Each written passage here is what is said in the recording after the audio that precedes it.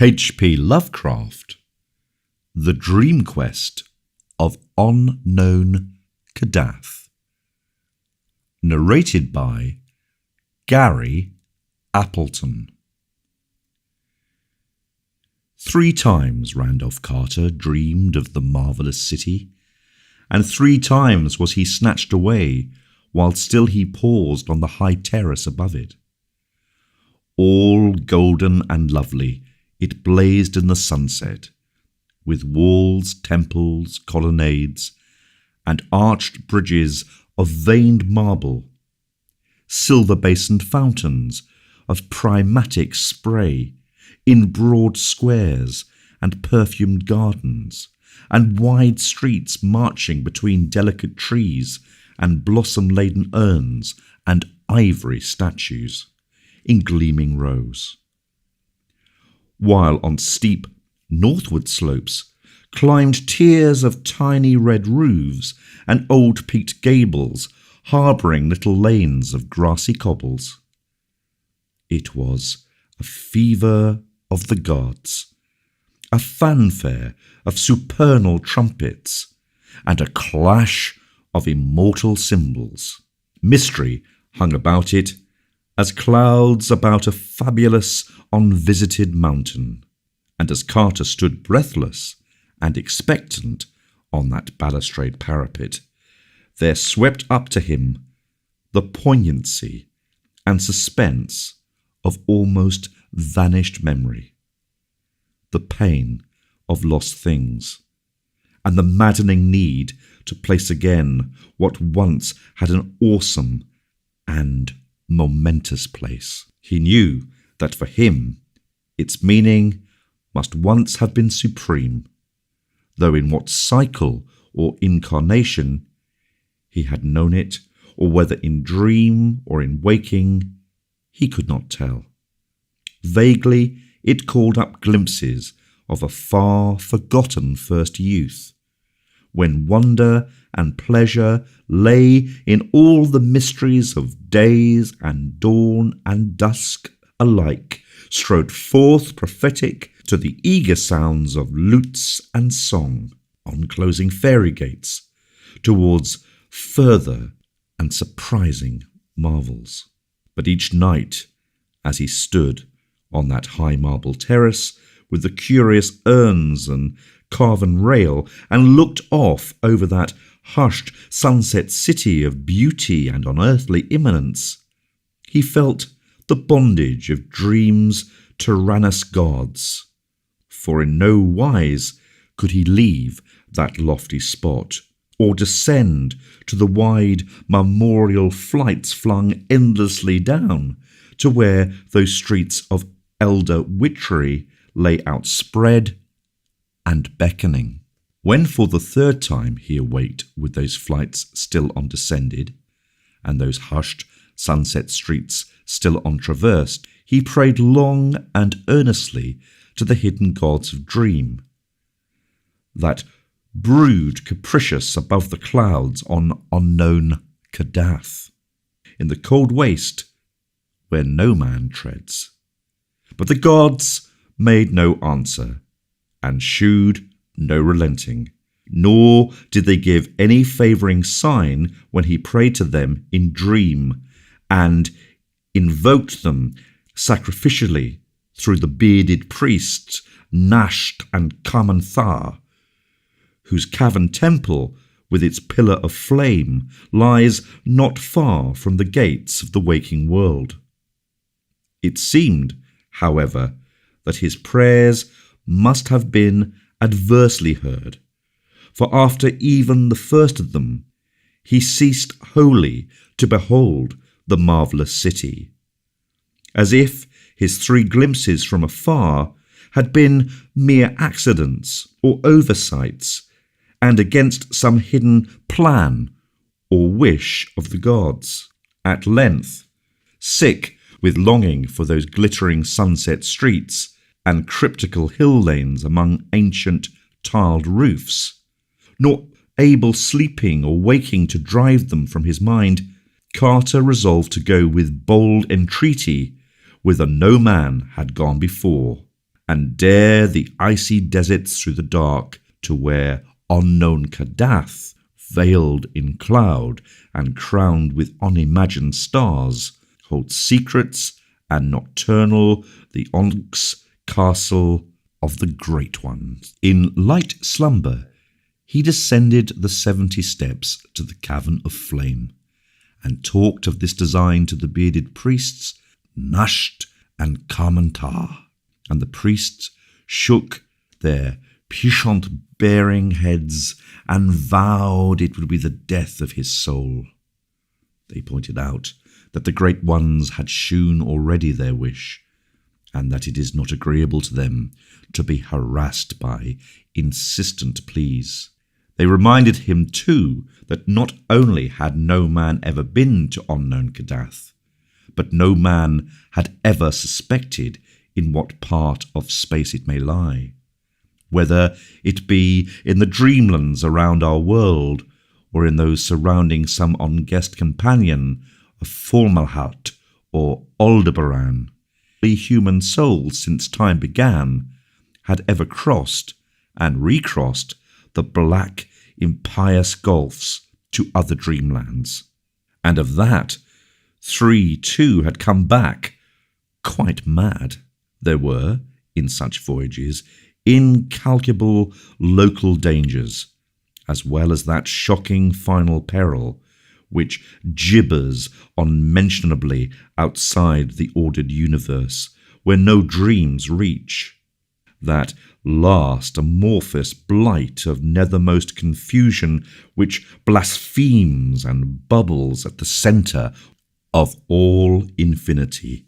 The boundless daemon sultan Azoth, whose name no lips dare speak aloud, and who gnaws hungrily in inconceivable, unlighted chambers beyond time amidst the muffled, maddening beating of vile drums and the thin, monotonous whine of accursed flutes, to which detestable pounding and piping dance slowly, awkwardly, and absurdly the gigantic, ultimate gods, the blind, voiceless, tenebrous, mindless other gods, whose soul and messenger is the crawling chaos Nylanthotep.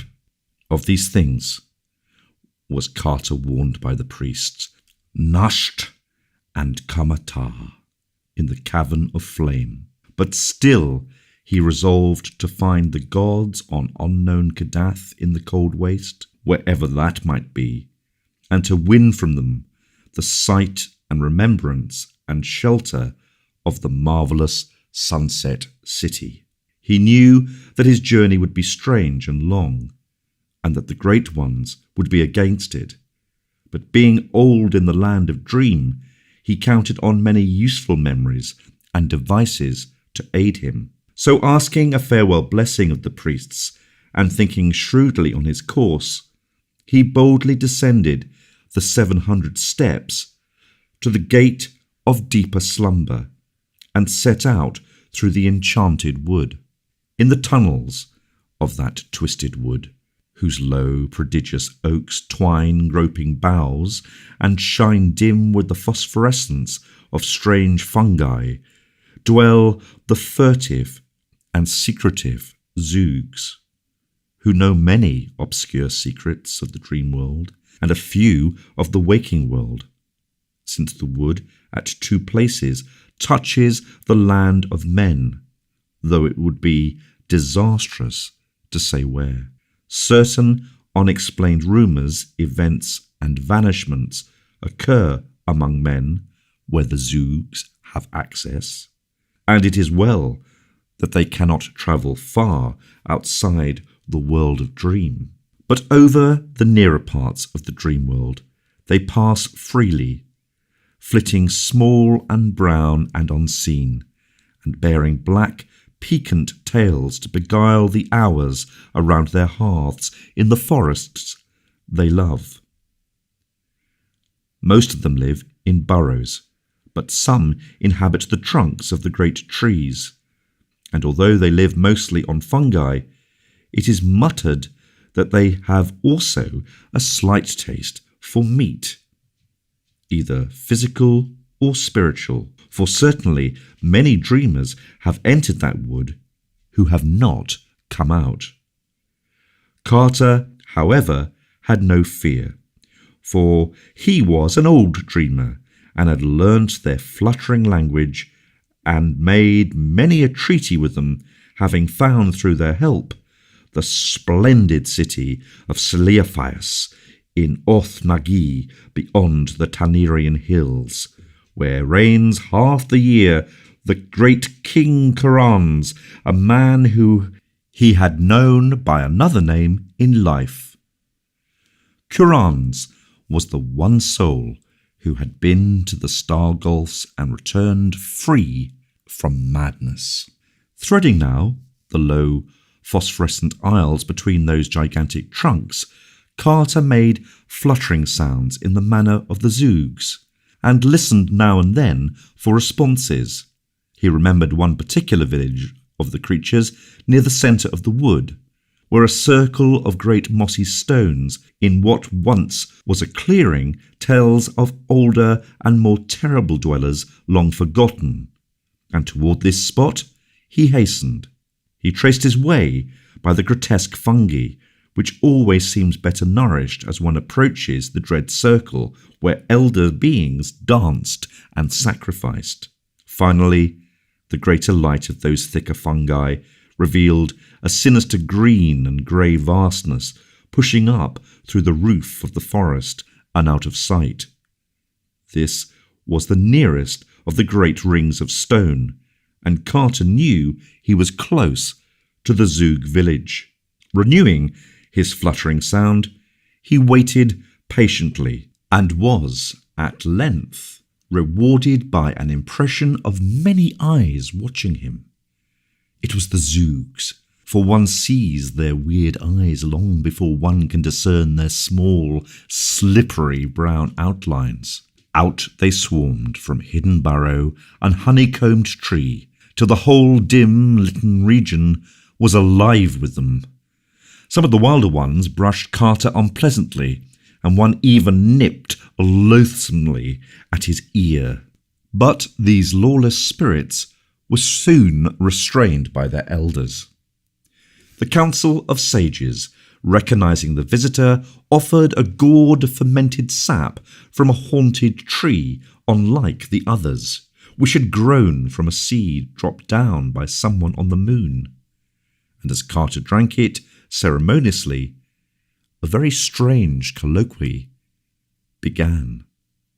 The Zoogs did not, unfortunately, know where the peak of Kadath lies, nor could they even say whether the cold waste is in our dream world or in another.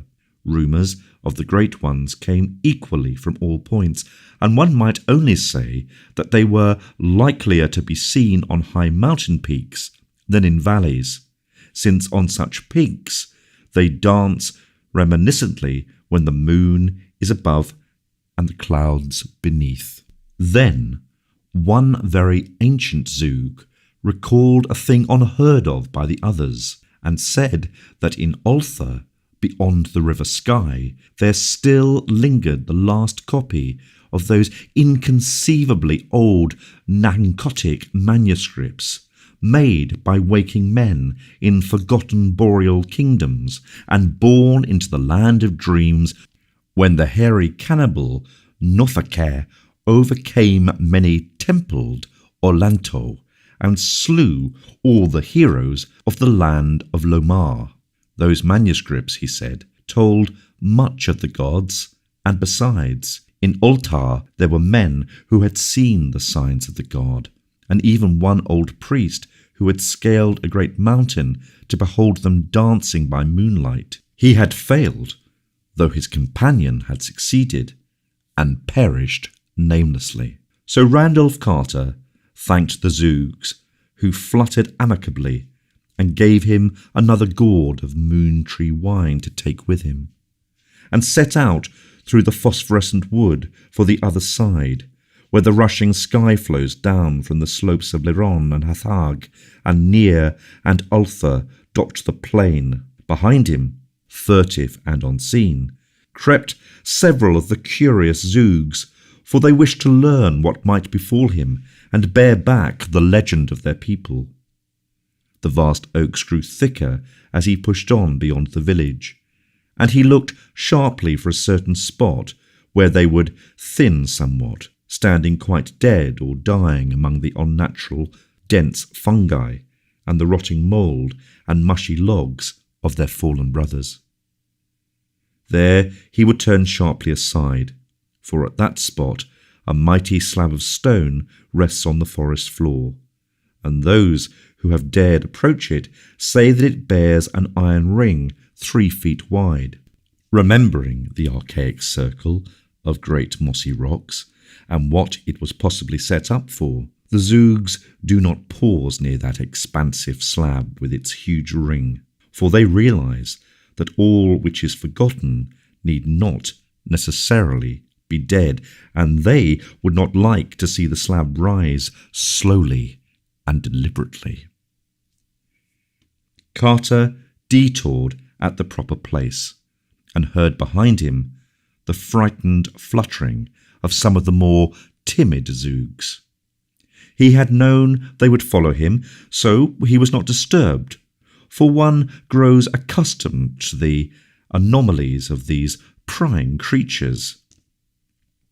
It was twilight when he came to the edge of the wood, and the strengthening glow told him it was the twilight of morning.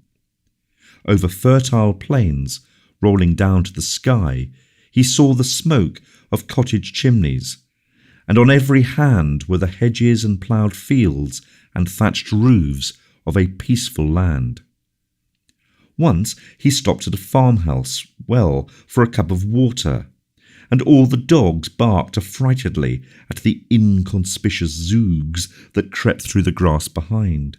At another house, where people were stirring, he asked questions about the gods and whether they danced upon Liron, but the farmer and his wife would only make the elder sign and tell him the way to Naya and Uthar. At noon, he walked through the one broad high street of Naya, which he had once visited, and which marked his farthest former travels in this direction, and soon afterward he came to the great stone bridge across the sky, into whose central pier the masons had sealed a living human sacrifice when they built it 1,300 years before. Once on the other side, the frequent presence of cats, who all had arched their backs at the trailing Zoogs, revealed the near neighbourhood of Uthar, for in Uthar, according to an ancient and significant law, no man may kill a cat. Very pleasant were the suburbs of Uthar, with their little green cottages and neatly fenced farms, and still pleasanter was the quaint town itself, with its old peak roofs and overhanging upper stories, and numberless chimney pots, and narrow hill streets, where one could see old cobbles whenever the graceful cats afford space enough.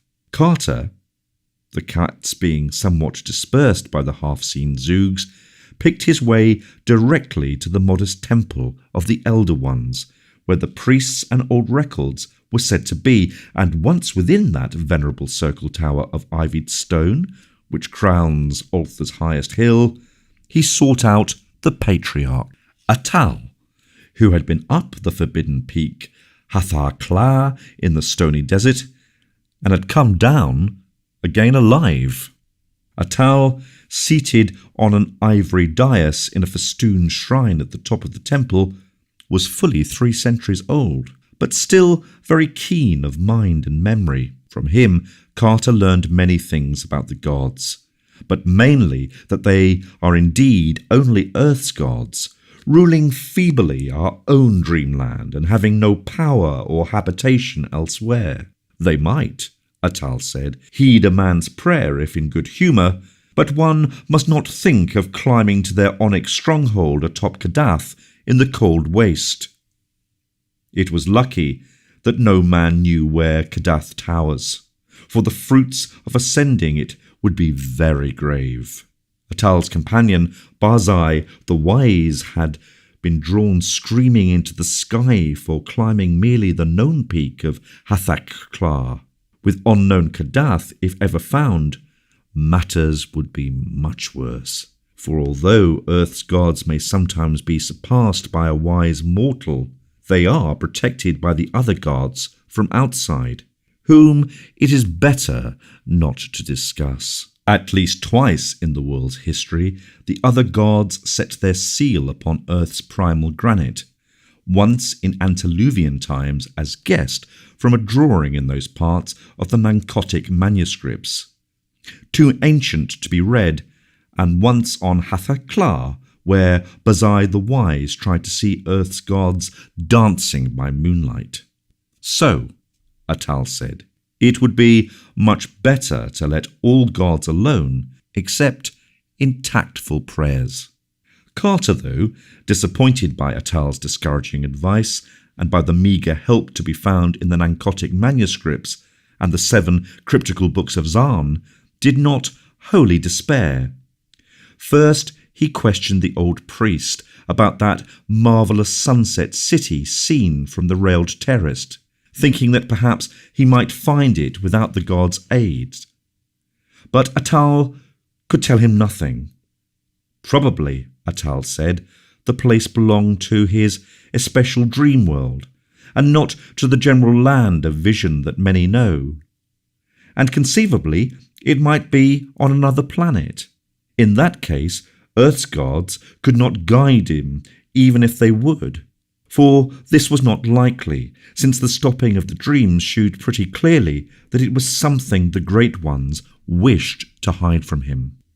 Then Carter did a wicked thing, offering his guileless host so many draughts of the moon wine which the Zoogs had given him, that the old man became irresponsibly talkative. Robbed of his reserve, poor Atal babbled freely of forbidden things, telling of a great image reported by travellers as carved on the solid rock of the mountain Granek on the Isle of Rarab in the southern sea, and hinting that it may be a likeness which Earth's gods once wrought of their own features in the days when they danced by moonlight on that mountain. And he hiccuped likewise that the features of that image are very strange, so that one might easily recognize them, and that they are sure signs of the authentic race of gods. Now the use of all this in finding the gods became at once apparent to Carter. It is known that in disguise the younger among the great ones often espouse the daughters of men, so that around the borders of the cold waste wherein stands Kadath, the peasants must all bear their blood. This being so, the way to find that waste must be to see the stone face of Granek, and mark the features then, having noted them with care, to search for such features among living men. Where they are plainest and thickest, there must the gods dwell nearest, and whatever stony waste lies back of the villages in that place must be that wherein stands Kadath. Much of the great ones might be learnt in such regions, and those with their blood might inherit little memories, very useful to a seeker. They might not know their parentage, for the gods so dislike to be known among men that none can be found who has seen their faces wittingly, a thing which Carter realized even as he sought to scale Kadath. But they would have queer, lofty thoughts misunderstood by their fellows, and would sing of far places and gardens so unlike any known even in dreamland, that common folk would call them fools, and from all this one could perhaps learn old secrets of Kadath, or gain hints of the marvellous sunset city which the gods held secret. And more. One might, in certain cases, seize some well-loved child of a god as hostage, or even capture some young god himself, disguised and dwelling amongst men with a comely peasant maiden as his bride. Atal, however, did not know how to find Granick on its Isle of Arab, and recommended that Carter follow the singing sky under its bridges down to the southern sea, where no burgess of Ulster had ever been, but whence the merchants come in boats or with long caravans of mules and two-wheeled carts. There is a great city there, Dalathlin, but in Ulster its reputation is bad because of the black three-banked galleys that sail to it with rubies from no clearly named shore. The traders that come from those galleys to deal with the jewellers are human, or nearly so, but the rowers are never beheld, and it is not thought wholesome in Ulster that merchants should trade with black ships from unknown places, whose rowers cannot be exhibited. By the time he had given this information, Atal was very drowsy, and Carter laid him gently on a couch of inlaid ebony, and gathered his long beard decorously on his chest. As he turned to go, he observed that no suppressed fluttering followed him, and wondered why the Zoogs had become so lax in their curious pursuit. Then he noticed all the sleek, complacent cats of Ulster licking their chops with unusual gusto, and recalled the spitting and caterwauling he had faintly heard in lower parts of the temple while absorbed in the old priest's conversation. He recalled, too, the evilly hungry way in which an especially impudent young Zoog had regarded a small black kitten in the cobbled streets outside. And because he loved nothing on earth more than small black kittens, he stooped and petted the sleek cats of Ulthor as they licked their chops, and did not mourn because those inquisitive Zoogs would escort him no farther. It was sunset now, so Carter stopped at an ancient inn on a steep little street overlooking the lower town. And as he went out on the balcony of his room and gazed down at the sea of red-tiled roofs and cobbled waves and the pleasant fields beyond, all mellow and magical in the slanted light, he swore that Ulster would be a very likely place to dwell in always, were not the memory of a greater sunset city ever goading one on toward unknown perils.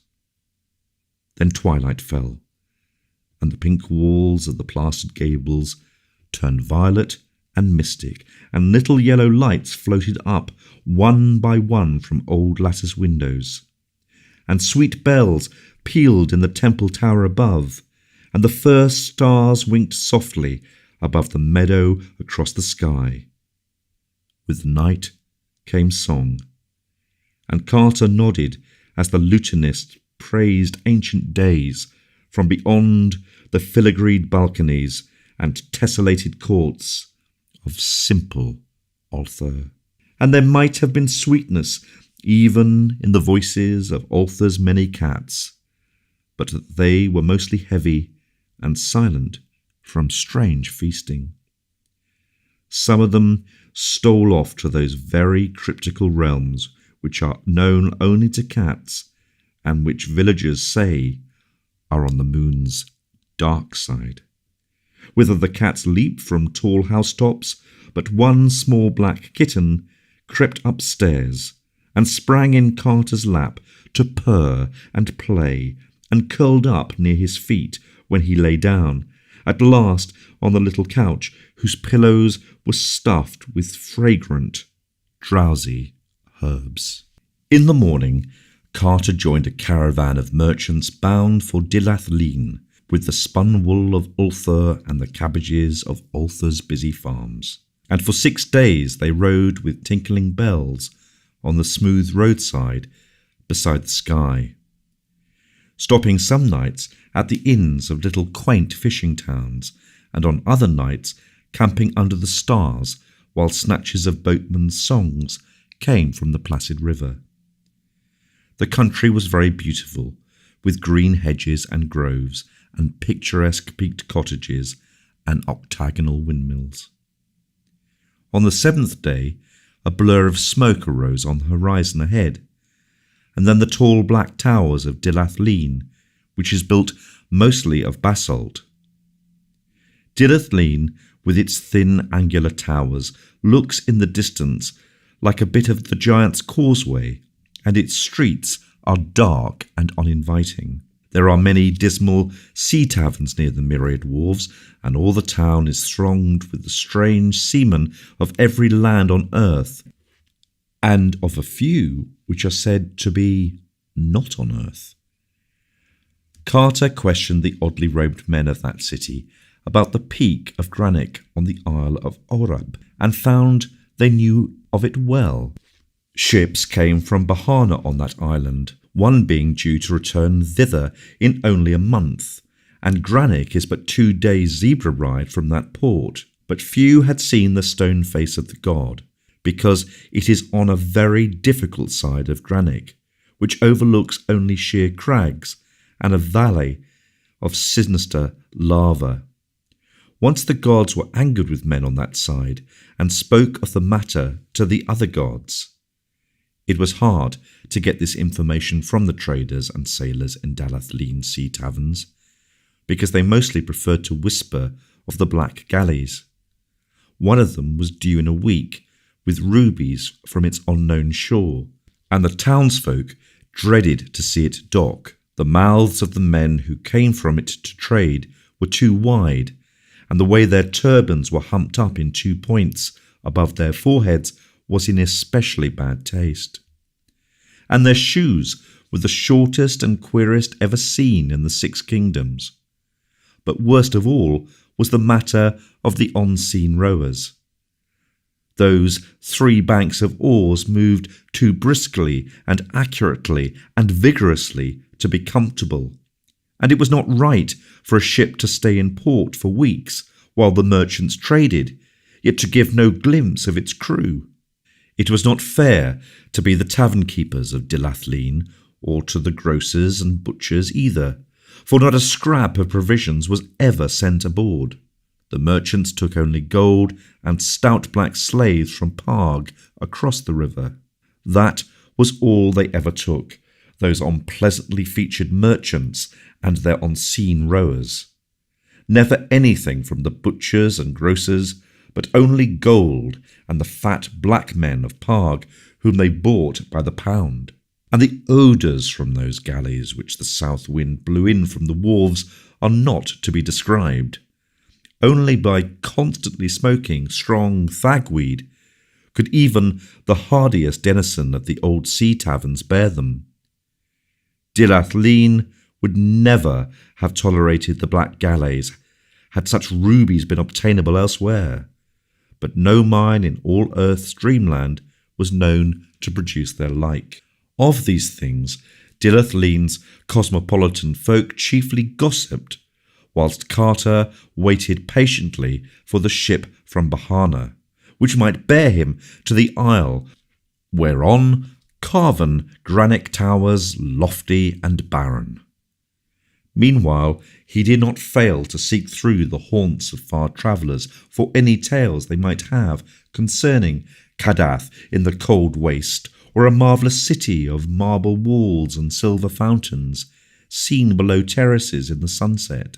Of these things, however, he learned nothing, though he once thought that a certain old slant-eyed merchant looked queerly intelligent when the cold waste was spoken of. This man was reputed to trade with the horrible stone villages on the icy desert plateau of Leng, which no healthy folk visit, and whose evil fires are seen at night from afar. He was even rumoured to have dealt with that high priest not to be described, which wears a yellow silken mask over its face, and dwells all alone in a prehistoric stone monastery. That such a person might well have a nibbling traffic with such beings as may conceivably dwell in the cold waste was not to be doubted. But Carter soon found that it was no use questioning him. Then the black galley slipped into the harbour, past the basalt mole and the tall lighthouse, silent and alien, and with a strange stench that the south wind drove into the town. Uneasiness rustled through the taverns along that waterfront, and after a while the dark, wide-mouthed merchants with humped turbans and short feet clumped stealthily ashore to seek the bazaars of the jewellers. Carter observed them closely and disliked them more the longer he looked at them. Then he saw them drive the stout black men of Parg up the gangplank, grunting and sweating, into that singular galley, and wondered in what lands, or if in any lands at all, those fat, pathetic creatures might be destined to serve. And on the third evening of that galley stay, one of the uncomfortable merchants spoke to him, smirking sinfully and hinting of what he had heard in the taverns of Carter's quest. He appeared to have knowledge too secret for public telling, and though the sound of his voice was unbearably hateful, Carter felt that the law of so far a traveller must not be overlooked. He bade him, therefore, be his own guest in locked chambers above, and drew out the last of the Zoog's moon wine to loosen his tongue. The strange merchant drank heavily, but smirked unchanged by the draught. Then he drew forth a curious bottle with wine of his own, and Carter saw that the bottle was a single hollowed ruby, grotesquely carved in patterns too fabulous to be comprehended. He offered his wine to his host, and though Carter took only the least sip, he felt the dizziness of space and the fever of unimagined jungles. All the while, the guest had been smiling more and more broadly, and as Carter slipped into blankness, the last thing he saw was that dark, odious face, convulsed with evil laughter, and something quite unspeakable where one of the two frontal puffs of that orange turban had become disarranged with the shakings of that elliptic mirth. Carter next had consciousness amidst horrible odours beneath a tent-like awning on the deck of a ship, with the marvellous coasts of the southern sea flying by in unnatural swiftness. He was not chained, but three of the dark sardonic merchants stood grinning nearby, and the sight of those humps in their turbans made him almost as faint as did the stench that filtered up through the sinister hatches. He saw slip past him the glorious lands and cities of which a fellow dreamer of earth, a lighthouse keeper in ancient Kingsport, had often discoursed in the old days, and recognized the templed terraces of Zar, abode of forgotten dreams, the spires of infamous Thalarion, the demon city of 1,000 wonders where the Ideolon Lathi reigns, the charnel gardens of Zura, land of pleasures unattained, and the twin headlands of crystal meeting above in a resplendent arch which guard the harbour of Sonanail, blessed land of fancy. Past all these gorgeous lands the malodorous ship flew unwholesomely, urged by the abnormal strokes of those unseen rowers below, and before the day was gone,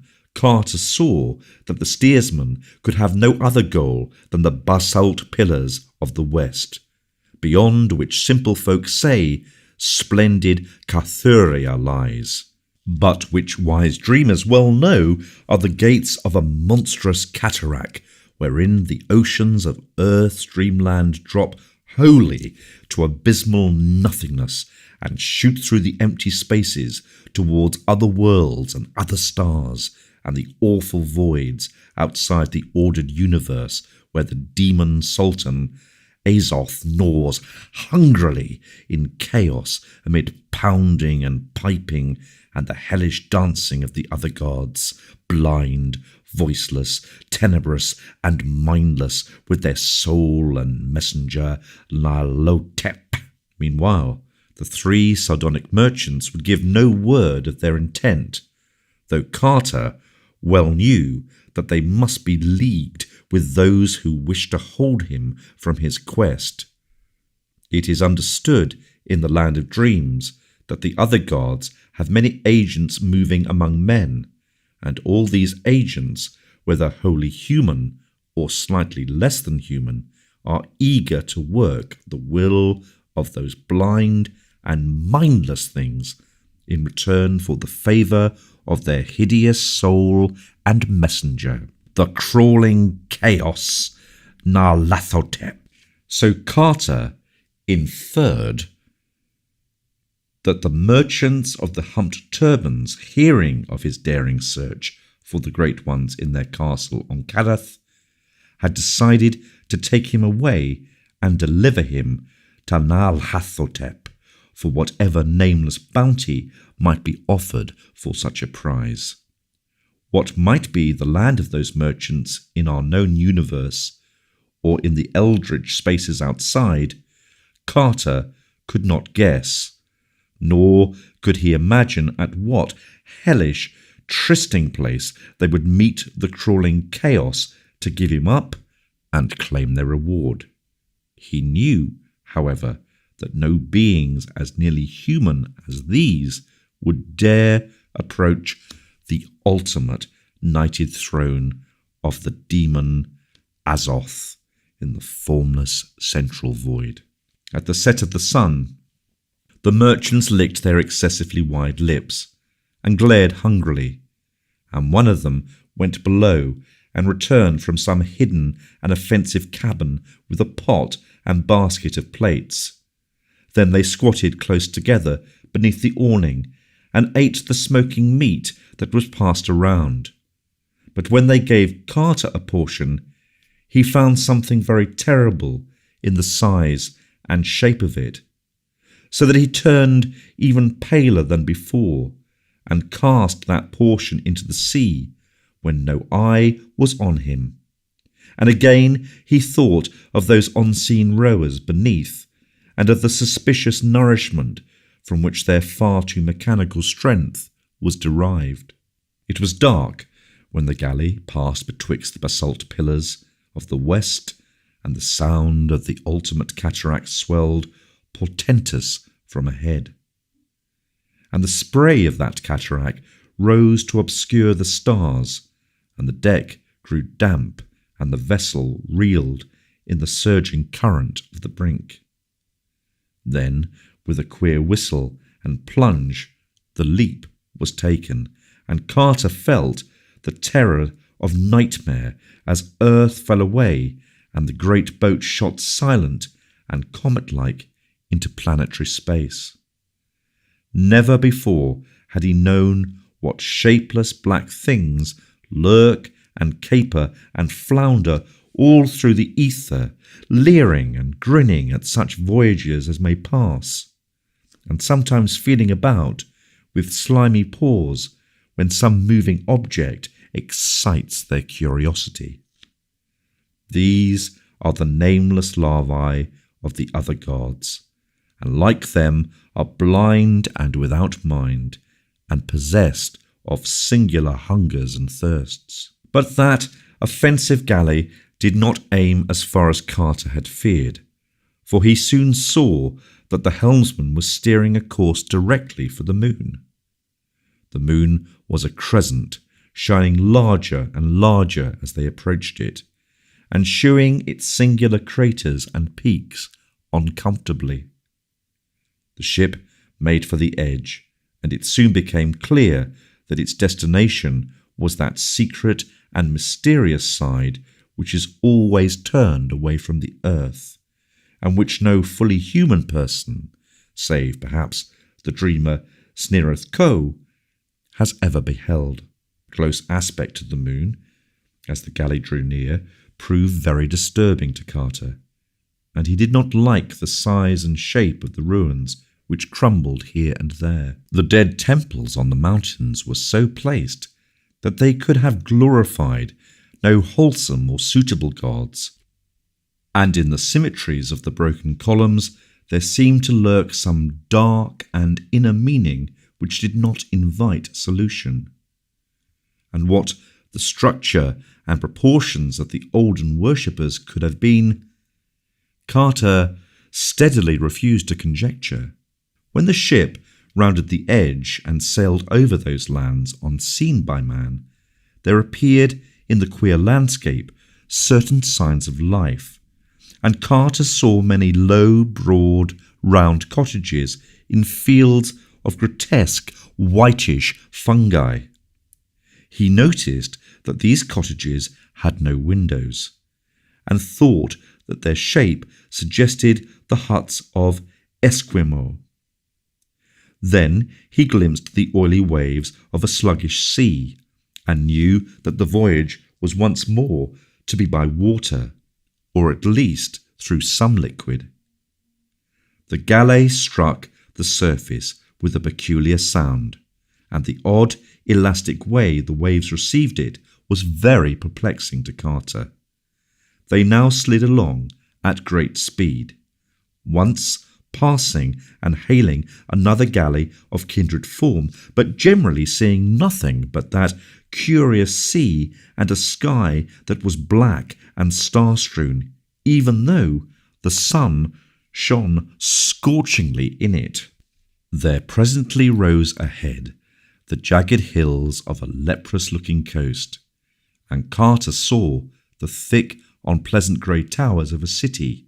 The way they leaned and bent, the manner in which they were clustered, and the fact that they had no windows at all was very disturbing to the prisoner, and he bitterly mourned the folly which had made him sip the curious wine of that merchant with the humped turban. As the coast drew nearer, and the hideous stench of that city grew stronger, he saw upon the jagged hills many forests, some of whose trees he recognized as akin to that solitary moon tree in the enchanted wood of earth, from whose sap the small brown zoogs ferment their peculiar wine.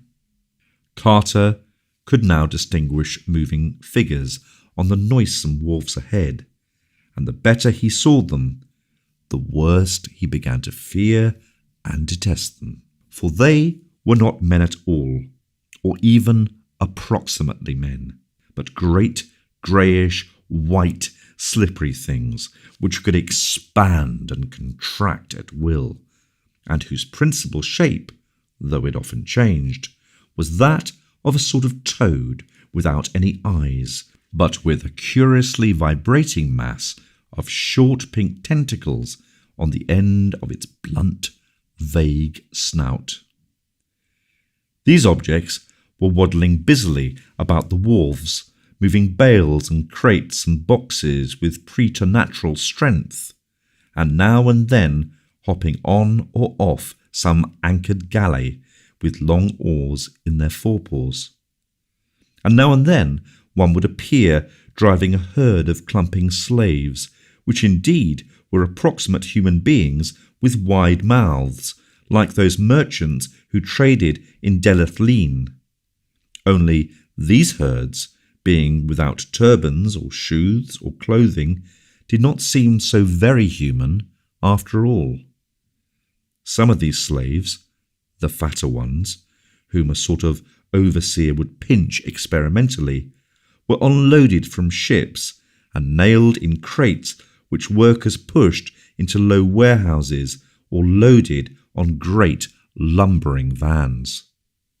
Once a van was hitched up and driven off, and the fabulous thing which drew it was such that Carter gasped, even after seeing the other monstrosities of that hateful place. Now and then a small herd of slaves, dressed and turbaned like the dark merchants, would be driven aboard a galley, followed by a great crew of the slippery, grey toad things as officers. navigators and rowers, and Carter saw that the almost human creatures were reserved for the more ignominious kinds of servitude which required no strength, such as steering and cooking, fetching and carrying, and bargaining with men on the earth or other planets where they traded. These creatures must have been convenient on earth, for they were truly not unlike men when dressed and carefully shod and turbaned, and could haggle in the shops of men without embarrassment or curious explanations. Most of them, unless lean and ill-favoured, were unclothed and packed in crates and drawn off in lumbering lorries by fabulous things. Occasionally, other beings were unloaded and crated, some very like these semi-humans, some not so similar, and some not similar at all. And he wondered if any of the poor stout black men of Parg were left to be unloaded and crated and shipped inland in those obnoxious drays. When the galley landed at a greasy-looking quay of spongy rock, a nightmare horde of toady things wiggled out at the hatches, and 2 of them seized Carter and dragged him ashore. The smell and aspect of that city are beyond telling, and Carter held only scattered images of the tiled streets and black doorways, and endless precipices of grey vertical walls without windows. At length he was dragged within a low doorway and made to climb infinite steps into pitch blackness. It was, apparently, all one to the toad things, whether it were light or dark. The odour of the place was intolerable, and when Carter was locked into a chamber and left alone, he scarcely had strength to crawl around and ascertain its form and dimensions. It was circular and about 20 feet across. From then on, time ceased to exist. At intervals, food was pushed in, but Carter would not touch it. What his fate would be, he did not know, but he felt that he was held for the coming of that frightful soul and messenger of infinity's other gods, the crawling chaos Nyarlathotep. Finally, after an unguessed span of hours or days, the great stone door swung wide again, and Carter was shoved down the stairs and out into the red-litten streets of that fearsome city. It was night on the moon, and all through the town were stationed slaves bearing torches. In a detestable square, a sort of procession was formed. 10 of the toad things and 24 almost human torchbearers, 11 on either side and 1 each before and behind. Carter was placed in the middle of the line. 5 toad things ahead and 5 behind, and almost human torchbearer on each side of him. Certain of the toad things produced disgustingly carven flutes of ivory and made loathsome sounds. To that hellish piping the column advanced out of the tiled streets and into the nighted plains of obscene fungi, soon commencing to climb one of the lower and more gradual hills that lay behind the city. That on some frightful slope or blasphemous plateau the crawling chaos waited. Carter could not doubt, and he wished that the suspense might soon be over. The whining of those impious flutes was shocking, and he would have given worlds for some even half-normal sound. But these toad things had no voices, and the slaves did not talk. Then, Through that star-specked darkness, there did come a normal sound. It rolled from the higher hills, and from all the jagged peaks around it was caught up and echoed in a swelling, pandemonic chorus. It was the midnight yell of the cat, and Carter knew at last that the old village folk were right when they made low guesses about the cryptical realms which are known only to cats, and to which the elder among cats repair by stealth nocturnally, springing from high housetops. Verily, it is to the moon's dark side that they go to leap and gambol on the hills and converse with ancient shadows. And here, amidst that column of photoed things, Carter heard their homely, friendly cry, and thought of the steep roofs and warm hearths and little lighted windows of home. Now much of the speech of cats was known to Randolph Carter, and in this far, terrible place he uttered the cry that was suitable.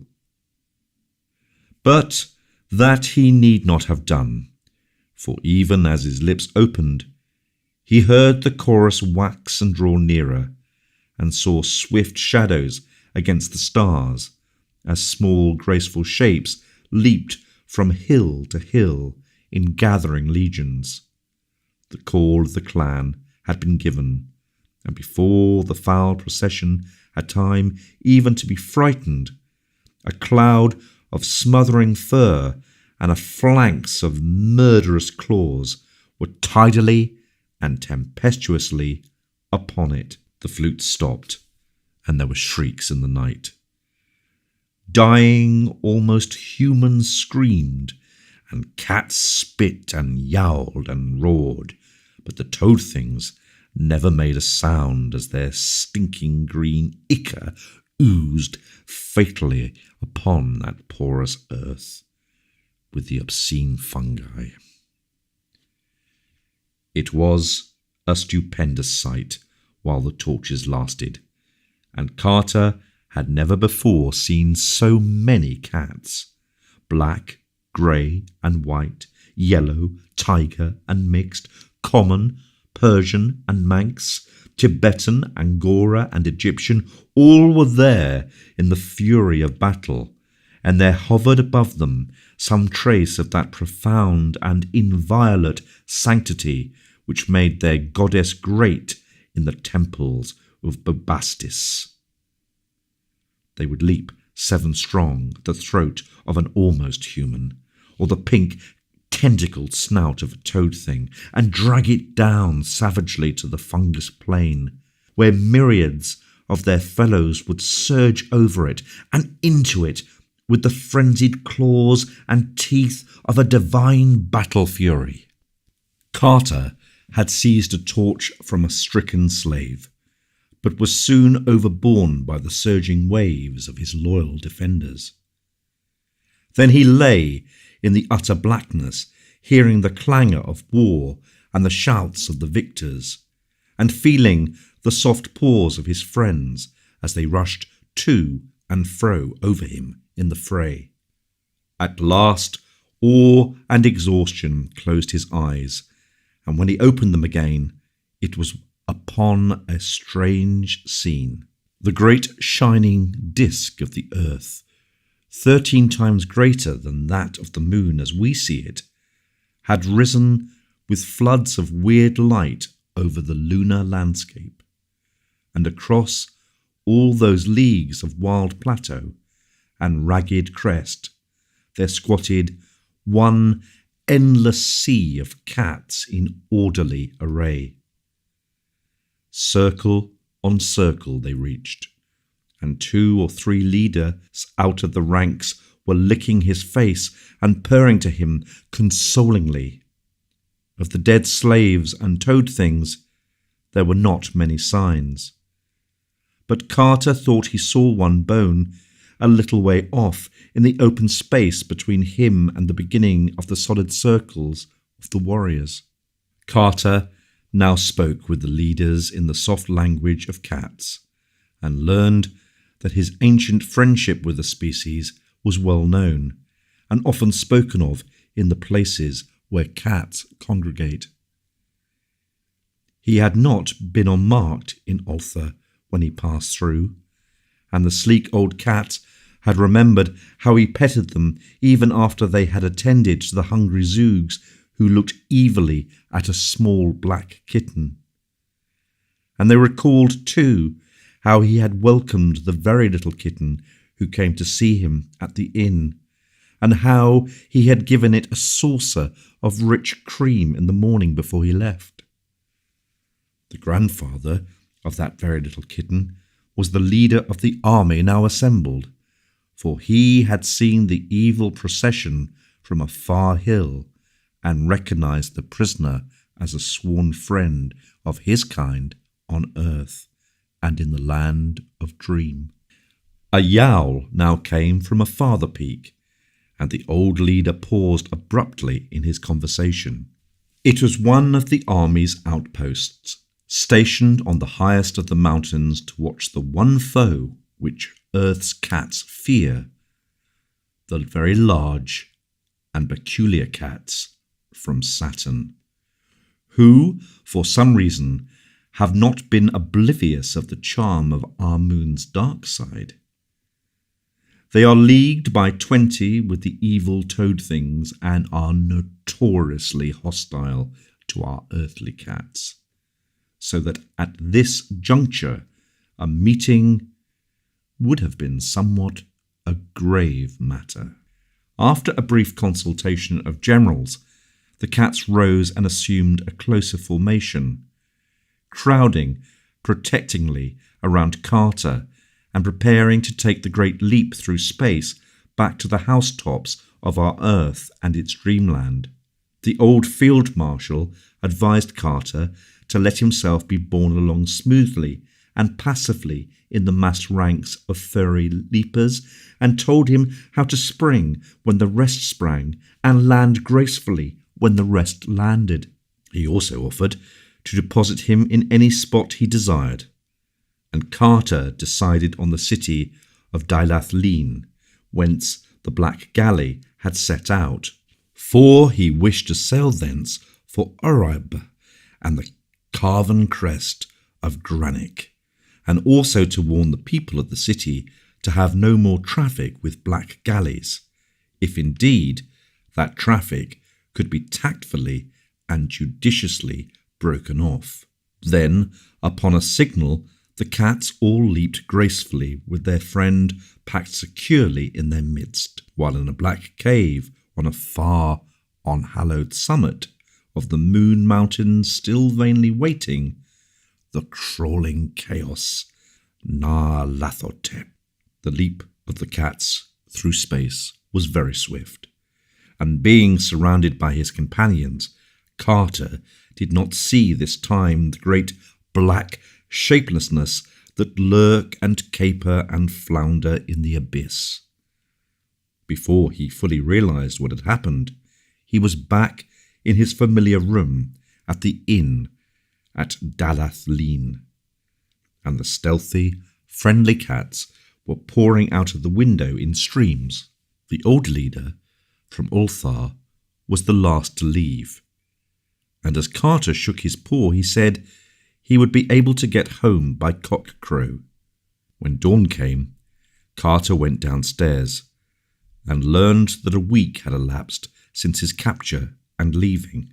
There was still nearly a fortnight to wait for the ship bound towards Arab, and during that time he said what he could against the black galleys and their infamous ways.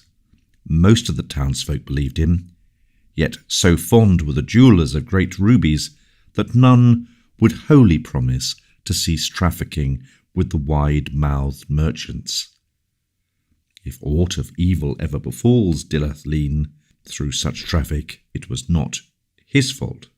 In about a week, the desperate ship put in by the Black Mole and tall lighthouse, and Carter was glad to see that she was a bark of wholesome men, with painted sides and yellow lantern sails, and a grey captain in silken robes.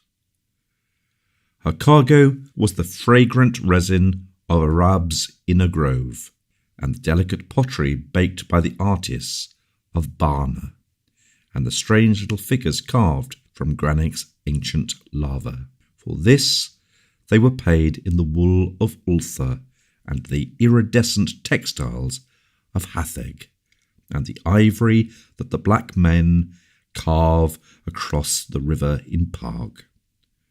Carter made arrangements with the captain to go to Barna and was told that the voyage would take 10 days. And during his week of waiting, he talked much with that captain of Granick, and was told that very few had seen the carven face thereon, but that most travellers are content to learn its legends from old people and lather-gatherers and image-makers in Bahana, and afterwards say in their far homes that they have indeed beheld it. The captain was not even sure that any person now living had beheld that carven face, for the wrong side of Granick is very difficult and barren and sinister, and there are rumours of caves near the peak wherein dwell the night gaunts. But the captain did not wish to say just what a night gaunt might be like, since such cattle are known to haunt most persistently the dreams of those who think too often of them. Then Carter asked that captain about unknown Kadath in the cold waste and the marvellous sunset city, but of these the good man could truly tell nothing. Carter sailed out of Dilithleen one early morning when the tide turned, and saw the first rays of sunrise on the thin angular towers of that dismal basalt town. And for 2 days they sailed eastward in sight of green coasts, and saw often the pleasant fishing towns that climbed up steeply with their red roofs and chimney pots from old dreaming wharves and beaches where nets lay drying. But on the 3rd day they turned sharply south, where the roll of the water was stronger, and soon passed from sight of any land. On the 5th day the sailors were nervous, but the captain apologized for their fears, saying that the ship was about to pass over the weedy walls and broken columns of a sunken city too old for memory, and that when the water was clear, one could see many moving shadows in that deep place, that simple folk disliked it. He admitted, moreover, that many ships had been lost in that part of the sea, having been hailed when quite close to it, but never seen again.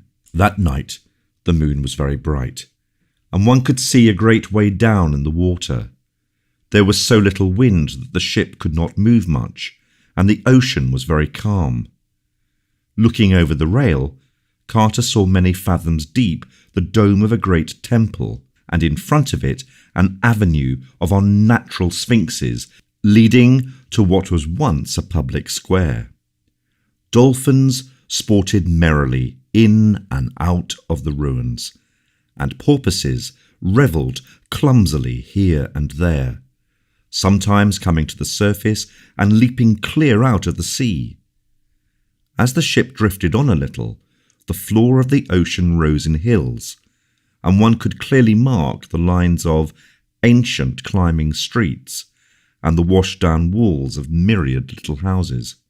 Then the suburbs appeared, and finally a great lone building on a hill, of simpler architecture than the other structures, and in much better repair. It was dark and low, and covered 4 sides of a square, with a tower at each corner, a paved court in the centre, and small, curious round windows all over it. Probably it was of basalt, though weeds draped the greater part, and such was its lonely and impressive place on that far hill, that it may have been a temple or monastery. Some phosphorescent fish inside it gave the small round windows an aspect of shining, and Carter did not blame the sailors much for their fears. Then, by the watery moonlight, he noticed an odd high monolith in the middle of that central court, and saw that something was tied to it. And when, after getting a telescope from the captain's cabin, he saw that bound thing was a sailor in the silk robes of Arab, head downward and without any eyes, he was glad that a rising breeze soon took the ship ahead to more healthy parts of the sea. The next day they spoke with a ship with violet sails bound for Zar in the land of forgotten dreams, with bulbs of strange-coloured lilies for cargo. And on the evening of the 11th day they came in sight of the Isle of Orab, with granite rising jagged and snow-crowned in the distance. Orab is a very great isle, and its port of Bahana a mighty city. The wharves of Bahana are of porphyry, and the city rises in great stone terraces behind them, having streets of steps that are frequently arched over by buildings and the bridges between buildings. There is a great canal which goes under the whole city in a tunnel with granite gates, and leads to the inland lake of Yath, on whose farther shore are the vast clay brick ruins of a primal city whose name is not remembered. As the ship drew into the harbour at evening, the twin beacons Thon and Thal gleamed a welcome, and in all the million windows of Bahana's terraces, mellow lights peeped out quietly and gradually as the stars peep out overhead in the dusk, till that steep and climbing seaport became a glittering constellation hung between the stars of heaven and the reflections of those stars in the still harbour. The captain, after landing, made Carter a guest in his own small house on the shore of Yath, where the rear of the town slopes down to it, and his wife and servants brought strange, toothsome foods for the traveller's delight. And in the days after that, Carter asked for rumours and legends of Granick in all the taverns and public places where lava gatherers and image makers meet, but could find no one who had been up the higher slopes or seen the carven face. Granick was a hard mountain, with only an accursed valley behind it, and besides, one could never depend on the certainty that night gaunts are altogether fabulous. When the captain sailed back to Dilath Leen, Carter took quarters in an ancient tavern opening on an alley of steps in the original part of town, which is built of brick and resembles the ruins of Yath's farther shore. Here he laid his plans for the ascent of Granick, and correlated all that he had learned from the lava gatherers about the roads thither. The keeper of the tavern was a very old man, and had heard so many legends that he was of great help. He even took Carter to an upper room in that ancient house, and shewed him a crude picture which a traveller had scratched on the clay wall in the olden days when men were bolder and less reluctant to visit Granick's higher slopes. The old tavern keeper's great-grandfather had heard from his great-grandfather that the traveller who scratched that picture had climbed Granick and seen the carven face, here drawing it for others to behold. But Carter had very great doubts, since the large rough features on the wall were hasty and careless, and wholly overshadowed by a crowd of little companion shapes in the worst possible taste, with horns and wings and claws and curling tails. At last, having gained all the information he was likely to gain in the taverns and public places of Bahana, Carter hired a zebra and set out one morning on the road by Yath's shore for those inland parts wherein towers stony Granick. On his right were rolling hills and pleasant orchards and neat little stone farmhouses, and he was much reminded of those fertile fields that flank the sky.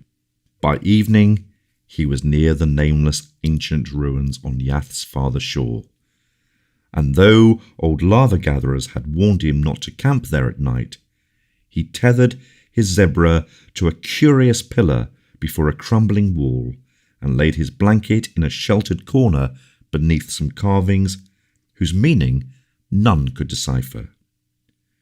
Around him he wrapped another blanket, for the nights are cold in Arab, and when, upon awakening once, he thought he felt the wings of some insect brushing his face, he covered his head altogether and slept in peace, till roused by the magar birds in distant resin groves.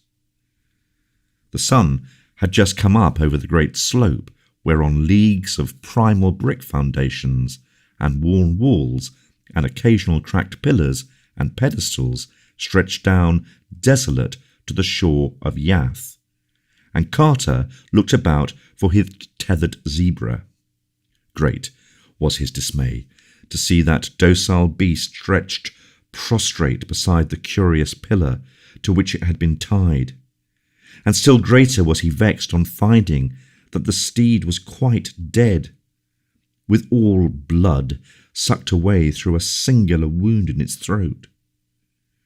His pack had been disturbed, and several shiny knickknacks taken away, and all around on the dusty soil were great webbed footprints for which he could not in any way account. The legends and warnings of lava-gatherers occurred to him, and he thought of what had brushed his face in the night. Then he shouldered his pack and strode on towards Granick, though not without a shiver when he saw close to him, as the highway passed through the ruins, a great gaping arch low in the wall of an old temple, with steps leading down into darkness, farther than he could peer. His course now led uphill, through wilder and partly wooded country, and he saw only the huts of charcoal burners and the camps of those who gathered resin from the groves. The whole air was fragrant with balsam, and all the magar birds sang blithely as they flashed their 7 colours in the sun. Near sunset, he came on a new camp of lava-gatherers, returning with laden sacks from Granick's lower slopes, and here he also camped, listening to the songs and tales of the men, and overhearing what they whispered about a companion they had lost. He had climbed high to reach a mass of fine lava above him, and at nightfall did not return to his fellows. When they looked for him the next day, they found only his turban, nor was there any sign on the crags below that he had fallen. They did not search any more, because the old men among them said it would be of no use. No one ever found what the night gaunts took, though those beasts themselves were so uncertain as to be almost fabulous. Carter asked them if night gaunts sucked blood and liked shiny things and left webbed footprints, but they all shook their heads negatively and seemed frightened at his making such an inquiry. When he saw how taciturn they had become, he asked them no more, but went to sleep in his blanket. The next day he rose with the lava-gatherers and exchanged farewells as they rode west, and he rode east on a zebra he had bought of them.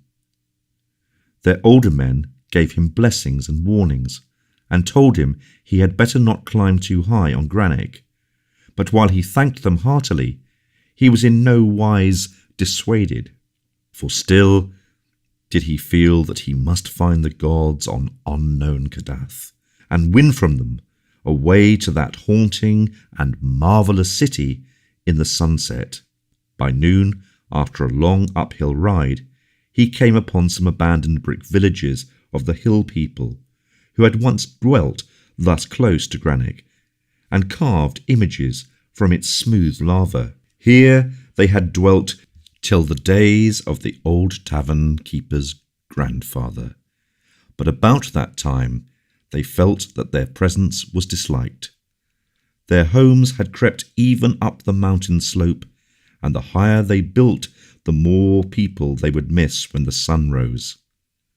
At last they decided it would be better to leave altogether, since things were sometimes glimpsed in the darkness which no one could interpret favourably.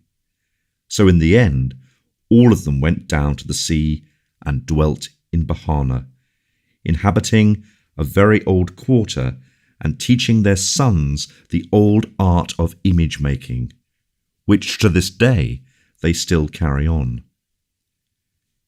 It was from these children of the exiled hill people that Carter had heard the best tales about Granick when searching through Bahana's ancient taverns. All this time, the great gaunt side of Granick was looming up higher and higher as Carter approached it. There were sparse trees on the lower slope and feeble shrubs above them, and then the bare, hideous rock rose spectral into the sky to mix with frost and ice and eternal snow. Carter could see the rifts and ruggedness of that sombre stone, and did not welcome the prospect of climbing it. In places, there were solid streams of lava and scoriae heaps that littered slopes and ledges. 90 eons ago, before even the gods had danced upon its pointed peak, that mountain had spoken with fire and roared with the voices of inner thunders. Now it towered all silent and sinister, bearing on the hidden side that secret Titan image whereof rumour told. And there were caves in that mountain which might be empty and alone with elder darkness, or might, if legend spoke truly, hold horrors of a form not to be surmised. The ground sloped upward to the foot of Granick, thinly covered with scrub oaks and ash trees, and strewn with bits of rock, lava, and ancient cinder. There were the charred embers of many camps, where the lava gatherers were wont to stop, and several rude altars which they had built either to propitiate the great ones, or to ward off what they dreamed of in Granick's high passes and labyrinthine caves. At evening, Carter reached the farthermost pile of embers and camped for the night, tethering his zebra to a sapling and wrapping himself well in his blanket before going to sleep. All through the night, a voonith howled distantly from the shore of some hidden pool. But Carter felt no fear of that amphibious terror, since he had been told with certainty that no one of them dares ever to approach the slopes of Granick. In the clear sunshine of morning, Carter began the long ascent, taking his zebra as far as that useful beast could go, but tying it to a stunted ash tree when the floor of the thin road became too steep. Thereafter he scrambled up alone, first through the forest with its ruins of old villages in overgrown clearings, and then over the tough grass where anemic shrubs grew here and there. He regretted coming clear of the trees, since the slope was very precipitous and the whole thing rather dizzying. At length he began to discern all the countryside spread out beneath him. Whenever he looked around, the deserted huts of the image makers, the groves of resin trees, and the camps of those who gathered from them, the woods where primatic magas nest and sing, and even a hint very far away of the shores of Yath and of those forbidding ancient ruins whose name is forgotten. He found it best not to look around, and kept on climbing and climbing till the shrubs became very sparse, and there was often nothing but the tough grass to cling to. Then the soil became meagre, with great patches of bare rock cropping out, and now and then the nest of a condor in a crevice. Finally, there was nothing at all but the bare rock, and had it not been very rough and weathered, he could scarcely have ascended farther. Knobs, ledges, and pinnacles, however, helped greatly, and it was cheering to see occasionally the sign of some lather-gatherers scratched clumsily in the friable stone, and know that wholesome human creatures had been there before him. After a certain height, the presence of man was further shewn by handholds and footholds hewn where they were needed, and by little quarries and excavations where some choice vein or stream of lava had been found. In one place, a narrow ledge had been chopped artificially to an especially rich deposit far to the right of the main line of ascent. Once or twice, Carter dared to look around, and was almost stunned by the spread of landscape below. All the island betwixt him and the coast lay open to his sight, with Bahana's stone terraces and the smoke of its chimneys mystical in the distance, and beyond that the illimitable southern sea with all its curious secrets. Thus far there had been much winding around the mountain, so that the farther and carven side was still hidden.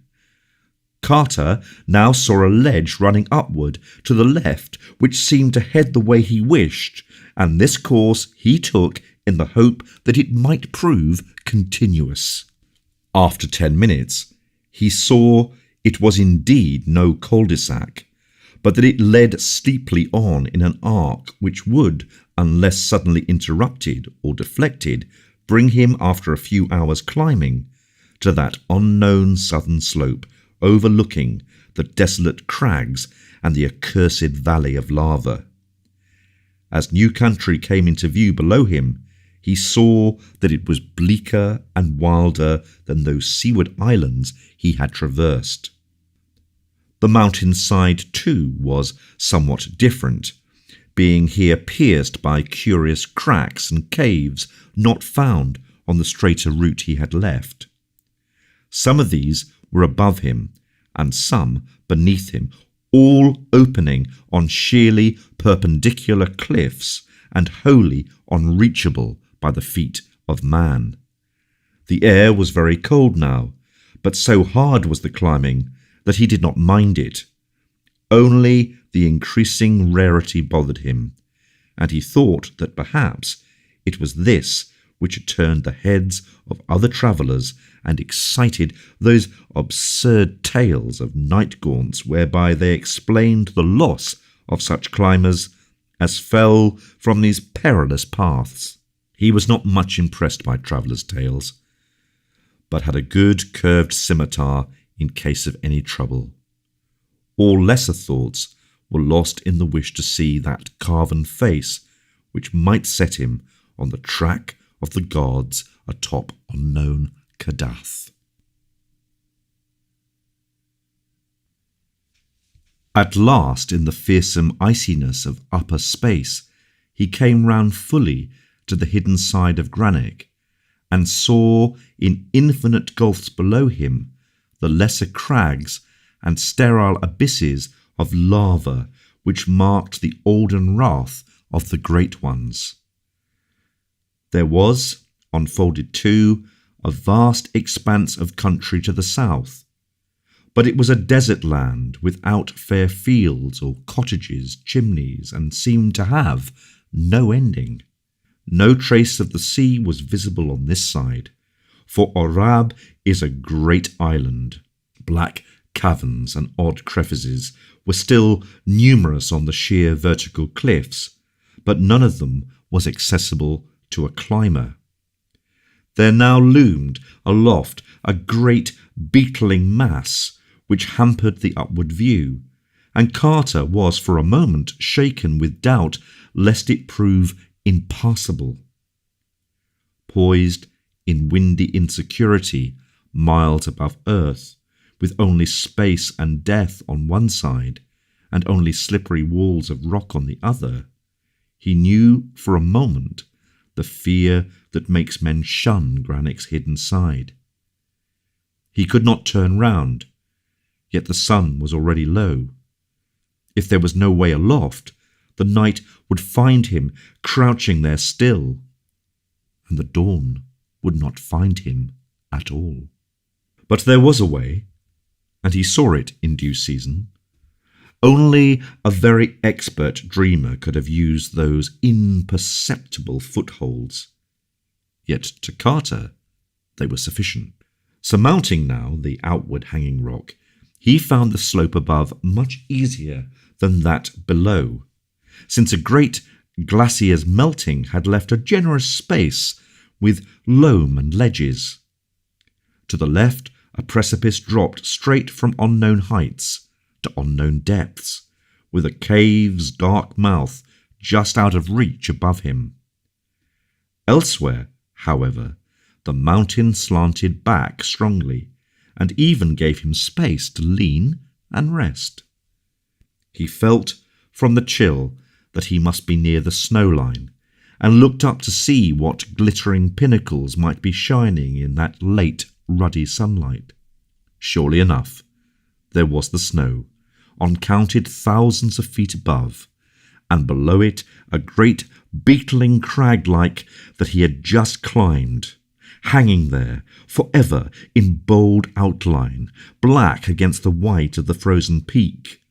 And when he saw that crag, he gasped and cried out aloud and clutched at the jagged rock in awe, for the Titan bulge had not stayed as Earth's dawn had shaped it, but gleamed red and stupendous in the sunset with the carved and polished features of a god. Stern and terrible shone that face that the sunset lit with fire. How vast it was no mind can ever measure, but Carter knew at once that man could never have fashioned it.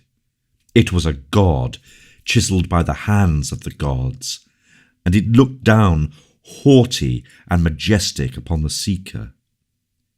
Rumour had said it was strange and not to be mistaken, and Carter saw that it was indeed so, for those long narrow eyes and long-lobed ears and that thin nose and pointed chin all spoke of a race that is not of men, but of gods. He clung overawed in that lofty and perilous eyrie, even though it was this which he had expected to come and find, for there is in a god's face more of a marvel than prediction can tell. And when that face is vaster than a great temple, and seen looking down at sunset in the cryptic silences of that upper world from whose dark lava it was divinely hewn of old, the marvel is so strong that none may escape it. Here, too, was the added marvel of recognition, for although he had planned to search all dreamland over for those whose likeness this face might mark them as gods, children, he now knew that he need not do so.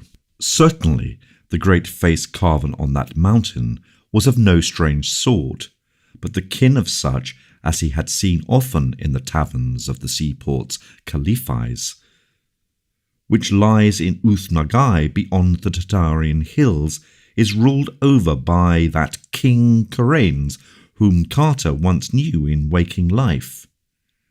Every year, sailors with such a face came in dark ships from the north side to train their onyx for the carved jade, and spun gold and little red singing birds of Califis, and it was clear that these could be no others than the half-gods he sought. Where they dwelt, there must the cold waste lie close, and within it unknown Kadath and its onyx castle for the great ones. So to Califis he must go, far distant from the Isle of Orab, and in such parts as would take him back to Derathlin and up the sky to the bridge by Nir, and again into the enchanted wood of the Zoogs, whence the way would bend northward through the garden lands of Okranos to the gilded spires of Tran, where he might find a galleon bound over the Carenian Sea. But dusk now was thick, and the great carven face looked down even sterner in the shadow. Perched on that ledge might found the Seeker, and in the blackness he might neither go down nor go up, but only stand and cling and shiver in that narrow place, till the day came, praying to keep awake lest sleep lose his hold and send him down the dizzying miles of air to the crags and sharp rocks of the accursed valley.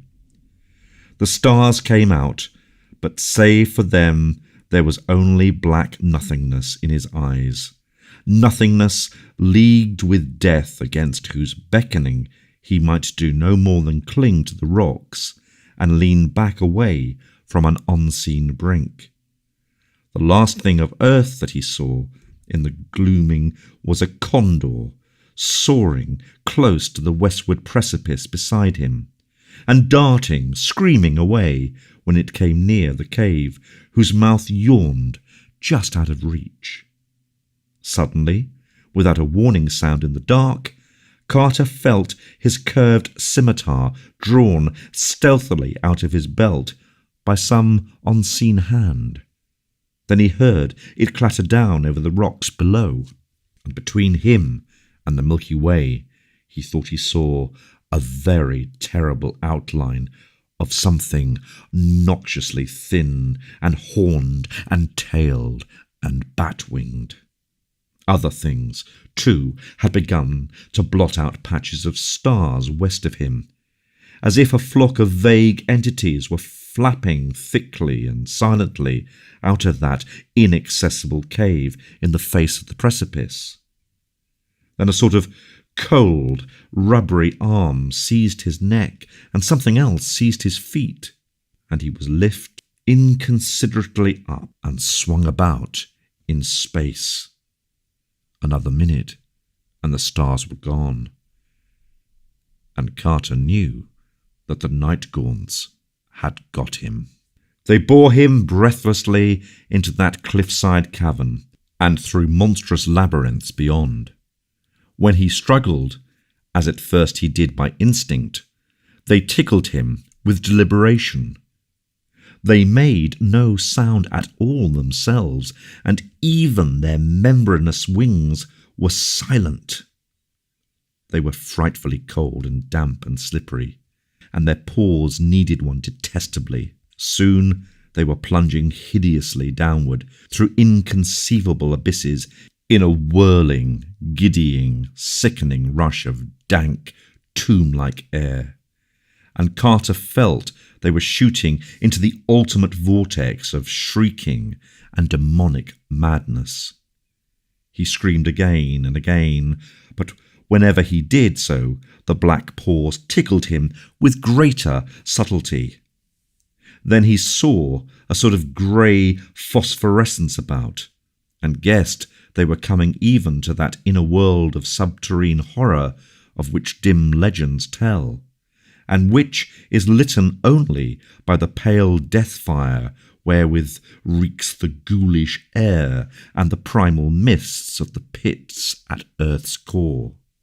At last, far below him, he saw faint lines of grey and ominous pinnacles, which he knew must be the fabled peaks of Thok. Awful and sinister, they stand in the haunted dusk of sunless and eternal depths, higher than man may reckon, and guarding terrible valleys where the bee-holes crawl and burrow nastily. But Carter preferred to look at them than at his captors, which were indeed shocking and uncouth black beings with smooth, oily, whale-like surfaces, unpleasant horns that curved inward toward each other, bat wings whose beating made no sound, ugly, prehensile paws and barbed tails that lashed needlessly and disquietingly. And worst of all, they never spoke or laughed and never smiled, because they had no faces at all to smile with, but only a suggestive blankness where a face ought to be. All they ever did was clutch and fly and tickle. That was the way of the night gaunts.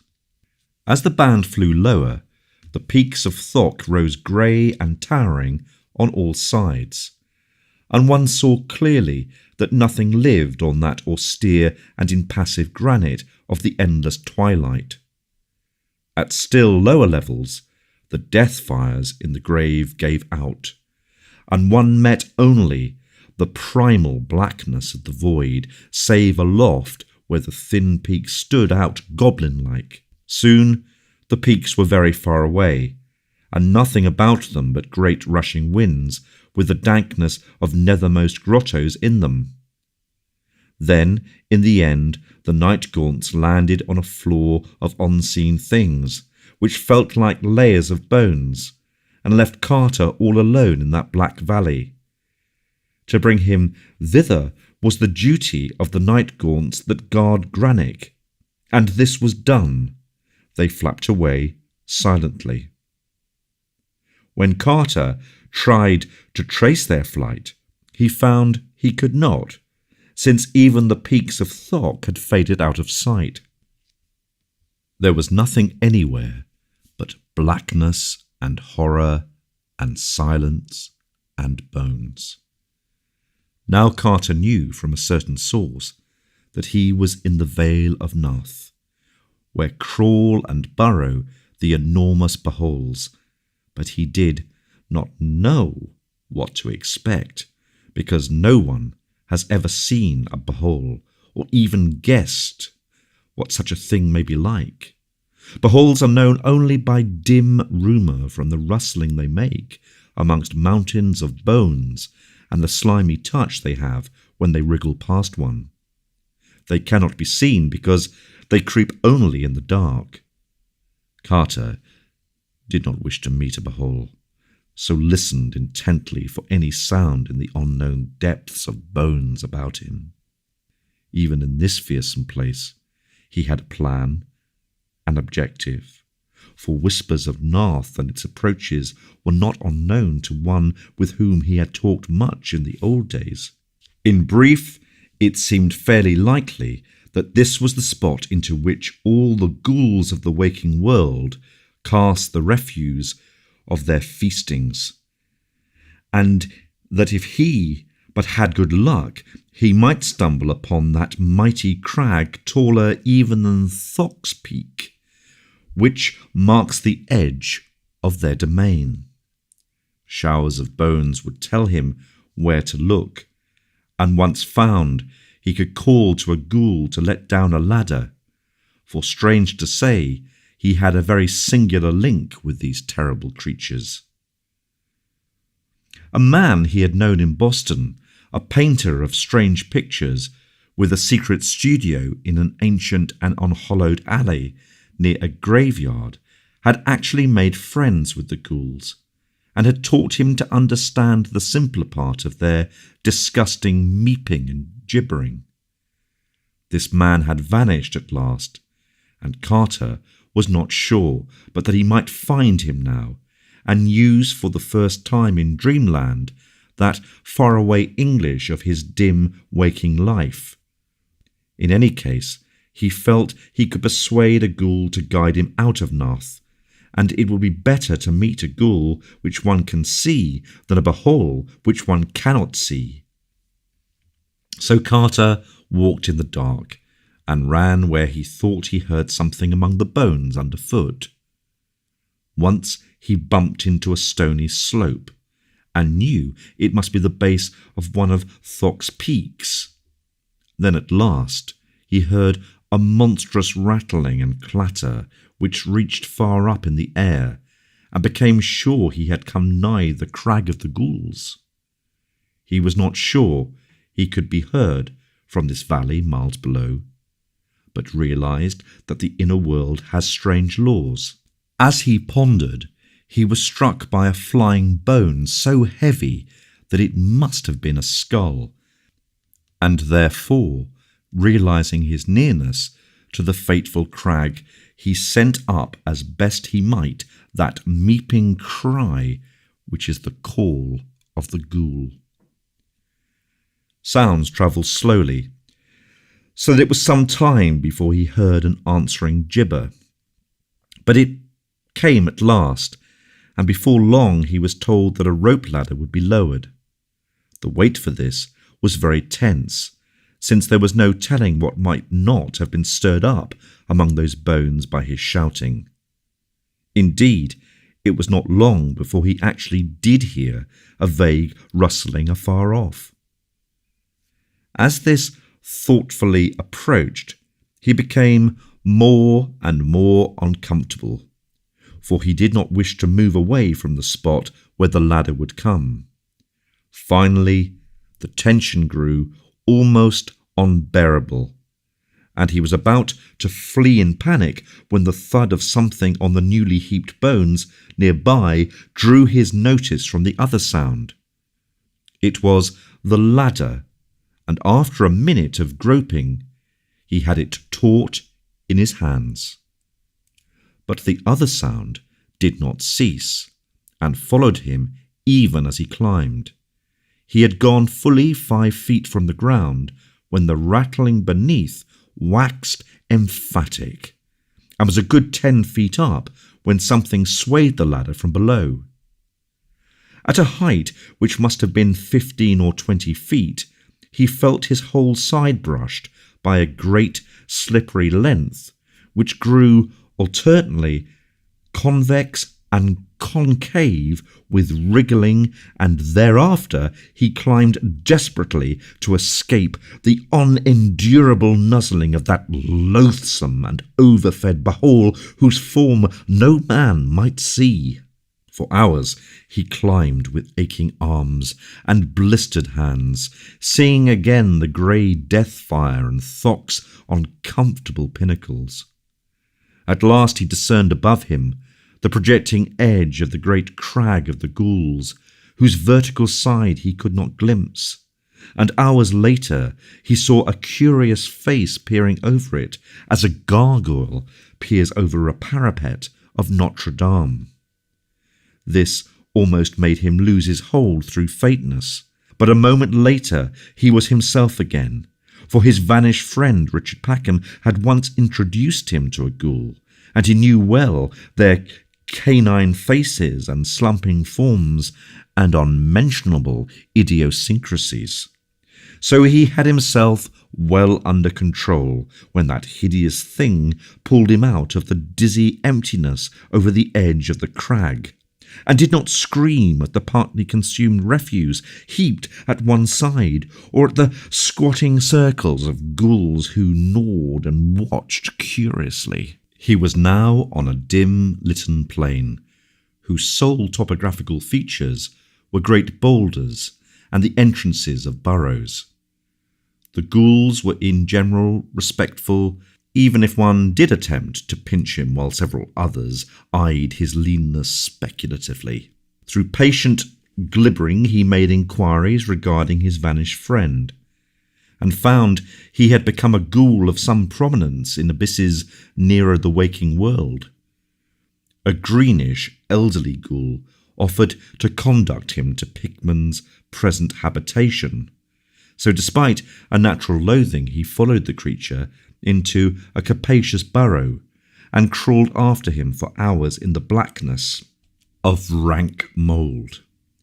They emerged on a dim plain strewn with singular relics of earth, old gravestones, broken urns, and grotesque fragments of monuments, and Carter realized, with some emotion, that he was probably nearer the waking world than at any other time, since he had gone down the 700 steps from the cavern of flame to the gate of deeper slumber. There, on a tombstone of 1768, stolen from the granary burying ground in Boston, sat the ghoul which was once the artist Richard Upton Pickman. It was naked and rubbery, and had acquired so much of the ghoulish physiognomy that its human origin was already obscure. But it still remembered a little English and was able to converse with Carter in grunts and monosyllables, helped out now and then by the glibbering of ghouls. When it learned that Carter wished to get to the Enchanted Wood, and from there to the city of Caliphes in Uthnagai beyond the Tanarian Hills, it seemed rather doubtful, for these ghouls of the waking world do no business in the graveyards of Upper Dreamland, leaving that to the web-footed womps that are spawned in dead cities. And many things intervene betwixt their gulf and the Enchanted Wood, including the terrible kingdom of the Gugs. The Gugs, hairy and gigantic, once reared stone circles in that wood, and made strange sacrifices to the other gods and the crawling chaos of Narlothtep, until one night an abomination of theirs reached the ears of Earth's gods, and they were banished to caverns below. Only a great trap-door of stone with an iron ring connects the abyss of the Earth's ghouls with the Enchanted Wood, and this the Gugs are afraid to open because of a curse, that a mortal dreamer could traverse their cavern realm and leave by that door is inconceivable, for mortal dreamers were their form of food, and they have legends of the toothsomeness of such dreamers, even though banishment has restricted their diet to the ghasts, those repulsive beings which die in the light and which live in the vaults of Zin and leap on long hind legs like kangaroos. So the ghoul that was Pickman advised Carter either to leave the abyss at Sarkomand, that deserted city in the valley below Leng, where black nitrous stairways guarded by winged diorite lines lead down from Dreamland to the lower gulfs, or to return through a churchyard to the waking world and begin the quest anew down the 70 steps of light slumber to the cavern of flame and the 700 steps of the gate of deeper slumber and the Enchanted Wood. This, however, did not suit the seeker, for he knew nothing of the way from Leng to Uthnagai, and was likewise reluctant to awake, lest he forget all he had so far gained in this dream. It were disastrous to his quest to forget the august and celestial faces of those seamen from the north who traded onyx in Caliphus, and who, being the sons of gods, must point the way to the cold waste and Kadath where the great ones dwell.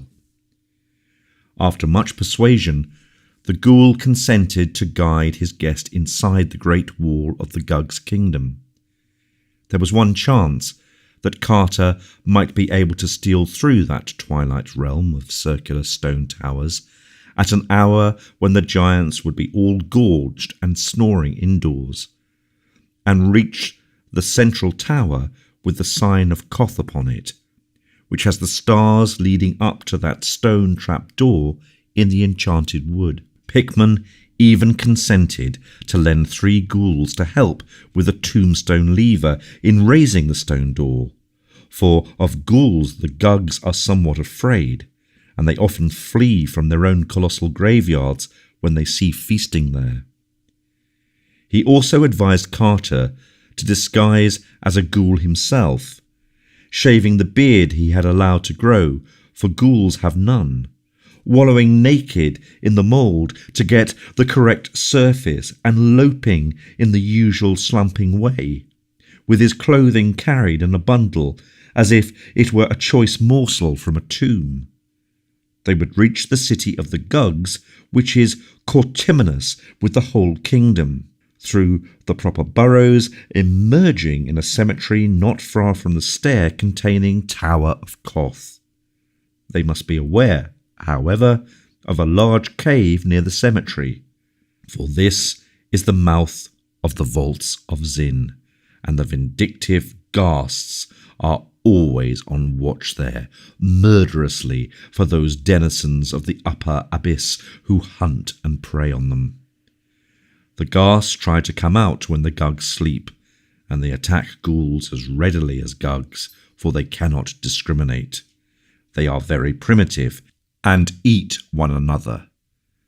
The gugs have a sentry at a narrow place in the vaults of Zin, but he is often drowsy and is sometimes surprised by a party of ghasts. Though ghasts cannot live in real light, they can endure the grey twilight of the abyss for hours. So at length Carter crawled through endless burrows with 3 helpful ghouls bearing the slate gravestone of Colonel Nimahar Darby, obit 1719, from the Charter Street burying ground in Salem. When they came again into open twilight, they were in a forest of vast, lichened monoliths, reaching nearly as high as the eye could see, and forming the modest gravestones of the gugs. On the right of the hole out of which they wriggled, and seen through aisles of monoliths, was a stupendous vista of cyclopean round towers, mounting up illimitable into the grey air of inner earth. This was the great city of the gugs, whose doorways are 30 feet high. Ghouls come here often, for a buried gug will feed a community for almost a year, and even with the added peril, it is better to burrow for gugs than to bother with the graves of men. Carter now understood the occasional Titan bones he felt beneath him in the Vale of Narth. Straight ahead, and just outside the cemetery, rose a sheer perpendicular cliff at whose base an immense and forbidding cavern yawned. This the ghouls told Carter to avoid as much as possible, since it was the entrance to the unhallowed vaults of Zin, where gugs hunt ghasts in the darkness. And truly, that warning was soon well justified. For the moment a ghoul began to creep toward the tower to see if the hour of the gugs' resting had been rightly timed. There glowed in the gloom of that great cavern's mouth first one pair of yellowish red eyes, and then another, implying that the gugs were 1 century less, and that ghasts have indeed an excellent sharpness of smell. So the ghoul returned to the burrow and motioned his companions to be silent. It was best to leave the ghasts to their own devices, and there was a possibility that they might soon withdraw, since they must naturally be rather tired after coping with the gug sentry in the black vaults. After a moment, something about the size of a small horse hopped out into the grey twilight, and Carter turned sick at the aspect of that scabrous and unwholesome beast, whose face is so curiously human, despite the absence of nose, a forehead, and other important particulars. Presently, 3 other ghasts hopped out to join their fellow, and a ghoul glibbered softly at Carter that their absence of battle scars was a bad sign. It proved that they had not fought the gug sentry at all, but merely slipped past him as he slept, so that their strength and savagery was still unimpaired, and would remain so till they had found and disposed of a victim. It was very unpleasant to see those filthy and disproportioned animals, who soon numbered about 15, grubbing about and making their kangaroo leaps in the grey twilight, where Titan towers and monoliths arose. But it was still more unpleasant when they spoke among themselves in the coughing gutturals of ghasts. And yet, horrible as they were, they were not so horrible as what presently came out of the cave after them, with disconcerting suddenness. It was a paw, fully 2 feet and a half across, and equipped with formidable talons. After it came another paw, and after that a great black furred arm to which both of the paws were attached by short forearms. Then 2 pink eyes shone, and the head of the awakened Gug sentry, large as a barrel, wobbled into view. The eyes jutted 2 inches from each side, shaded by bony protuberances overgrown with coarse hairs. But the head was chiefly terrible because of the mouth. That mouth had great yellow fangs, and ran from the top to the bottom of the head, opening vertically instead of horizontally. But before that unfortunate Gug could emerge from the cave and rise to his full 20 feet, the vindictive ghasts were upon him. Carter feared for a moment that he would give an alarm and arouse all his kin, till a ghoul softly glibbered that Gugs have no voice, but talk by means of facial expressions. The battle which then ensued was truly a frightful one. From all sides the venomous ghast rushed feverishly at the creeping Gug, nipping and tearing with their muzzles, and mauling murderously with their hard-pointed hooves. All the time they coughed excitedly, screaming when the great vertical mouth of the Gug would occasionally bite into one of their number, so that the noise of the combat would surely have aroused the sleeping city, had not the weakening of the sentry began to transfer the action farther and farther within the cavern. As it was, the tumult soon receded altogether from sight in the blackness, with only occasional evil echoes to mark its continuance. Then the most alert of the ghouls gave the signal for all the advance, and Carter followed the loping 3 out of the forest of monoliths and into the dark, noisome streets of that awful city, whose rounded towers of cyclopean stone soared up beyond the sight. Silently they shambled over that rock pavement, hearing with disgust the abominable muffled snortings from great black doorways which marked the slumber of the Gugs. Apprehensive of the ending of the rest of the hour, the ghouls set a somewhat rapid pace, but even so the journey was no brief one, for distances in that town of giants are on a great scale.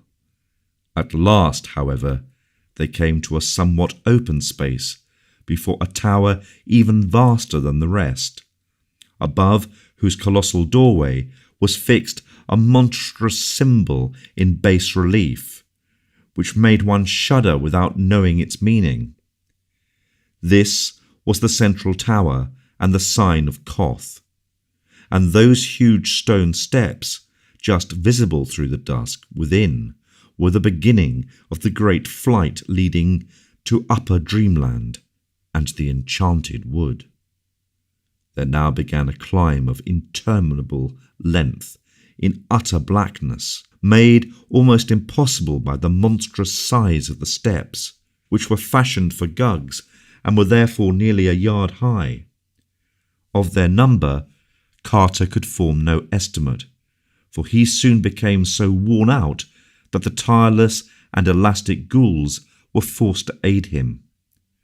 All through the endless climb there lurked peril of detection and pursuit, for though no Gugs dared lift the stone to the forest because of the Great One's curse, there are no such restraints concerning the tower and the steps, and escaped ghasts are often chased even to the very top. So sharp are the ears of the Gugs that the bare feet and hands of the climbers might readily be heard when the city awoke. And it would, of course, take but little time for the striding giants accustomed from their ghast hunts in the vaults of sin to seeing without light, to overtake their smaller and slower quarry on those cyclopean steps. It was very depressing to reflect that the silent pursuing Gugs would not be heard at all, but would come very suddenly and shockingly in the dark upon the climbers. Nor could the traditional fear of Gugs for ghouls be depended upon in that peculiar place where the advantages lay so heavily with the Gugs. There was also some peril from the furtive and venomous ghasts, which frequently hopped up into the tower during the sleep hours of the Gugs. If the Gugs slept long, and the ghasts returned soon from their deed in the cavern, the scent of the climbers might easily be picked up by those loathsome and ill-disposed things, in which case it would almost be better to be eaten by a Gug. Then, after eons of climbing, there came a cough from the darkness above, and matters assumed a very grave and unexpected turn. It was clear that a ghast, or perhaps even more, had strayed into that tower before the coming of Carter and his guides. And it was equally clear that this peril was very close. After a breathless second, the leading ghoul pushed Carter to the wall and arranged his two kinsfolk in the best possible way, with the old slate tombstone raised for a crushing blow whenever the enemy might come in sight. Ghouls can see in the dark, so the party was not as badly off as Carter would have been alone. In another moment, the clatter of hooves revealed the downward hopping of at least one beast, and the slabbering ghouls poised their weapons for a desperate blow. Presently, two yellowish-red eyes flashed into view, and the panting of the ghast became audible above its clattering. As it hopped down to the step just above the ghouls, they wielded the ancient gravestone with prodigious force, so that there was only a wheeze and a choking before the victim collapsed in a noxious heap. There seemed to be only this one animal, and after a moment of listening, the ghouls tapped Carter as a signal to proceed again. As before, they were obliged to aid him, and he was glad to leave that place of carnage where the ghast's uncouth remains sprawled invisible in the blackness. At last the ghouls brought their companion to a halt, and feeling above him, Carter realised that the great stone trap-door was reached at last. To open so vast a thing completely was not to be thought of, but the ghouls hoped to get it up just enough to slip the gravestone under as a prop, and permit Carter to escape through the crack. They themselves planned to descend again and return through the city of the Gugs, since their elusiveness was great, and they did not know the way overland to spectral Sarkomond, with its lion-guarded gate to the abyss. Mighty was the straining of those three ghouls at the stone of the door above them, and Carter helped push with as much strength as he had. They judged the edge next the top of the staircase to be the right one, and to this they bent all the force of their disreputably nourished muscles. After a few moments, a crack of light appeared, and Carter, to whom that task had been entrusted, slipped the end of the old gravestone in the aperture. There now ensued a mighty heaving, but progress was very slow, and they had of course to return to their first position every time they failed to turn the slab and prop the portal open. Suddenly, their desperation was magnified 1,000-fold by a sound on the steps below them. It was only the thumping and rattling of the slain, gasped, hooved body as it rolled down to lower levels. But of all the possible causes of that body's dislodgement and rolling, none was in the least reassuring. Therefore, knowing the way of the Gugs, the ghouls set to with something of a frenzy, and in a surprisingly short time had the door so high that they were able to hold it still whilst Carter turned the slab and left a generous opening. They now helped Carter through, letting him climb up to their rubbery shoulders and later guiding his feet as he clutched at the blessed soil of the upper dreamland outside. Another second, and they were through themselves, knocking away the gravestone and closing the great trap door while a panting became audible beneath. Because of the Great One's curse, no Gug might ever emerge from that portal. So with a deep relief and a sense of repose, Carter lay quietly on the thick, grotesque fungi of the enchanted wood, while his guide squatted near in the manner of the Ghoul's Rest. Weird as was that enchanted wood, though, which he had fared so long ago, it was verily a haven, and a delight after the gulfs he had now left behind. There was no living denizen about, for Zoogs shunned the mysterious door in fear, and Carter at once consulted with his ghouls about their future course. To return through the tower they no longer dared, and the waking world did not appeal to them when they learned that they must pass the priests Nasht and Kamantar in the Cavern of Flame. So at length they decided to return to the Sarkomond and its gate of the abyss, though of how to get there they knew nothing. Carter recalled that it lies in the valley below Leng, and recalled likewise that he had seen Dilath Leen, a sinister, slant-eyed old merchant reputed to trade on Leng.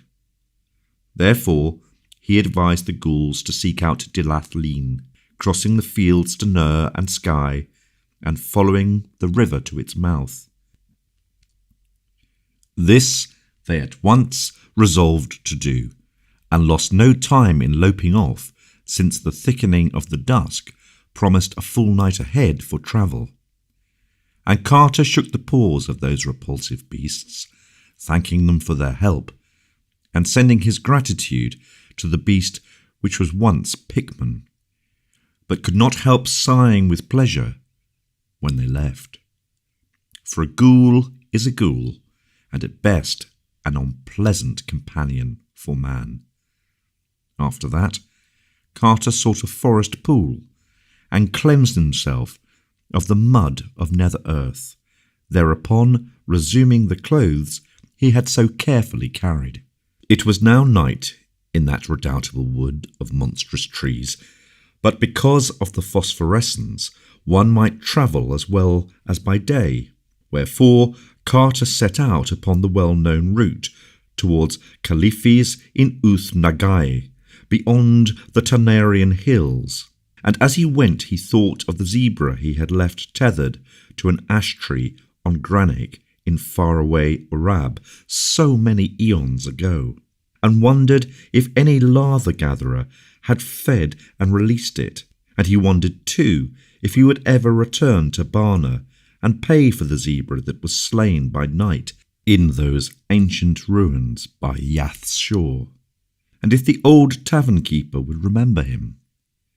Such were the thoughts that came to him in the air of the regained upper dreamland. But presently his progress was halted by a sound from a very large hollow tree. He had avoided the great circles of stones, since he did not care to speak with Zoogs just now. But it appeared from the singular fluttering in that huge tree that important councils were in session elsewhere. Upon drawing nearer, he made out the accents of a tense and heated discussion, and before long became conscious of matters which he viewed with the greatest concern. For a war on the cats was under debate in that sovereign assembly of Zoogs. It all came from the loss of the party which had sneaked after Carter to Ulthar, and which the cats had justly punished for unsuitable intentions. The matter had long rankled, and now, or within at least a month, the marshalled Zoogs were about to strike the whole feline tribe in a series of surprise attacks, taking individual cats or groups of cats unawares, and giving not even the myriad cats of Ulthar a proper chance to drill and mobilize. This was the plan of the Zoogs, and Carter saw that he must foil it before leaving on his mighty quest. Very quietly, therefore, did Randolph Carter steal to the edge of the wood and send the cry of the cat over the starlit fields. And a great grimalkin in a nearby cottage took up the burden and relayed it across leagues of rolling meadow to warriors large and small, black, grey, tiger, white, yellow, and mixed.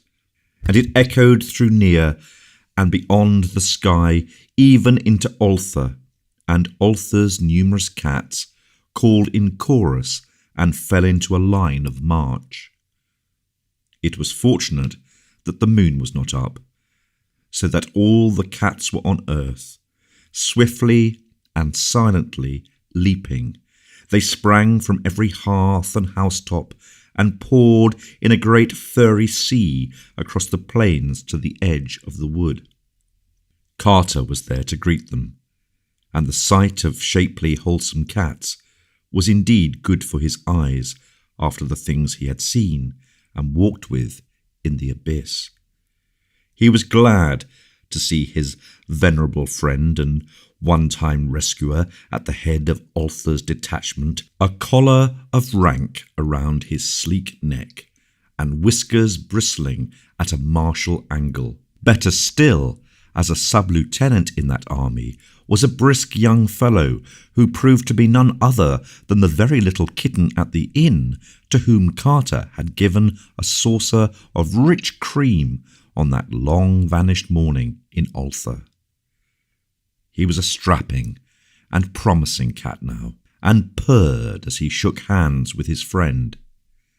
His grandfather said he was doing very well in the army, and that he might well expect a captaincy after one more campaign. Carter now outlined the peril of the cat tribe, and was rewarded by deep-throated purrs of gratitude from all sides. Consulting with the generals, he prepared a plan of instant action, which involved marching at once upon the Zoog Council and other known strongholds of Zoogs, forestalling their surprise attacks and forcing them to terms before the mobilization of their army of invasion. Thereupon, without a moment's loss, that great ocean of cats flooded the enchanted wood and surged around the council tree and the great stone circle. Flutterings rose to a panic pitch as the enemy saw the newcomers, and there was very little resistance among the furtive and curious brown Zoogs. They saw that they were beaten in advance, and turned from thoughts of vengeance to thoughts of present self-preservation. Half the cats now seated themselves in a circular formation, with the captured Zoogs in the centre, leaving open a lane down which were marched the additional captives rounded up by the other cats in other parts of the wood. Terms were discussed at length, Carter acting as an interpreter, and it was decided that the Zoogs might remain a free tribe on condition of rendering to the cats a large annual tribute of grouse, quail, and pheasants from the less fabulous parts of the forest. 12 young Zoogs of noble families were taken as hostages to be kept in the temple of the cats at Ultar, and the victors made it plain that any disappearances of cats on the borders of the Zug domain would be followed by consequences highly disastrous to Zugs. These matters disposed of, the assembled cats broke ranks and permitted the Zugs to slink off one by one to their respective homes, which they hastened to do with many a sullen backward glance. The old cat general now offered Carter an escort through the forest to whatever border he wished to reach, deeming it likely that the Zugs would harbour dire resentment against him for the frustration of their warlike enterprise. This offer he welcomed with gratitude, not only for the safety it afforded, but because he liked the graceful companionship of cats. So in the midst of a pleasant and playful regiment, relaxed after the successful performance of its duty, Randolph Carter walked with dignity through that enchanted and phosphorescent wood of Titan trees, talking of his quest with the old general and grandson, whilst others of the band indulged in fantastic gambols or chased fallen leaves that the wind drove among the fungi of the primeval floor. And the old cat said that he had heard much of unknown Kadath in the cold waste, but did not know where it was. As for the marvellous Sunset City, he had not even heard of that, but would gladly relate to Carter anything he might learn. He gave the seeker some passwords of great value among the cats of Dreamland, and commended him especially to the old chief of the cats in Celephus, whither he was bound. That old cat, already known to Carter, was a dignified Maltese, and would prove highly influential in any transaction. It was dawn when they came to the proper edge of the wood, and Carter bade his friends a reluctant farewell. The young sub-lieutenant he had met as a small kitten would have followed him had not the old general forbidden it, but that austere patriarch insisted that the path of duty lay with the tribe and the army. So Carter set out alone over the golden fields that stretched mysterious beside a willow-fringed river, and the cats went back into the wood. Well did the traveller know those garden lands that lie betwixt the wood and the Serenian sea, and blithely did he follow the singing river Okranos that marked his course. The sun rose higher over gentle slopes of grove and lawn, and heightened the colours of the 1,000 flowers that starred each knoll and dingle. Blessed haze lies upon this region, wherein is held a little more of the sunlight than other places hold, and a little more of the summer's humming music of birds and bees, so that men walk through it as through a fairy place, and feel greater joy, and wonder then that they ever afterward remember. By noon, Carter reached the jasper terraces of Kiran, which slope down to the river's edge, and bear that temple of loveliness wherein King of Ilek-Vad comes from his far realm on the twilight sea once a year in a golden palanquin to pray to the god of Okranos, who sang to him in youth when he dwelt in a cottage by its banks. All of jasper is that temple, and covering an acre of ground with its walls and courts, its 7 pinnacled towers, and its inner shrine where the river enters through hidden channels, and the gods sing softly in the night.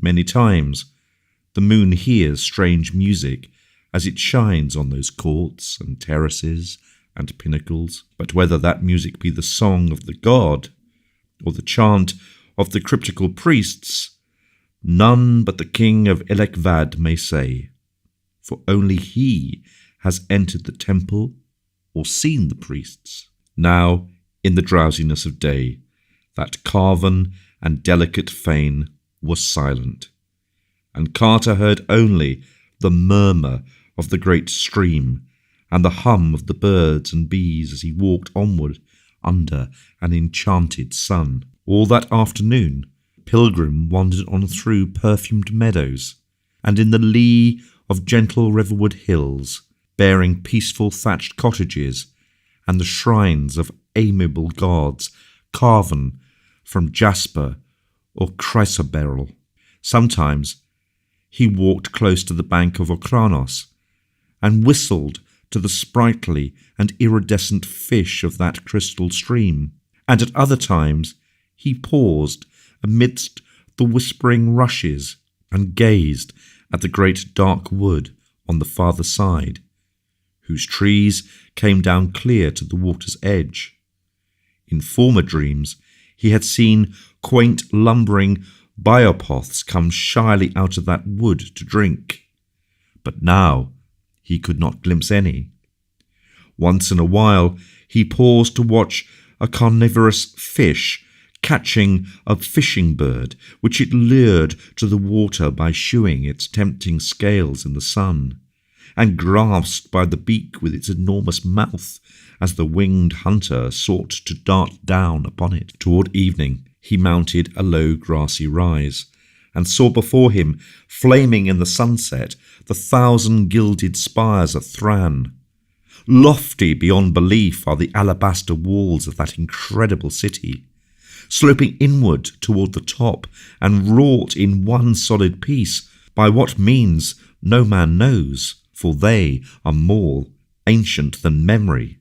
Yet lofty as they are, with their 100 gates and 200 turrets, the clustered towers within, all white beneath their golden spires, are loftier still, so that men on the plain around them see them soaring into the sky, sometimes shining clear, sometimes caught at the top in tangles of cloud and mist, and sometimes clouded lower down with their utmost pinnacles blazing free above the vapours. And where Thran's gates open on the river are great wharves of marble, with ornate galleons of fragrant cedar and calamander riding gently at anchor, and strange bearded sailors sitting on casks and bales with the hieroglyphs of far places. Landward, beyond the walls, lies the farm country, where small white cottages dream between little hills, and narrow roads with many stony bridges wind gracefully among streams and gardens. Down through this verdant land Carter walked at evening, and saw twilight float up from the river to the marvellous golden spires of Thran. And just at the hour of dusk he came to the southern gate, and was stopped by a red-robed sentry till he had told 3 dreams beyond belief, and proved himself a dreamer worthy to walk up Thran's steep mysterious streets, and linger in bazaars where the wares of the ornate galleons were sold. Then into that incredible city he walked, through a wall so thick that the gate was a tunnel, and thereafter amidst curved and undulant ways winding deep and narrow between the heavenward towers. Lights shone through grated and balconied windows, and the sound of lutes and pipes stole timid from inner courts, where marble fountains bubbled. Carter knew his way, and edged down through darker streets to the river, where, at an old sea tavern, he found the captains and seamen he had known in myriad other dreams. There he bought his passage to Calephalius on a great green galleon, and there he stopped for the night after speaking gravely to the venerable cat of that inn, who blinked, dozing before an enormous hearth, and dreamed of old wars and forgotten gods. In the morning, Carter boarded the galleon bound for Calafias, and sat in the prow as the ropes were cast off and the long sail down to the Cyrenian Sea began.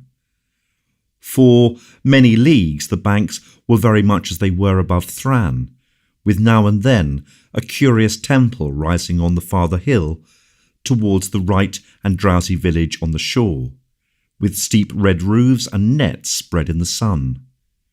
Mindful of his search, Carter questioned all the mariners closely about those whom they had met in the taverns of Calafias, asking the names and ways of the strange men with long, narrow eyes, long lobed ears, thin noses, and pointed chins, who came in dark ships from the north and traded onyx for the carved jade and spun gold and the little red singing birds of Calafias.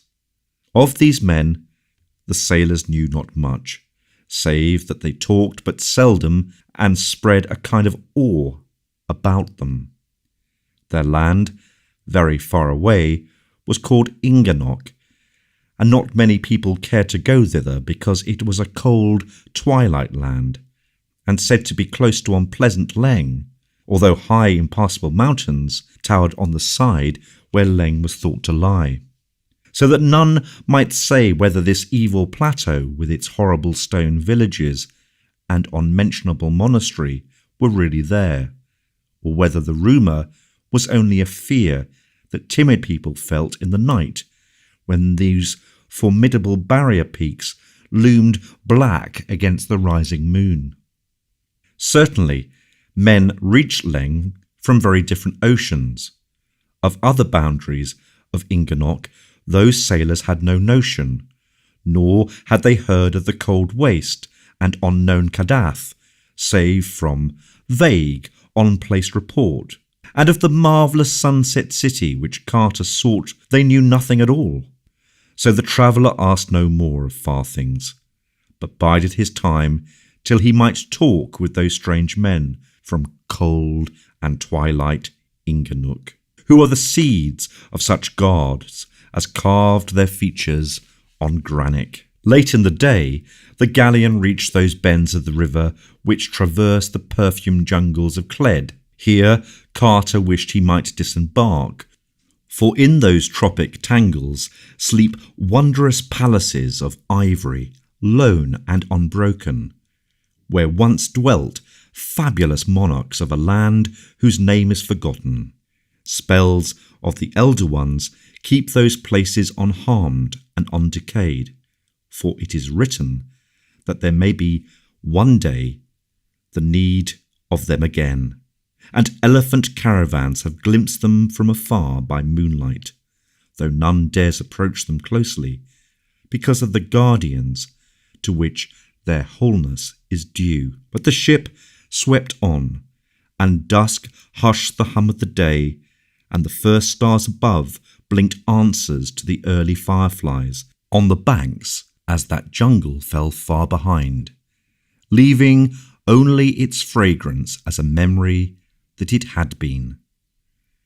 And all through the night that galleon floated on past mysteries unseen and unsuspected. Once a lookout reported fires on the hill to the east, but the sleepy captain said they had better not be looked at too much, since it was highly uncertain just who or what had lit them. In the morning the river had broadened out greatly, and Carter saw by the houses along the bank that they were close to the vast trading city of Lanith on the Cyrenian Sea. Here the walls are of a rugged granite, and the houses peakedly fantastic, with beamed and plastered gables. The men of Lanith are more like those of the waking world than any others in dreamland, so that the city is not sought except for barter, but is prized for the solid work of its artisans. The walls of Lanith are of oak, and there the galleon made fast while the captain traded in the taverns. Carter also went ashore, and looked curiously upon the rutted streets, where wooden ox carts lumbered, and feverish merchants cried their wares vacuously in the bazaars. The sea taverns were all close to the wharfs on cobbled lanes, salt with the spray of high tides, and seemed exceedingly ancient with their low black beam ceilings and casements of greenish bull's-eye panes. Ancient sailors in those taverns talked much of distant ports, and told many stories of the curious men from twilight Inganuk, but had little to add to what the seamen of the galleon had told. Then, at last, after much unloading and loading, the ship set sail once more over the sunset sea, and the high walls and gables of Lanith grew less as the golden light of day lent them a wonder and beauty beyond any that men had given them. 2 nights and 2 days the galleon sailed over the Serenian Sea, sighting no land and speaking but one other vessel.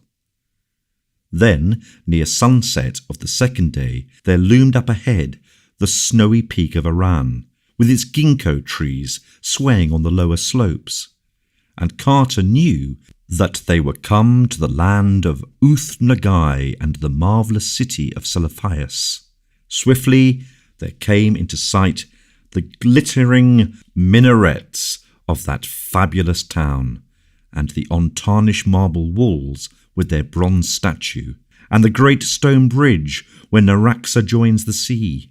Then rose the green, gentle hills behind the town, with their groves and gardens of asphodels, and the small shrines and cottages upon them. And far in the background, the purple ridge of the Tarnarians, potent and mystical, behind which lay forbidden ways into the waking world and toward other regions of dream. The harbour was full of painted galleys, some of which were from the marble cloud city of Saranian, that lies in ethereal space beyond where the sea meets the sky, and some of which were from more substantial ports on the ocean of dreamland. Among these, the steersman threaded his way up to the spice-fragrant wharves, where the galleons made fast in the dusk, as the city's million lights began to twinkle out over the water. Ever new seemed this deathless city of vision, for here time has no power to tarnish or destroy. As it has always been, is still the turquoise temple of Nath-Hordath, and the 80 orchid-wreathed priests are the same who built it 10,000 years ago, shining still as the bronze of the great gates, nor are the onyx pavements ever worn or broken, and the great bronze statues on the wall look down on merchants and camel drivers older than fable, yet without one grey hair in their forked beards. Carter did not at once seek out the temple or the palace or the citadel, but stayed by the seaward wall among traders and sailors. And when it was too late for rumours and legends, he sought out an ancient tavern he knew well, and rested with dreams of the gods on unknown Kadath whom he sought. The next day he searched all along the quays for some of the strange mariners of Inganok, but was told that none were now in port, their galley not being due from the north for full 2 weeks. He found, however, one Thorabonian sailor who had been to Inganuk and had worked in the onyx quarries of that twilight place. And this sailor said there was certainly a desert to the north of the peopled region, which everybody seemed to fear and shun. The Thorabonian opined that this desert led around the utmost rim of impassable peaks into Leng's horrible plateau, and that this was why men feared it, though he admitted there were other vague tales of evil presences and nameless sentinels. Whether or not this could be the fabled waste wherein unknown Kadath stands, he did not know, but it seemed unlikely that those presences and sentinels, if indeed they truly existed, were stationed for naught. On the following day, Carter walked up the street of the Pillars to the turquoise temple and talked with the high priest.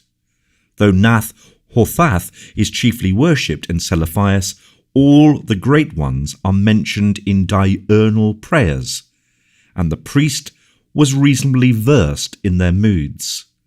Like Atal in distant Ulthar, he strongly advised against any attempt to see them, declaring that they are testy and capricious and subject to strange protection from the mindless other gods from outside, whose soul and messenger is the crawling chaos Narlethotep.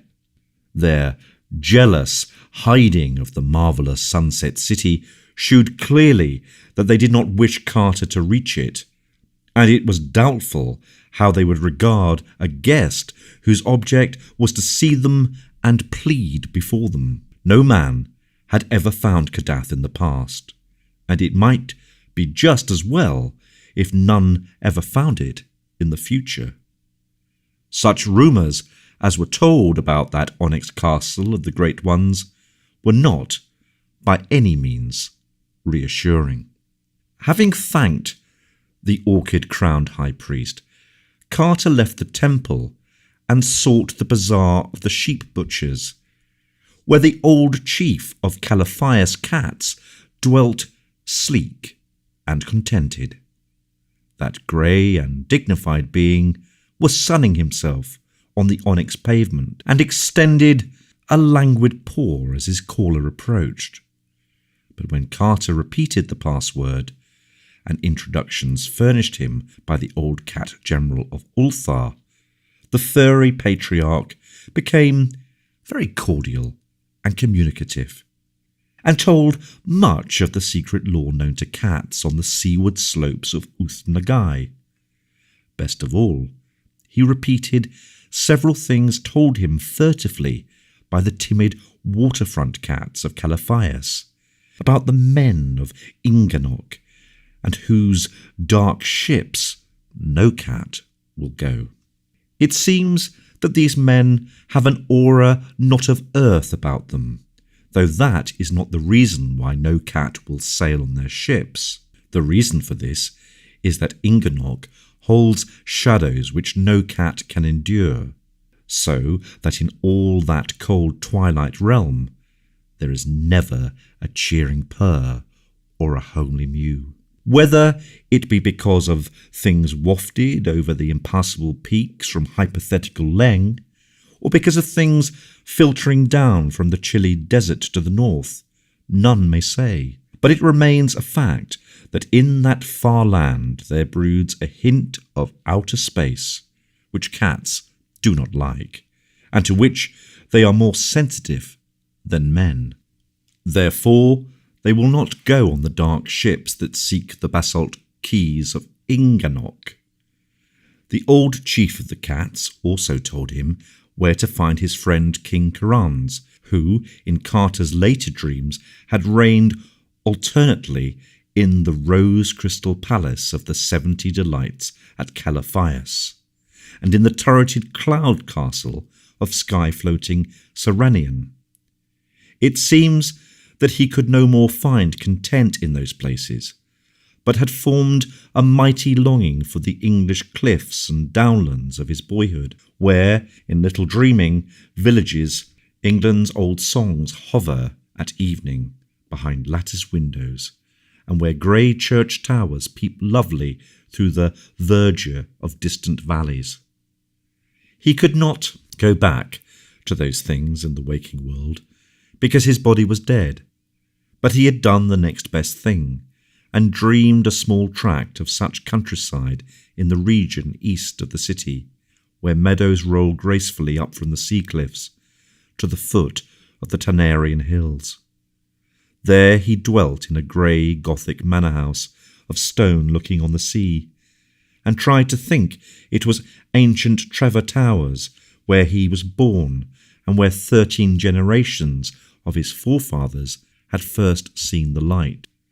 And on the coast nearby, he had built a little Cornish fishing village with steep cobbled ways, settling therein such people as had the most English faces, and seeking ever to teach them the dear remembered accents of old Cornwall fishers.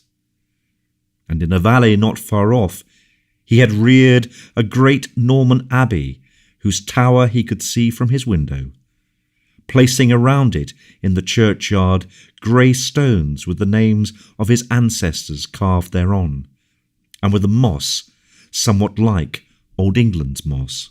For though Currans was a monarch in the land of dream, with all imagined pomps and marvels, splendours and beauties, ecstasies and delights, novelties and excitements at his command, he would gladly have resigned for ever the whole of his power and luxury and freedom for one blessed day as a simple boy in that pure and quiet England, that ancient, beloved England, which had moulded his being and of which he must always be immutably a part. So when Carter bade that old grey chief of the cats adieu, he did not seek the terraced palace of rose crystal, but walked out of the eastern gate and across the daisied fields towards a peaked gable, which he glimpsed through the oaks of a park sloping up to the sea cliffs. And in time he came to a great hedge and a gate with a little brick lodge. And when he rang the bell, there hobbled to admit him no robed and anointed lackey of the palace, but a small, stubby old man in a smock, who spoke as best he could in the quaint tones of far Cornwall. And Carter walked up the shady path between trees as near as possible to England's trees, and climbed the terraces among gardens set out as in Queen Anne's time. At the door, flanked by stone cats in the old way, he was met by a whiskered butler in suitable livery, and was presently taken to the library where Currans, Lord of Uthnagai and the sky around Serenian, sat pensive in a chair by the window, looking out on his little sea-coast village and wishing that his old nurse would come in and scold him, because he was not ready for that hateful lawn party at the vicar's, with the carriage waiting and his mother nearly out of patience.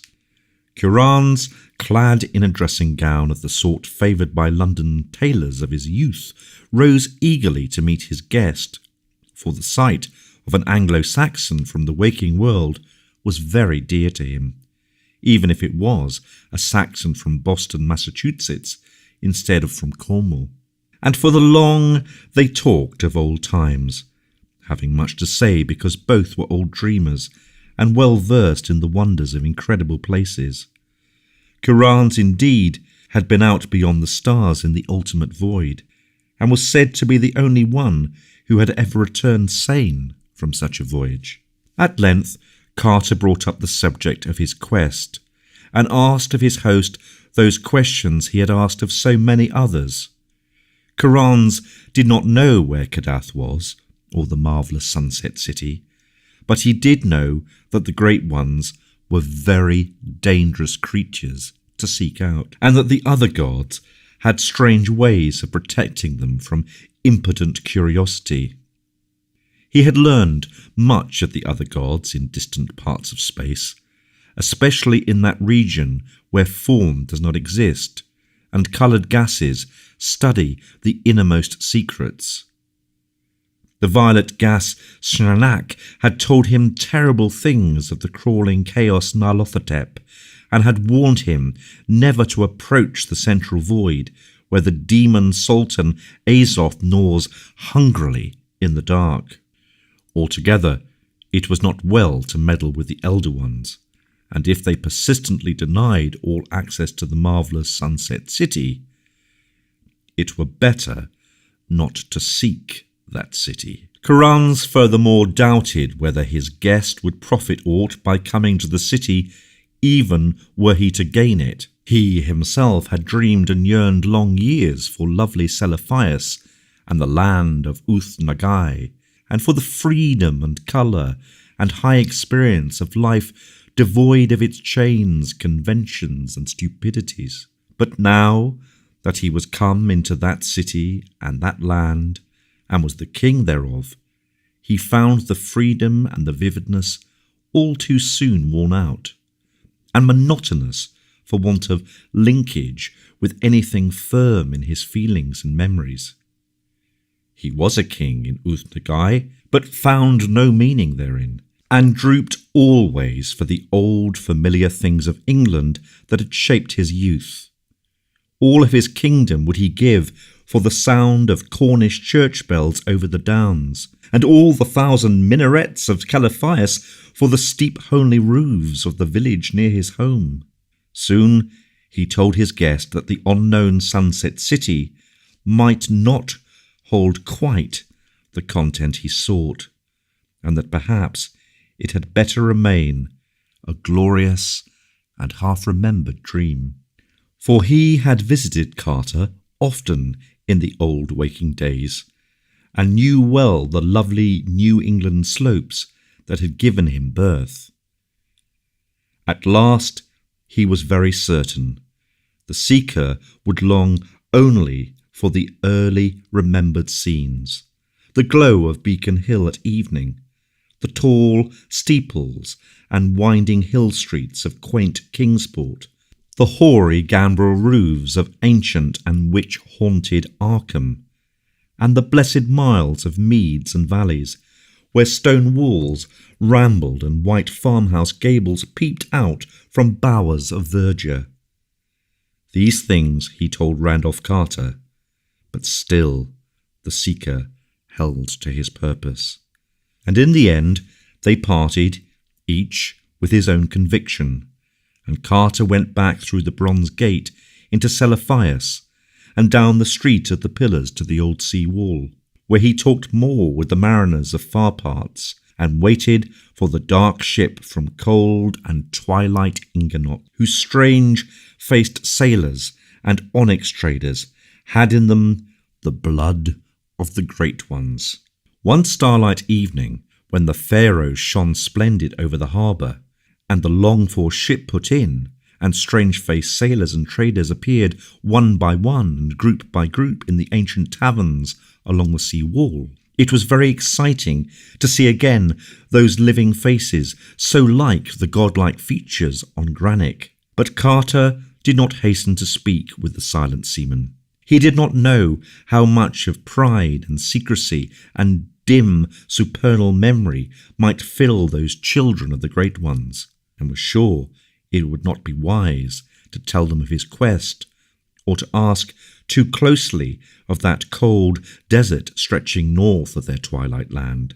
They talked little with the other folk in those ancient sea taverns, but would gather in groups in remote corners and sing among themselves the haunting airs of unknown places, or chant long tales to one another in accents alien to the rest of dreamland. And so rare and moving were those airs and tales that one might guess their wonders from the faces of those who listened, even though the words came to common ears only as strange cadence and obscure melody. For a week the strange seamen lingered in the taverns and traded in the bazaars of Seliphias, and before they sailed, Carter had taken passage on their dark ship, telling them that he was an old onyx miner and wishful to work in their quarries.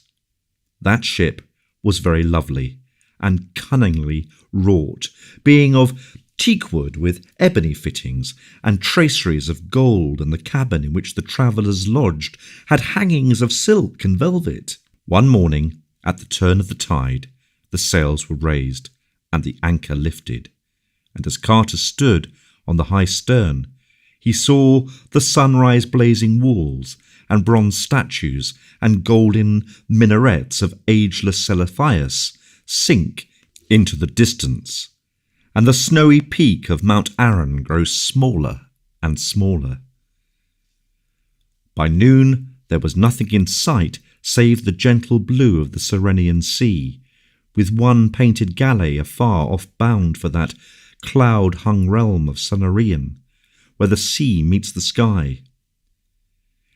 At night came the gorgeous stars, and the dark ship steered for Charles, Wayne and the little bear as they swung slowly round the pole. And the sailors sang strange songs of unknown places, and then stole off one by one to the forecastle, while the wistful watchers murmured old chants and leaned over the rail to glimpse the luminous fish playing in bowers beneath the sea. Carter went to sleep at midnight and rose in the glow of a young morning, marking that the sun seemed farther south than was its wont. And all through that second day he made progress in knowing the men of the ship, getting them little by little to talk of their cold twilight land, of their exquisite onyx city, and their fear of the high and impassable peaks beyond which Leng was said to be. They told him how sorry they were that no cats would stay in the land of Inganok, and how they thought the hidden nearness of Leng was to blame for it. Only of the stony desert to the north they would not talk. There was something disquieting about that desert, and it was thought expedient not to admit its existence. On later days they talked of the quarries in which Carter said he was going to work. There were many of them, for all the city of Inganok was built of onyx, whilst great polished blocks of it were traded in Renar, Ograthon, and Selaphius, and at home with the merchants of Thrar, Ilanark, and Cardathron for the beautiful wares of those fabulous ports. And far to the north, almost in that cold desert, whose existence the men of Inganok did not care to admit, there was an unused quarry greater than all the rest, from which had been hewn in forgotten times such prodigious lumps and blocks that the sight of their chiselled vacancies struck terror to all who beheld. Who had mined those incredible blocks, and whether they had been transported, no man might say. But it was thought best not to trouble that quarry, around which such inhuman memories might conceivably cling. So it was left all alone in the twilight, with only the raven and the rumoured shantak bird to brood on its immensities. When Carter heard of this quarry, he was moved to deep thought, for he knew from old tales that the Great One's castle atop unknown Kadath is of onyx. Each day the sun wheeled lower and lower in the sky, and the mists overhead grew thicker and thicker, and in 2 weeks there was not any sunlight at all, but only a weird grey twilight shining through a dome of eternal cloud by day, and a cold, starless phosphorescence from the underside of that cloud by night. On the 20th day, a great jagged rock in the sea was sighted from afar, the first land glimpsed since Aaron's snowy peak had dwindled behind the ship. Carter asked the captain the name of that rock, but was told that it had no name, and had never been sought by any vessel because of the sounds that came from it at night. And when, after dark, a dull and ceaseless howling noise arose from that jagged granite place, the traveller was glad that no stop had been made, and that the rock had no name. The seaman prayed and chanted till the noise was out of earshot, and Carter dreamed terrible dreams within dreams in the small hours. 2 mornings after there loomed far ahead, and to the east a line of great grey peaks, whose tops were lost in the changeless clouds of the twilight world.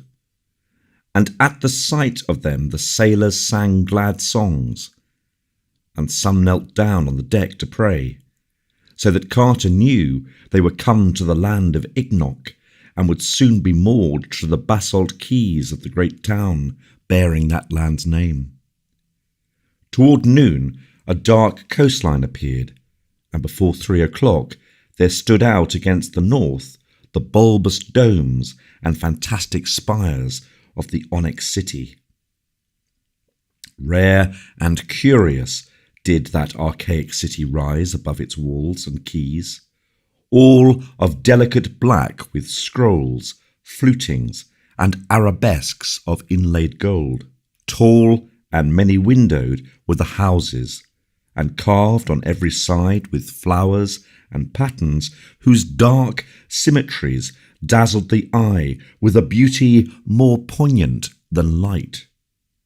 Some ended in swelling domes that tapered to a point, others in terraced pyramids, wherein rose clustered minarets displaying every phase of strangeness and imagination. The walls were low and pierced by frequent gates, each under a great arch rising high above the general level, and capped by the head of a god chiselled with that same skill, displayed in the monstrous face on distant granite.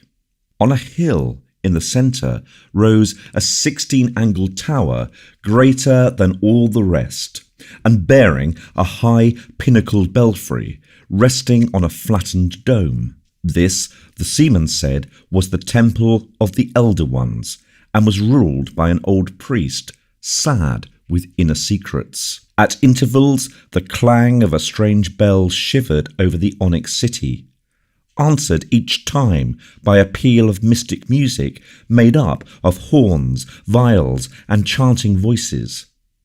And from a row of tripods on a gallery round the high dome of the temple, there burst flares of flame at certain moments.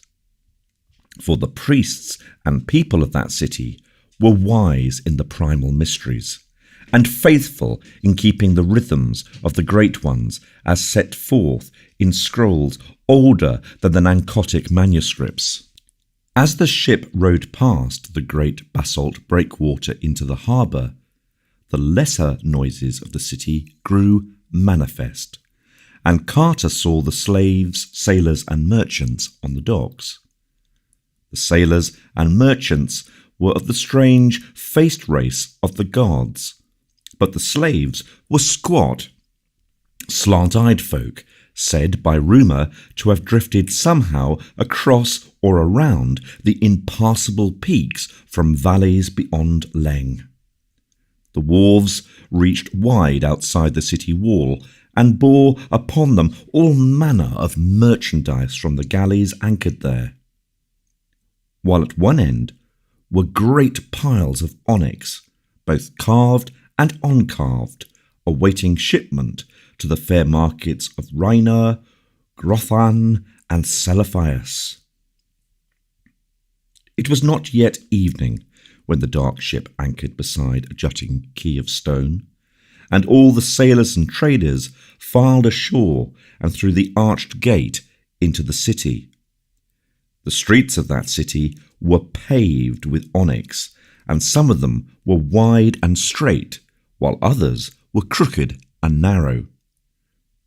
The houses near the water were lower than the rest, and bore above their curiously arched doorways certain signs of gold said to be in honour of the respective small gods that favoured each.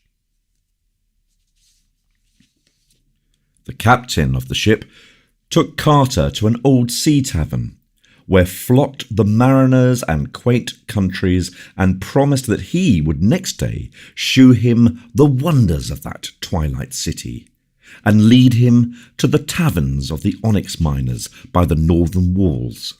And evening fell, and little bronze lamps were lighted, and the sailors in that tavern sang songs of remote places. But when from its high tower the great bell shivered over the city, and the peal of the horns and the viols and voices rose cryptically in answer, there too all ceased their songs or tales, and bowed silent till the last echo died away. For there is a wonder and a strangeness on the twilight city of Inganok, and men fear to be lax in its rites, lest a doom and a vengeance lurk unsuspectedly close. Far in the shadows of that tavern, Carter saw a squat form he did not like, for it was unmistakably that of the old slant-eyed merchant he had seen so long before in the taverns of Dilatlin, who was reputed to trade with the horrible stone villages of Leng, which no healthy folk visit, and whose evil fires are seen at night from afar.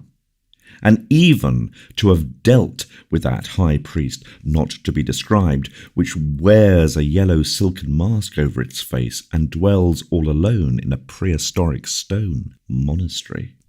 This man had seemed to shew a queer gleam of knowing when Carter asked the traders of Dilatlin about the cold waste and Kadath, and somehow his presence in dark and haunted Ignok, so close to the wonders of the north, was not a reassuring thing. He slipped wholly out of sight before Carter could speak to him, and sailors later said that he had come with a yak caravan from some point not well determined, bearing the colossal and rich-flavoured eggs of the rumored shantak bird, to trade for the dexterous jade goblets that merchants brought from Ilanek. On the following morning, the ship captain led Carter through the onyx streets of Ignanok, dark under their twilight sky. The inlaid doors and figured house fronts, carven balconies and crystal-panned oriels all gleamed with a sombre and polished loveliness. And now and then a plaza would open out with black pillars, colonnades, and the statues of curious beings, both human and fabulous. Some of the vistas down long and unbending streets, or through side alleys and over bulbous domes, spires, and arabesque roofs, were weird and beautiful beyond words, and nothing was more splendid than the massive height of the great central temple of the Elder Ones, with its 16 carven sides, its flattened dome, and its lofty, pinnacled belfry, overtopping all else and majestic, whatever its foreground. And always to the east, far beyond the city walls and the leagues of pasture land, rose the gaunt grey sides of those topless and impassable peaks across which hideous Leng was said to lie. The captain took Carter to the mighty temple, which is set within its walled garden in a great round plaza, whence the streets go, as spokes from a wheel hub. The 7 arched gates of that garden, each having over it a carven face like those on the city gates, are always open, and the people roam reverently at will down the tiled paths and through the little lanes lined with grotesque termini and the shrines of modest gods. And there are fountains, pools, and basins there to reflect the frequent blaze of the tripods on the high balcony, all of onyx and having in them small luminous fish taken by divers from the lowest bowers of ocean. When the deep clang from the temple's belfry shivers over the garden and the city, and the answer of the horns and viols and voices peals out from the 7 lodges by the garden gates, there issue from the 7 doors of the temple long columns of masked and hooded priests in black, bearing at arm's length before them great golden bowls from which a curious steam rises. And all the 7 columns strut peculiarly in single file, legs thrown far forward without bending the knees, down the walk that leads to the 7 lodges, wherein they disappear and do not appear again. It is said that subterranean paths connect the lodges with the temple, and that the long files of priests return through them. Nor is it unwhispered that deep flights of onyx steps go down to mysteries that are never told. But only a few are those who hint that the priests in the masked and hooded columns are not human priests. Carter did not enter the temple, because none but the veiled king is permitted to do that. But before he left the garden, the hour of the bell came, and he heard the shivering clang deafeningly above him, and the wailing of the horns and viols and voices loud from the lodges by the gate. And down the 7 great walks stalked the long files of bowl-bearing priests in their singular way, giving to the traveller a fear which human priests do not often give. When the last of them had vanished, he left that garden, noting, as he did, a spot on the pavement over which the bowls had passed.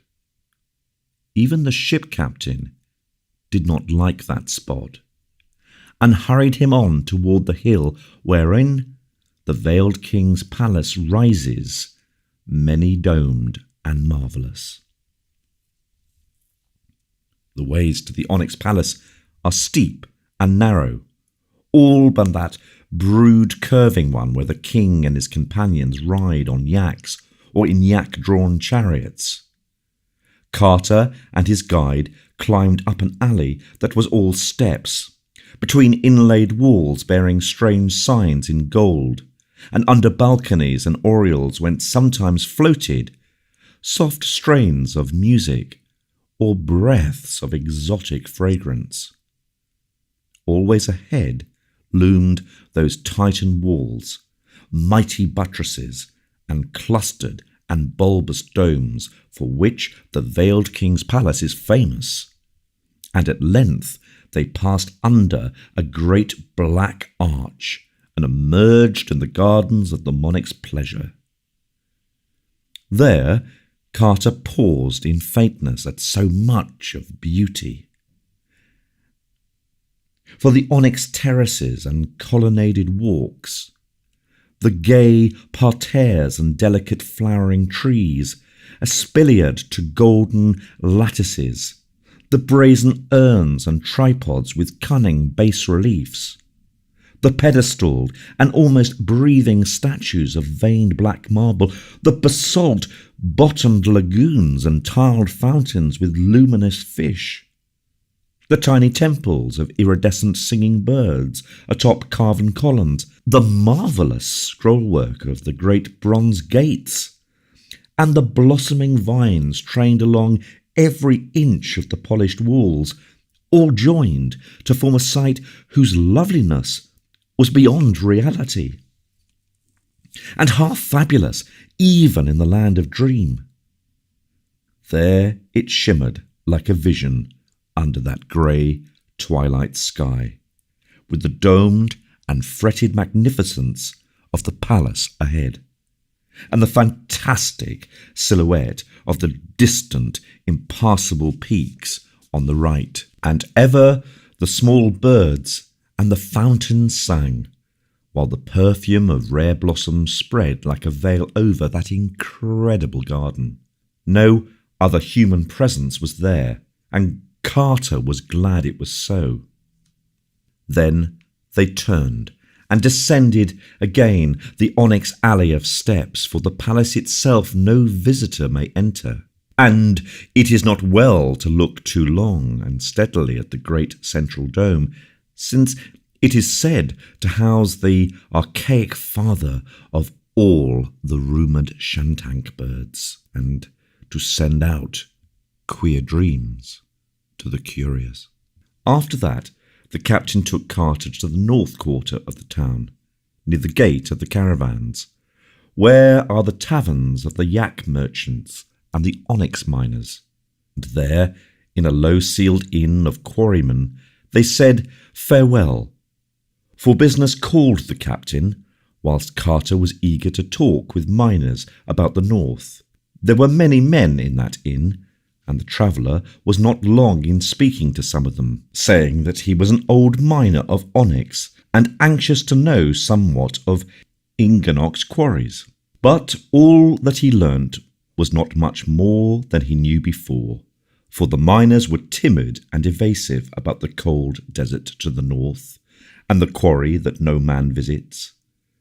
They had fears of fabled emissaries from around the mountains, where Lang is said to lie, and of evil presences and nameless sentinels far north among the scattered rocks. And they whispered also that the rumoured shantak birds are no wholesome things, it being indeed for the best that no man has ever truly seen one, for that fabled father of shantak in the king's dome is fed in the dark. The next day, saying that he wished to look over all the various mines for himself and to visit the scattered farms and quaint onyx villages of Inganock, Carter hired a yak and stuffed great leathern saddlebags for a journey. Beyond the gate of the caravans, the road lay straight betwixt tiled fields and many farmhouses chromed by low domes. At some of these houses the seeker stopped to ask questions, once finding a host so austere and reticent and so full of unplaced majesty, like to that in the huge features of granite, that he felt certain he had come at last upon one of the great ones themselves, or upon one with the full 9/10 of their blood dwelling amongst men. And to that austere and reticent cotter he was careful to speak very well of the gods, and to praise all the blessings they had ever accorded him. That night Carter camped in a roadside meadow, beneath a great ligath tree, to which he tied his yak, and in the morning resumed his northward pilgrimage. At about 10 o'clock he reached the small domed village of Urg, where traders rest and miners tell their tales, and paused in its taverns till noon. It is here that the great caravan road turns west toward Salern. But Carter kept on north by the quarry road. All the afternoon he followed that rising road, which was somewhat narrower than the great highway, and which now led through a region with more rocks than tiled fields, and by evening the low hills on his left had risen into sizable black cliffs, so that he knew he was close to the mining country. All the while the great gaunt sides of the impassable mountains towered afar off at his right, and the farther he went, the worse tales he heard of them from the scattered farmers and traders and drivers of lumbering onyx carts along the way. On the second night he camped in the shadow of a large black crag, tethering his yak to a stake driven in the ground. He observed the greater phosphorescence of the clouds at this northerly point, and more than once thought he saw dark shapes outlined against them. And on the third morning he came in sight of the first onyx quarry, and greeted the men who there laboured with picks and chisels. Before evening he had passed 11 quarries, the land being here given over altogether to onyx cliffs and boulders, with no vegetation at all, but only great rocky fragments scattered about a floor of black earth, always rising gaunt and sinister on his right.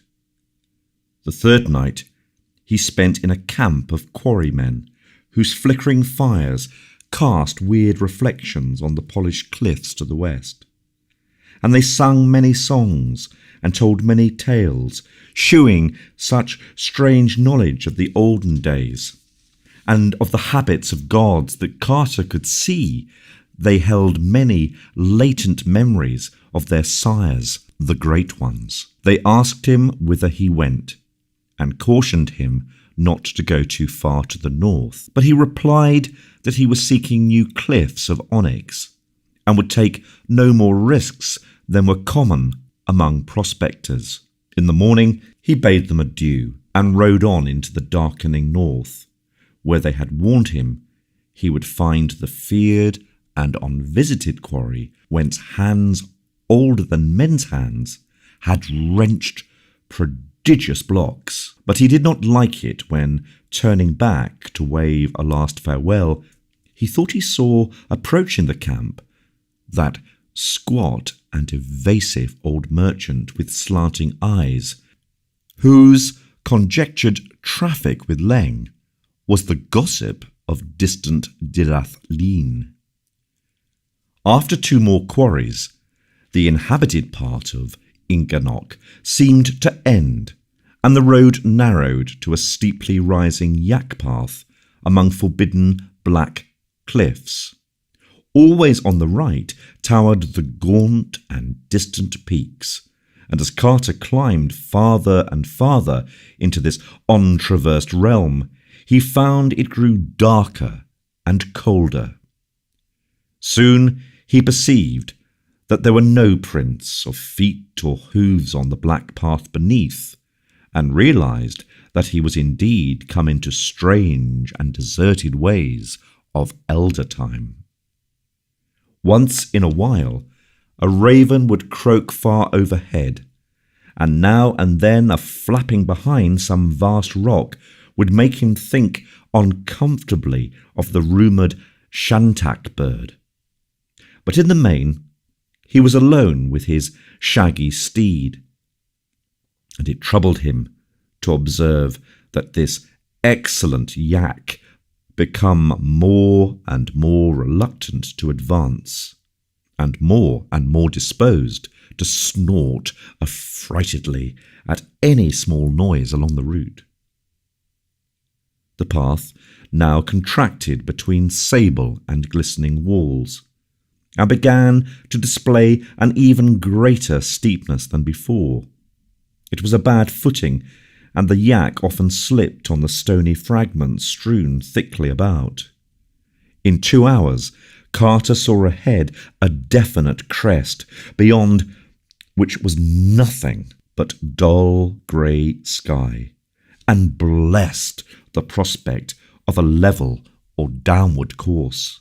To reach this crest, however, was no easy task, for the way had grown nearly perpendicular, and was perilous with loose black gravel and small stones. Eventually, Carter dismounted and led his dubious yak, pulling very hard when the animal balked or stumbled, and keeping his own footing as best he might. Then suddenly he came to the top and saw beyond, and gasped at what he saw. The path indeed led straight ahead and slightly down, with the same lines of high natural walls as before, but on the left there opened out a monstrous space, vast acres in extent, where some archaic power had riven and rent the native cliffs of onyx in the form of a giant's quarry. Far back into the solid precipice ran that cyclopean gorge, and deep down within earth's bowels its lower delvings yawned.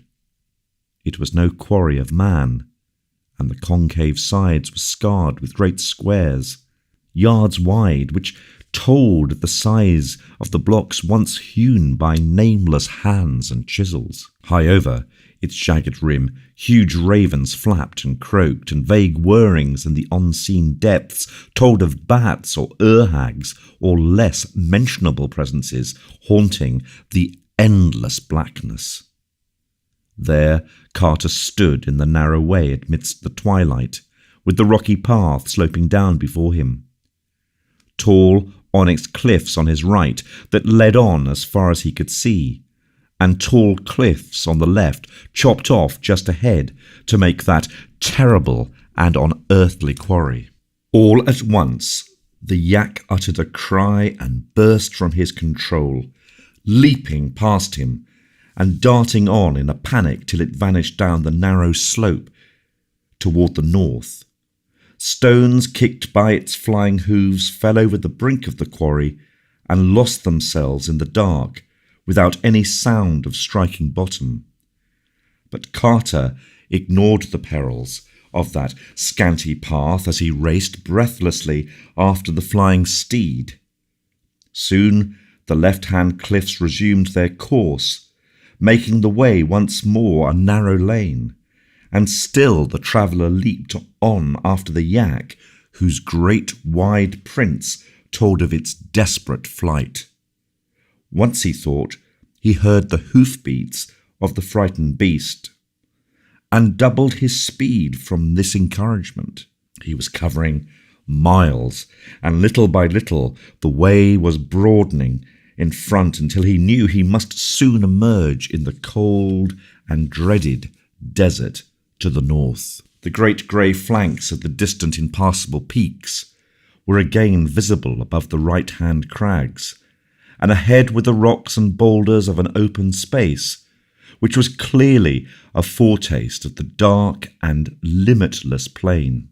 And once more those hoofbeats sounded in his ear, plainer than before, but this time giving terror instead of encouragement, because he realized that these were not the frightened hoofbeats of his fleeing yak. These beats were ruthless and purposeful, and they were behind him. Carter's pursuit of the yak became now a flight from an unseen thing, for though he dared not glance over his shoulder, he felt that the presence behind him could be nothing wholesome or mentionable. His yak must have heard it or felt it first, and he did not like to ask himself whether it had followed him from the haunts of men or had floundered up out of that black quarry pit.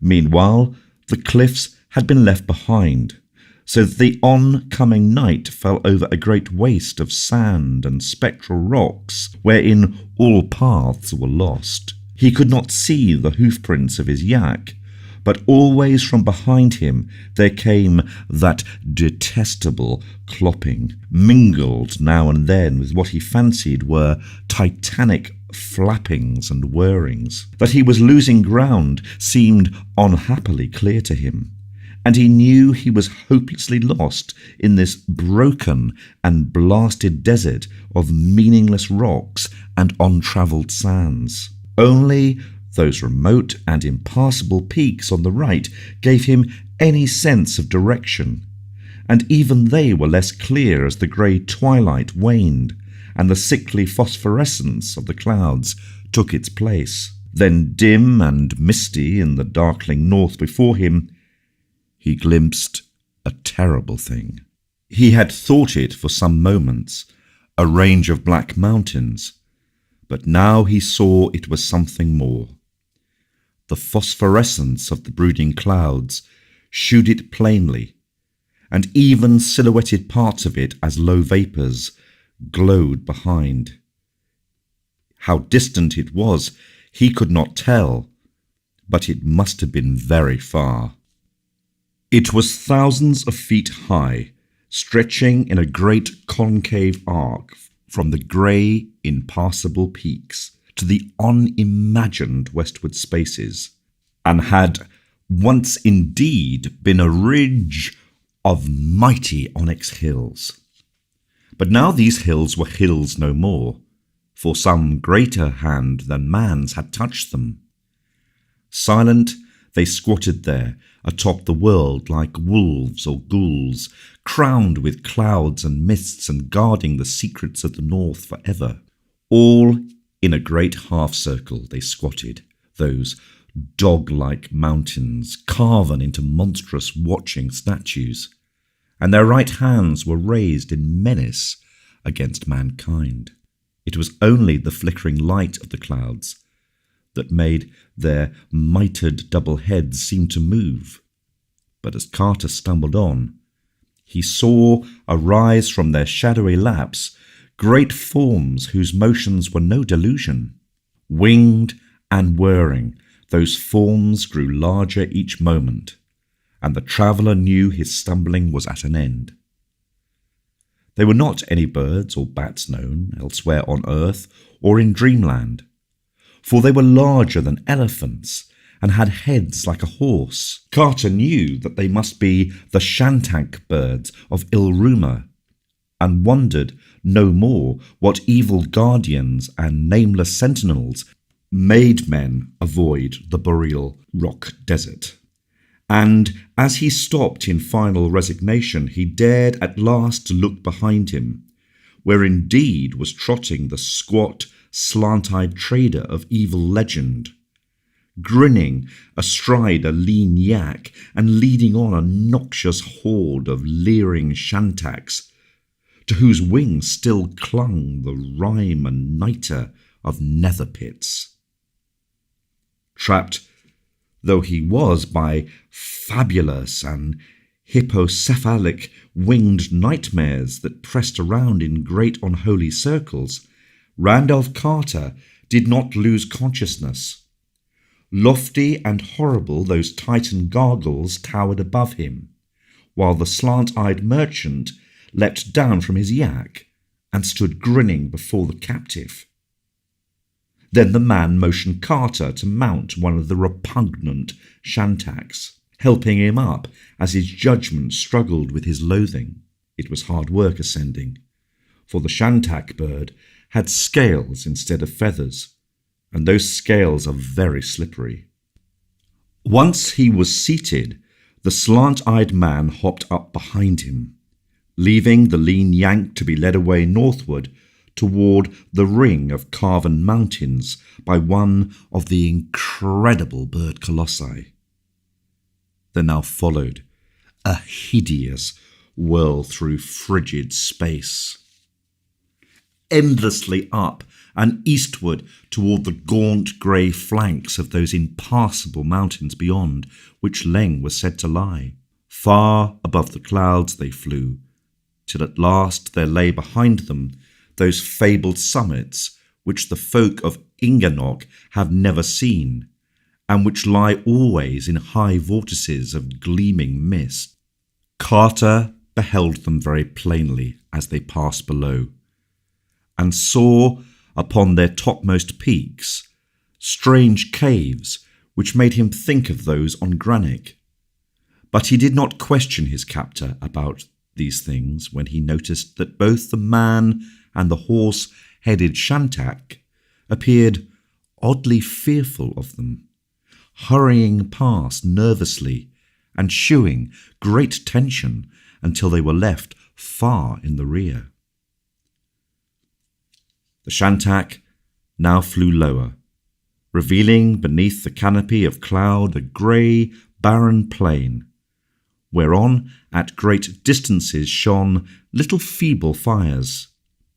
As they descended there appeared at intervals lone huts of granite and bleak stone villages, whose tiny windows glowed with pallid light. And there came from those huts and villages a shrill droning of pipes and a nauseous rattle of crotala, which proved at once that Inganok's people are right in their geographic rumours. For travellers have heard such sounds before, and know that they float only from the cold desert plateau, which healthy folk never visit, that haunted place of evil and mystery, which is Leng. Around the feeble fires, dark forms were dancing, and Carter was curious as to what manner of beings they might be, for no healthy folk has ever been to Leng, and the place is known only by its fires and stone huts, as seen from afar. Very slowly and awkwardly did those forms leap, and with an insane twisting and bending not good to behold, so that Carter did not wonder at the monstrous evil imputed to them by vague legend, or the fear in which all dreamland holds their abhorrent frozen plateau. As the Shantak flew lower, the repulsiveness of the dancers became tinged with a certain hellish familiarity, and the prisoner kept straining his eyes and racking his memory for clues to where he had seen such creatures before. They leaped as though they had hooves instead of feet, and seemed to wear a sort of wig or headpiece with small horns. Of other clothing they had none, but most of them were quite furry. Behind they had dwarfish tails, and when they glanced upward, he saw the excessive width of their mouths. Then he knew what they were, and that they did not wear any wigs or headpieces after all. For the cryptic folk of Len were of one race with the uncomfortable merchants of the black galleys that traded rubies at Dilathleen. Those not quite human merchants who are the slaves of the monstrous moon things.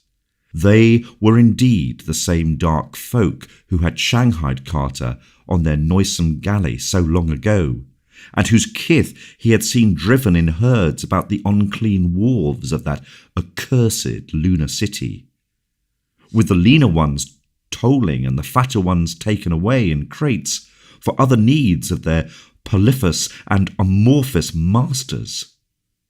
Now he saw where such ambiguous creatures came from, and shuddered at the thought that Leng must be known to these formless abominations from the moon. But the Shantak flew on past the fires and the stone huts and the less-than-human dancers, and soared over sterile hills of grey granite and dim wastes of rock and ice and snow. Day came, and the phosphorescence of low clouds gave place to the misty twilight of that modern world. And still the vile bird winged meaningly through the cold and silence. At times the slant-eyed man talked with his steed in a hateful and guttural language, and the Shantak would answer with tittering tones that rasped like the scratching of ground glass. All this while the land was getting higher, and finally they came to a windswept tableland which seemed the very roof of a blasted and tenantless world. There, all alone in the harsh and the dusk and the cold, rose the uncouth stones of a squat, windowless building, around which a circle of crude monoliths stood.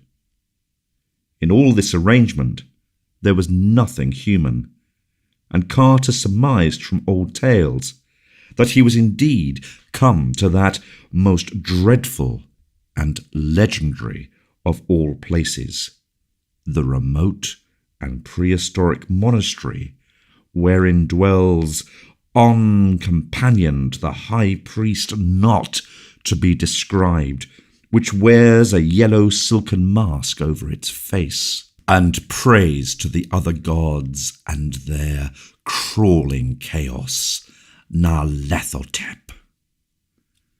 The loathsome bird now settled to the ground, and the slant-eyed man hopped down and helped his captive alight.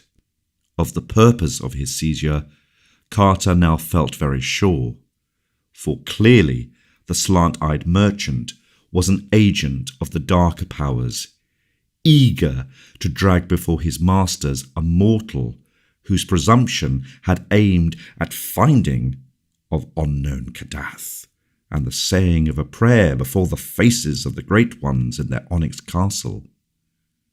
It seemed likely that this merchant had caused his former capture by the slaves of the moon things in Dilathleen, and that he now meant to what the rescuing cats had baffled, taking the victim to some dread rendezvous with monstrous Nyarlathotep, and telling with what boldness the seeking of unknown Kadath had been tried.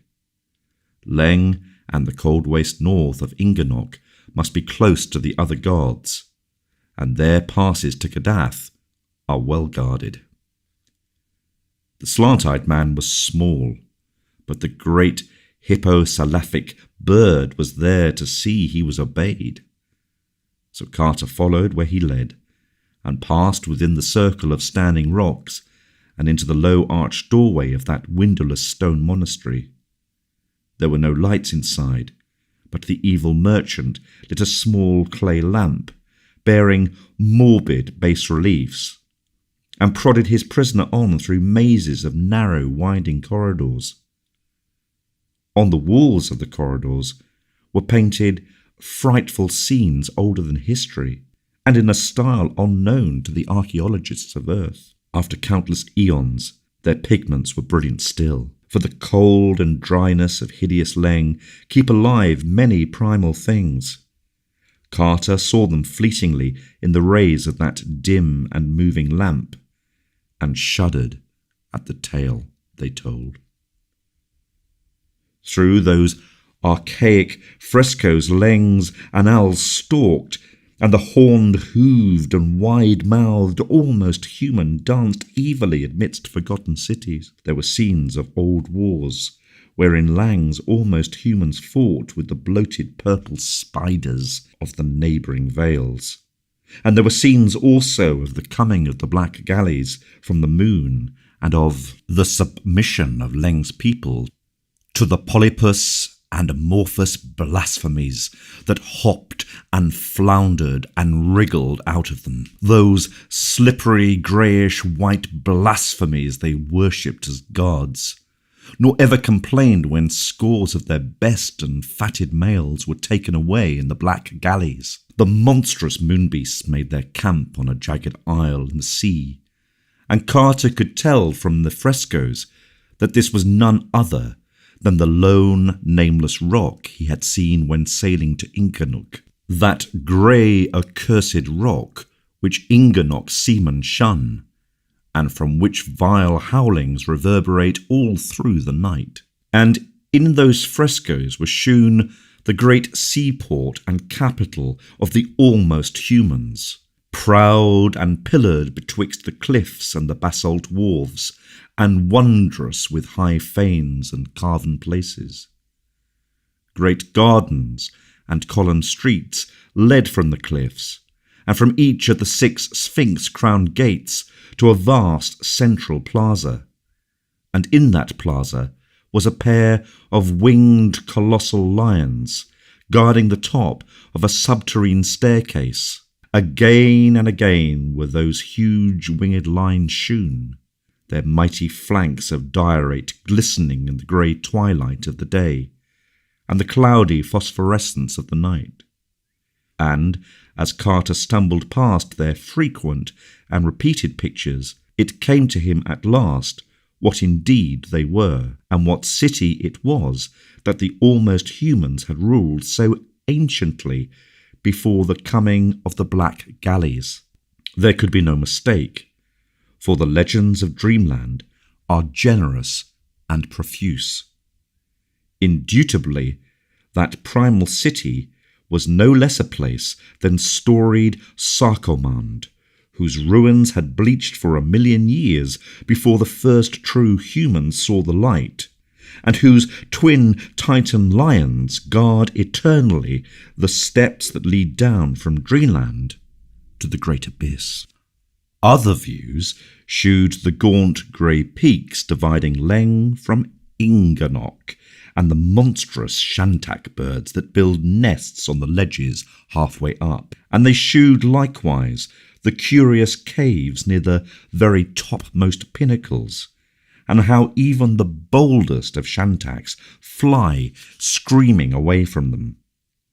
Carter had seen those caves when he passed over them, and had noticed their likeness to the caves of Granik. Now he knew that the likeness was more than a chance one, for in these pictures were shewn their fearsome denizens, and those bat-winged curved horns, barbed tails, prehensile paws, and rubbery bodies were not strange to him. He had met those silent, flitting and clutching creatures before, those mindless guardians of the great abyss whom even the great ones fear, and who own not Nyarlathotep, but hoary Nodens as their lord. For they were the dreaded night gaunts, who never laugh or smile, because they have no faces, and who flop unendingly in the dark betwixt the Vale of Nath and the passes to the outer world. The slant-eyed merchant had now prodded Carter into a great domed space, whose walls were carved in shocking bas-reliefs, and whose centre held a gaping circular pit surrounded by 6 malignly stained stone altars in a ring. There was no light in this vast and evil-smelling crypt, and the small lamp of the sinister merchant shone so feebly that one could grasp details only little by little. At the farther end was a high stone dais, reached by 5 steps, and there, on a golden throne, sat a lumpish figure, robed in yellow silk, figured with red and having a yellow silken mask over its face. To this being the slant-eyed man made certain signs with his hands, and the lurker in the dark replied by raising a disgustingly carven flute of ivory in silk-covered paws and blowing certain loathsome sounds from beneath its flowing yellow mask. This colloquy went on for some time, and to Carter there was something sickeningly familiar in the sound of that flute and the stench of that malodorous place. It made him think of a frightful red-litten city, and of the revolting procession that once filed through it, of that and of an awful climb through lunar countryside beyond, before the rescuing rush of Earth's friendly cats. He knew that the creature on the dais was without doubt the high priest not to be described, of which legend whispers such fiendish and abnormal possibilities. But he feared to think just what that abhorred high priest might be.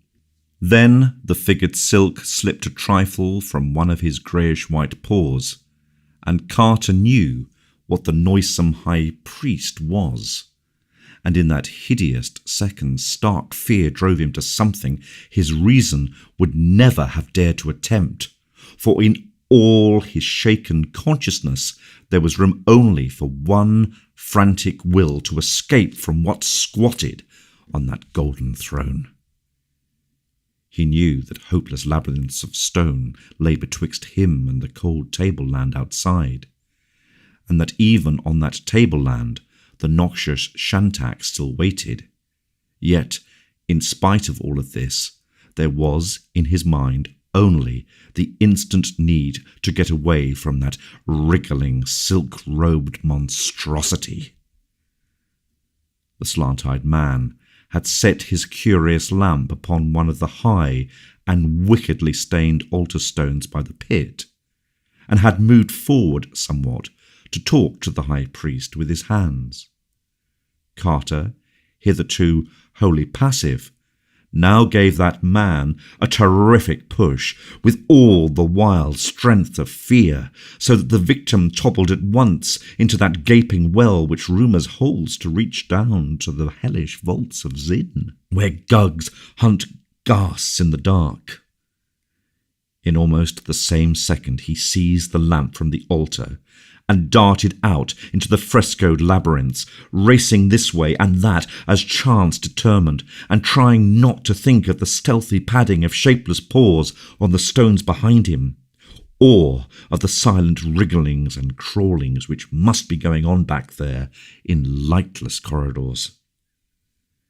After a few moments, he regretted his thoughtless haste, and wished he had tried to follow backward the frescoes he had passed on his way in. True, they were so confused and duplicated that they could not have done much good to him, but he wished none the less he had made the attempt. Those he now saw were even more horrible than those he had seen then, and he knew he was not in the corridors leading outside. In time, he became quite sure he was not followed, and slackened his pace. But scarce had he breathed his half-relief when a new peril beset him. His lamp was waning, and he would soon be in pitch blackness, with no means of sight or guidance. When the light was all gone, he groped slowly in the dark, and prayed to the great ones for such help as they might afford. At times he felt the stone floor sloping up or down, and once he stumbled over a step for which no reason seemed to exist. The farther he went, the damper it seemed to be, and when he was able to feel a junction or the mouth of a side passage, he always chose the way which sloped downward the least. He believed, though, that his general course was down, and the vault-like smell and incrustations on the greasy walls and floor alike warned him he was burrowing deep in Leng's unwholesome tableland. But there was not any warning of the thing which came at last, only the thing itself, with its terror and shock and breathtaking chaos. One moment he was groping slowly over the slippery floor for an almost level place, and the next he was shooting dizzily downward in the dark through a burrow which must have been well nigh vertical. On the length of that hideous sliding he could never be sure, but it seemed to take hours of delirious nausea and ecstatic frenzy. Then he realized he was still, with the phosphorescent clouds of a northern light shining sickly above him.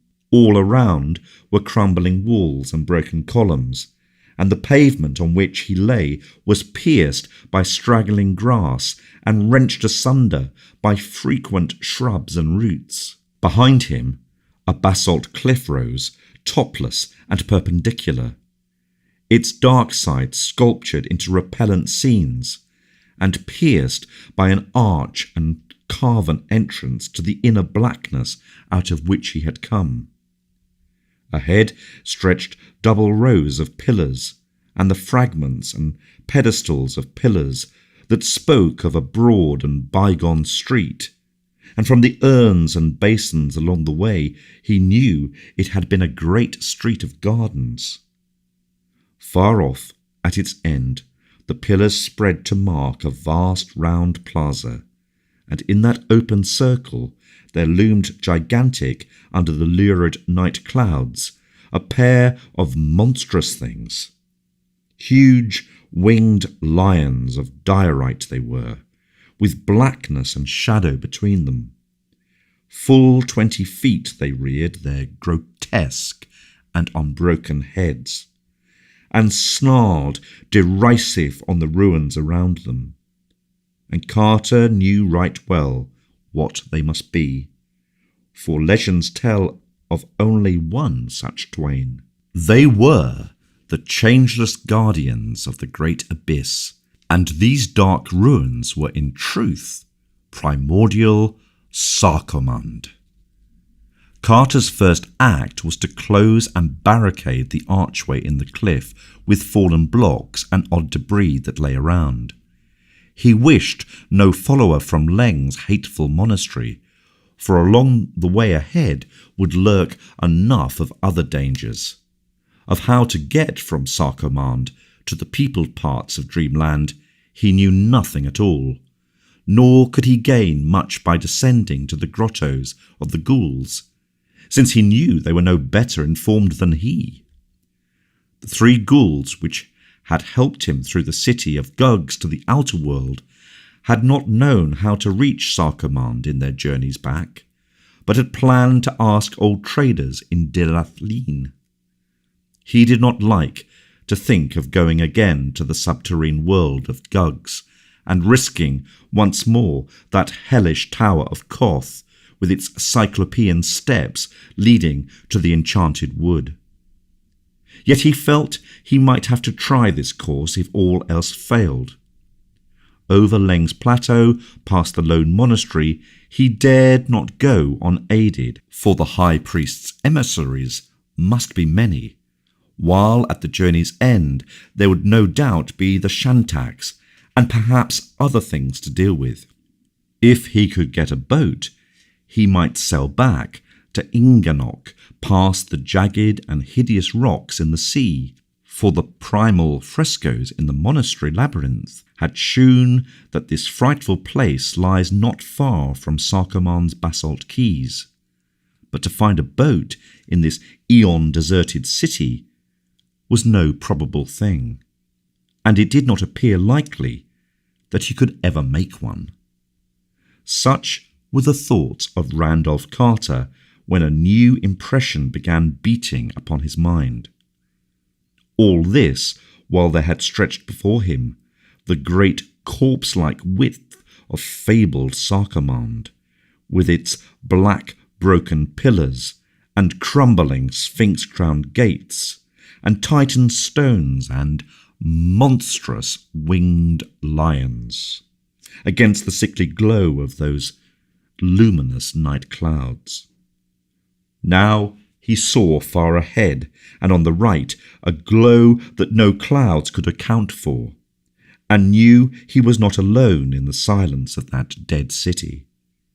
The glow rose and fell fitfully, flickering with a greenish tinge which did not reassure the watcher, and when he crept closer down the littered street and through some narrow gaps between tumbled walls, he perceived that it was a campfire near the wharves, with many vague forms clustered darkly around it, and a lethal odour hanging heavily all over it.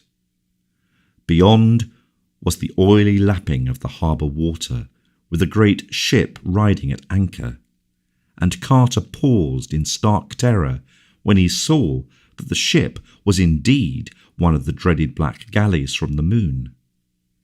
Then, just as he was about to creep back from that detestable flame, he saw a stirring among the vague dark forms, and heard a peculiar and unmistakable sound. It was the frightened meeping of a ghoul, and in a moment it had swelled to a veritable chorus of anguish. Secure as he was in the shadow of monstrous ruins, Carter allowed his curiosity to conquer his fear, and crept forward again instead of retreating.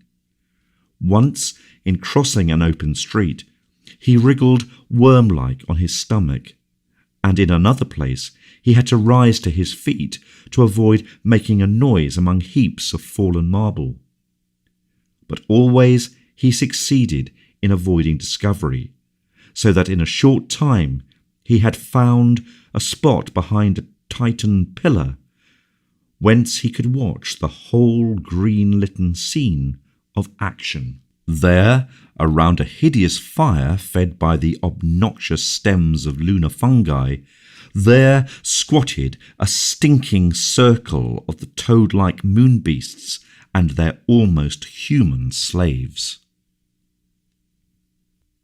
Some of these slaves were heating curious iron spears in the leaping flames, and at intervals applying their white-hot points to three tightly trussed prisoners that lay writhing before the leaders of the party. From the motions of their tentacles, Carter could see that the blunt-snouted moonbeasts were enjoying the spectacle hugely.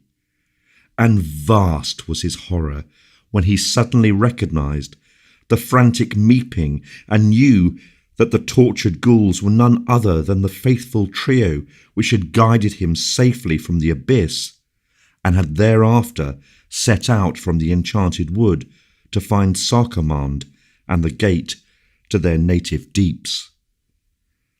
The number of malodorous moonbeasts about that greenish fire was very great, and Carter saw that he could do nothing now to save his former allies. Of how the ghouls had been captured, he could not guess, but fancied that the grey toad-like blasphemies had heard them inquire in Dilathleen concerning the way to Sarkamund, and had not wished them to approach so closely the hateful plateau of Leng, and the high priest not to be described. For a moment he pondered on what he ought to do, and recalled how near he was to the gate of the ghouls' black kingdom. Clearly it was wisest to creep east to the plaza of Twin Lions and descend at once to the gulf, where, assuredly, he would meet no horrors worse than those above, and where he might soon find ghouls eager to rescue their brethren, and perhaps to wipe out the moon beasts from the black galley.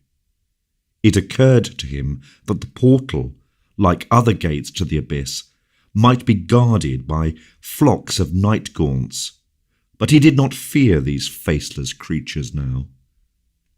He had learned that they are bound by solemn treaties with the ghouls, and the ghoul, which was Pickman, had taught him how to glibber a password they understood. So Carter began another silent crawl through the ruins, edging slowly toward the great central plaza and the winged lions. It was ticklish work, but the moon beasts were pleasantly busy, and did not hear the slight noises which he twice made by accident among the scattered stones. At last he reached the open space, and picked his way among the stunted trees and briars that had grown up therein. The gigantic lions loomed terrible above him in the sickly glow of the phosphorescent night clouds, but he manfully persisted towards them, and presently crept round to their faces, knowing it was on that side he would find the mighty darkness which they guard. 10 feet apart crouched the mocking-faced beasts of diorite, brooding on cyclopean pedestals, whose sides were chiselled into fearsome bas-reliefs. Betwixt them was a tiled court with a central space, which had once been railed with balusters of onyx. Midway in this space, a black, well-opened, and Carter soon saw that he had indeed reached the yawning gulf whose crusted and mouldy stone steps led down to the crypts of a nightmare. Terrible is the memory of that dark descent, in which hours wore themselves away, whilst Carter wound sightlessly round and round down a fathomless spiral of steep and slippery stairs. So worn and narrow were the steps, and so greasy with the ooze of inner earth, that the climber never quite knew when to expect a breathless fall, and hurtling down to the ultimate pits, and he was likewise uncertain just when or how the guardian night gaunts would suddenly pounce upon him, if indeed there were any stationed in this primeval passage. All about him was a stifling odour of nether gulfs, and he felt that the air of these choking depths was not made for mankind. In time, he became very numb and somnolent, moving more from automatic impulse than from reasoned will. Nor did he realize any change when he stopped moving altogether, as something quietly seized him from behind. He was flying very rapidly through the air before a malevolent ticking told him that the rubbery night gaunts had performed their duty. Awake to the fact that he was in the cold, damp clutch of the faceless flutterers, Carter remembered the password of the ghouls, and glibbered it as loudly as he could amidst the wind and chaos of flight. Mindless though night gaunts are said to be, the effect was instantaneous. All tickling stopped at once, and the creatures hastened to shift their captive to a more comfortable position. Thus encouraged, Carter ventured some explanations, telling of the seizure and torture of 3 ghouls by the moon beasts, and of the need of assembling a party to rescue them. The night gaunts, though inarticulate, seemed to understand what was said and shewed greater haste and purpose in their flight. Suddenly, the dense blackness gave place to the grey twilight of inner earth, and there opened up ahead one of those flat, sterile plains on which ghouls love to squat and gnaw. Scattered tombstones and osseous fragments told of the denizens of that place, and as Carter gave a loud meep of urgent summons, a score of burrows emptied forth their leathery, dog-like tenants. The night gaunts now flew low and set their passenger upon his feet, afterward withdrawing a little and forming a hunched semicircle on the ground, while the ghouls greeted the newcomer. Carter glibbered his message rapidly and explicitly to the grotesque company, and 4 of them at once departed through different burrows to spread the news to others and gather such troops as might be available for the rescue. After a long wait,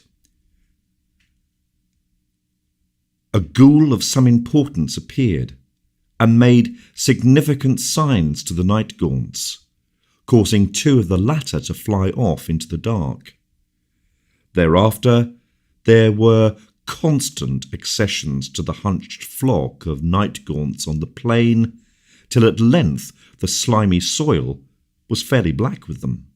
Meanwhile, fresh ghouls crawled out of the burrows one by one, all glibbering excitedly and forming in crude battle array, not far from the huddled night gaunts.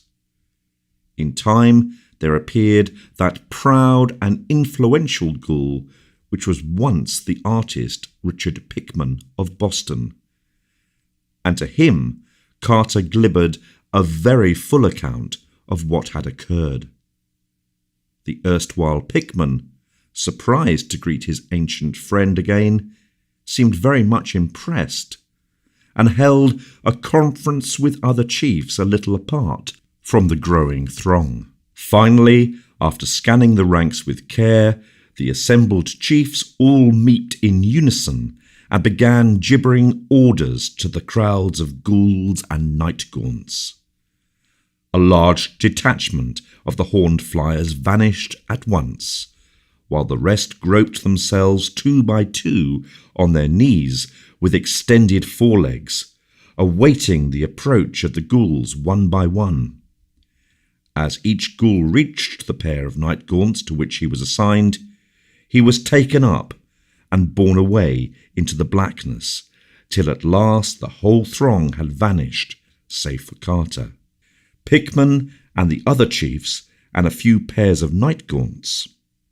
Pickman explained that night gaunts are the advanced guard, and battle steeds of the ghouls, and that army were issuing forth to Sarkomond to deal with the moon beasts. Then Carter and the ghoulish chiefs approached the waiting bearers and were taken up by the damp, slippery paws.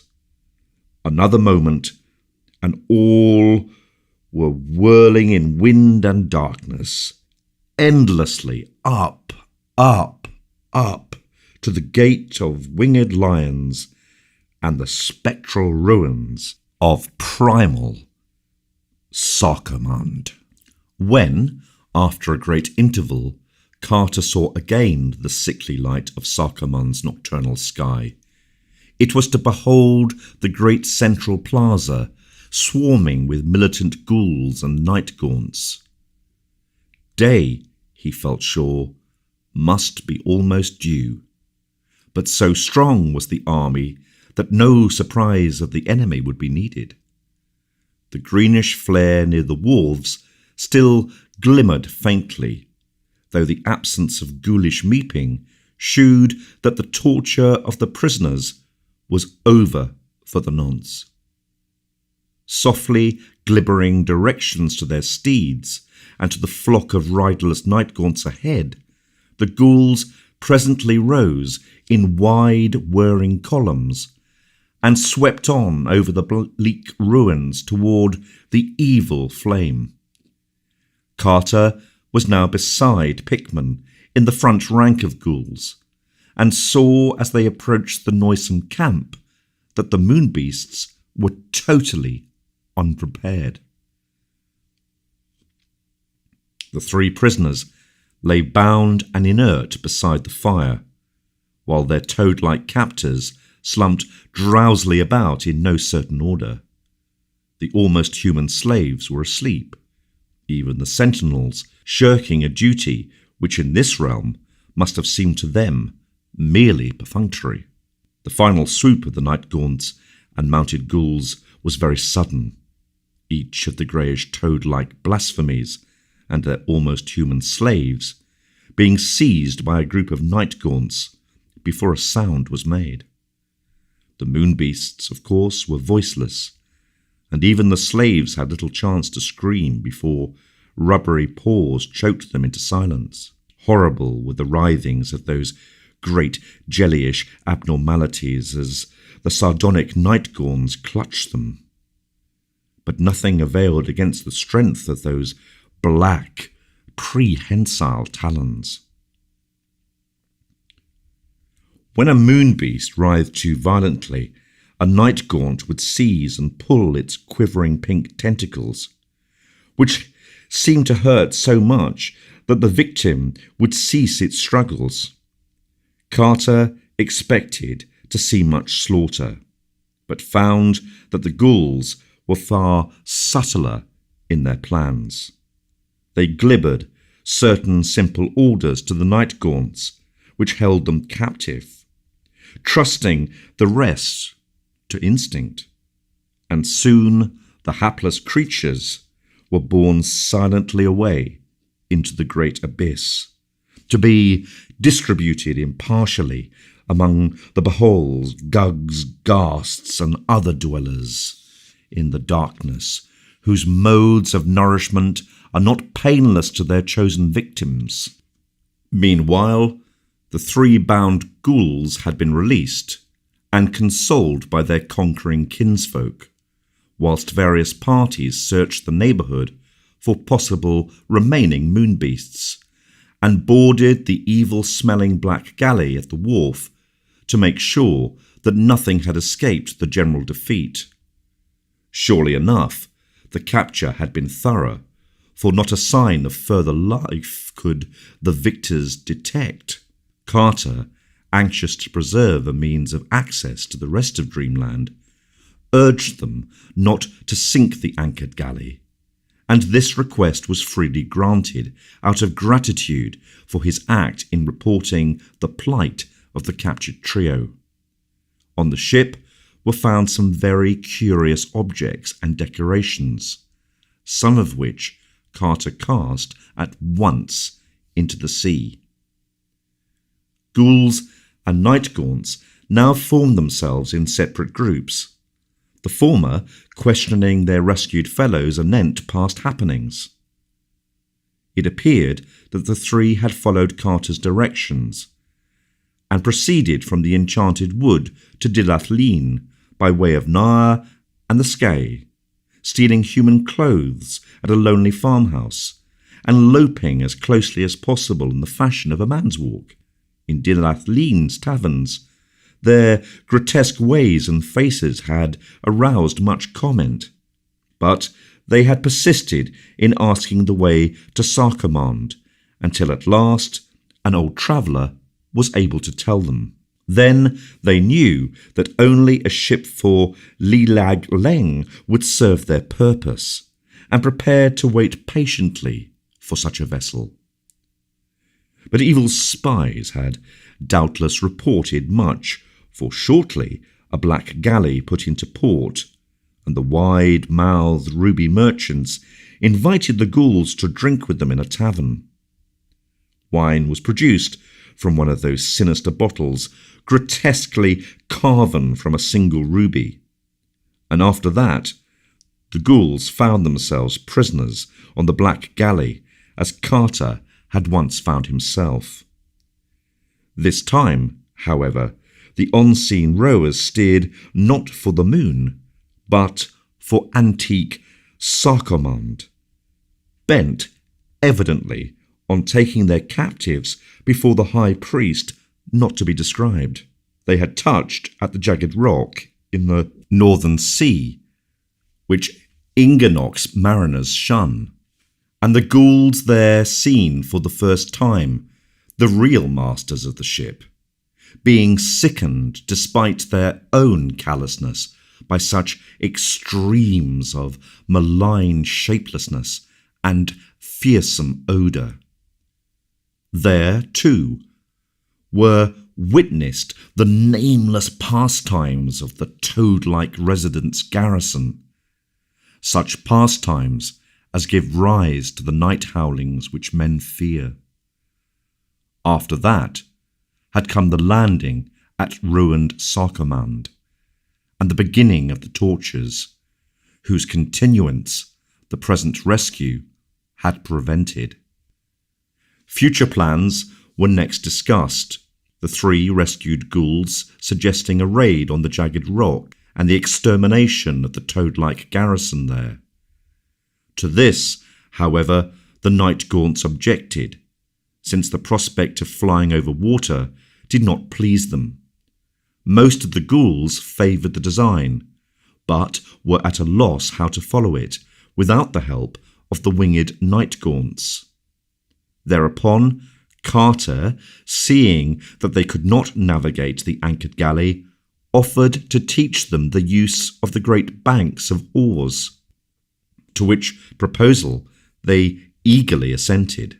Grey day had now come, and under that leaden northern sky, a picked detachment of ghouls filed into the noisome ship and took their seats on the rowers' benches. Carter found them fairly apt at learning, and before night had risked several experimental trips around the harbour. Not till 3 days later, however, did he deem it safe to attempt the voyage of conquest. Then the rowers trained, and the night gaunts safely stowed in the forecastle, the party set sail at last. Pickman and the other chiefs gathering on deck and discussing modes of approach and procedure. On the very first night, the howlings from the rock were heard. Such was their timber that all the galley's crew shook visibly, but most of all trembled the three rescued ghouls, who knew precisely what those howlings meant. It was not thought best to attempt an attack by night, so the ship lay to under the phosphorescent clouds, to wait for the dawn of a greyish day, when the light was ample, and the howlings stilled. The rowers resumed their strokes, and the galley drew closer and closer to that jagged rock, whose granite pinnacles clawed fantastically at the dull sky. The sides of the rock were very steep, but on ledges here and there could be seen the bulging walls of queer windowless dwellings, and the low railings guarding travelled high roads. No ship of men had ever come so near the place, or at least had never come so near and departed again. But Carter and the ghouls were void of fear, and kept inflexibly on, rounding the eastern face of the rock and seeking the wharves which the rescued trio described as being on the southern side, within a harbour formed of steep headlands. The headlands were prolongations of the island proper, and came so closely together that only one ship at a time passed between them. There seemed to be no watchers on the outside, so the galley was steered boldly through the flume-like strait and into the stagnant, foetid harbour beyond.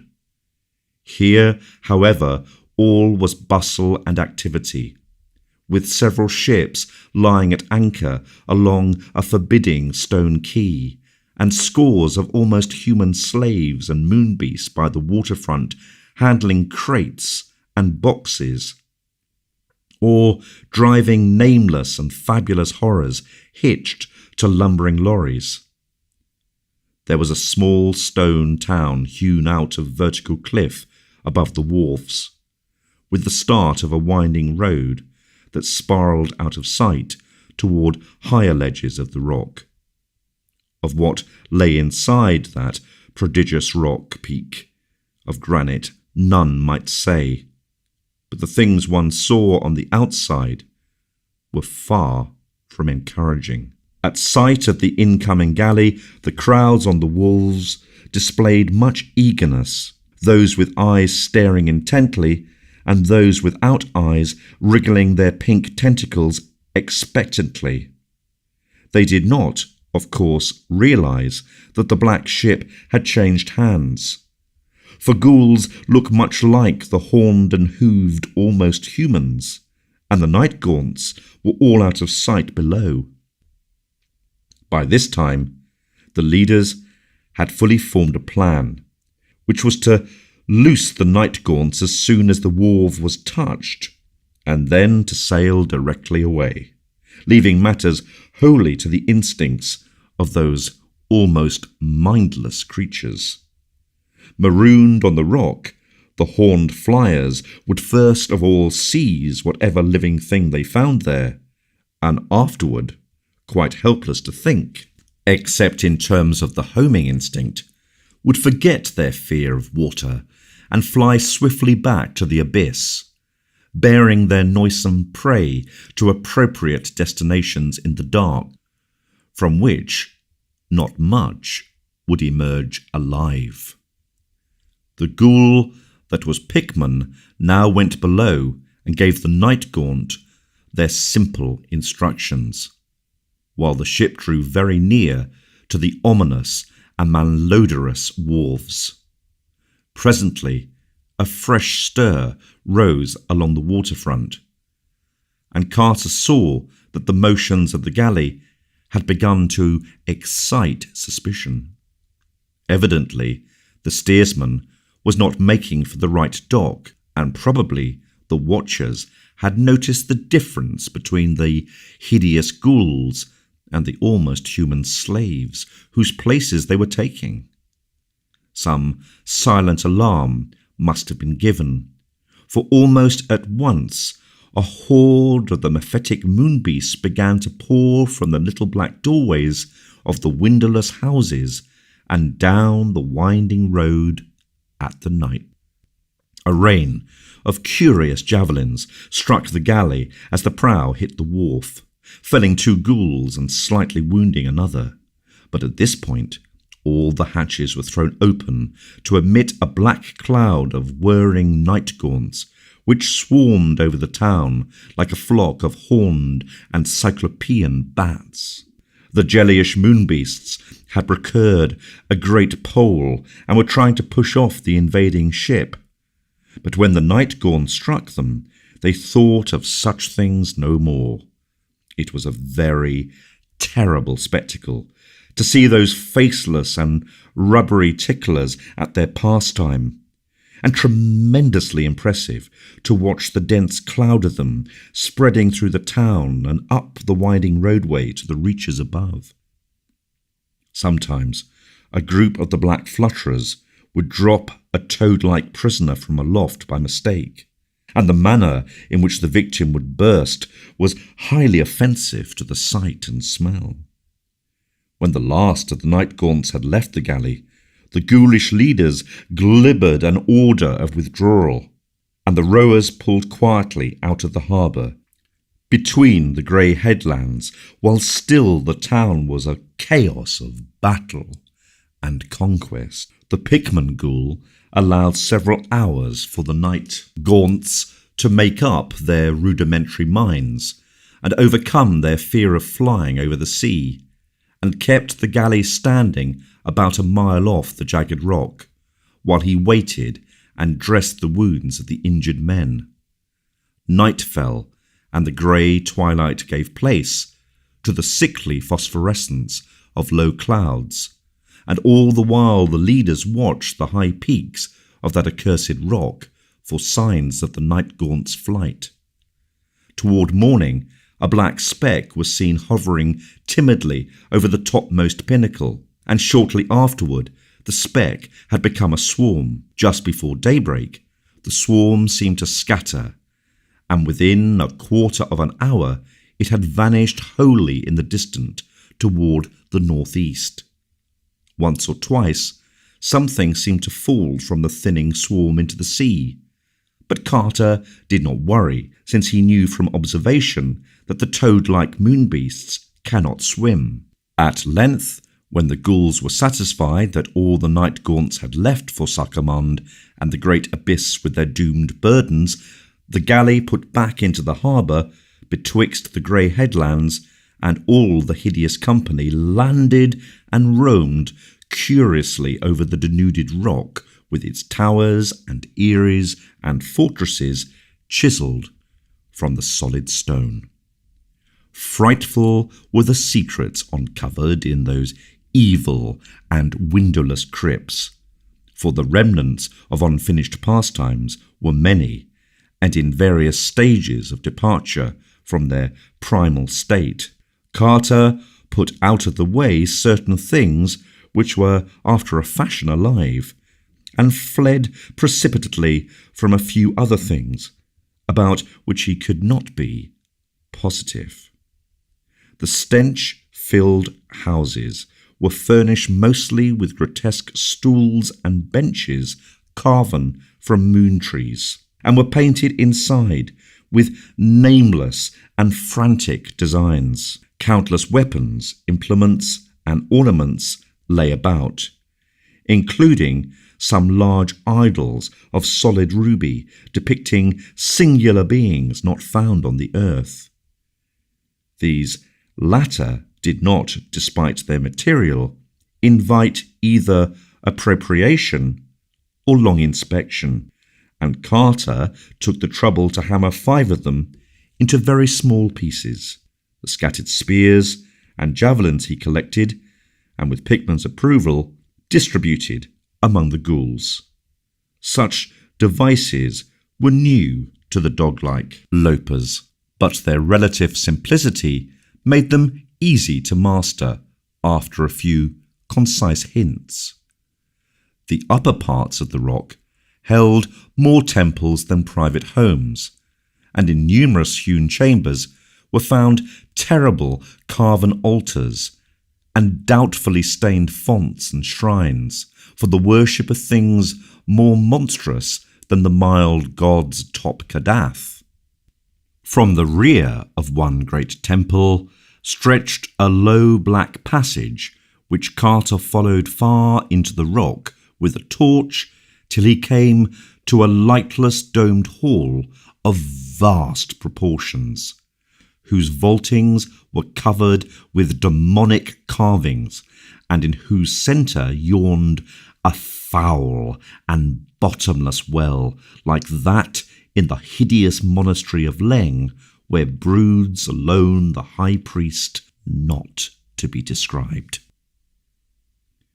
On the distant shadowy side, beyond the noisome well, he thought he discerned a small door of strangely wrought bronze, but for some reason he felt an uncomfortable dread of opening it, or even approaching it, and hastened back through the cavern to his unlovely allies, as they shambled about with an ease and abandon he could scarcely feel.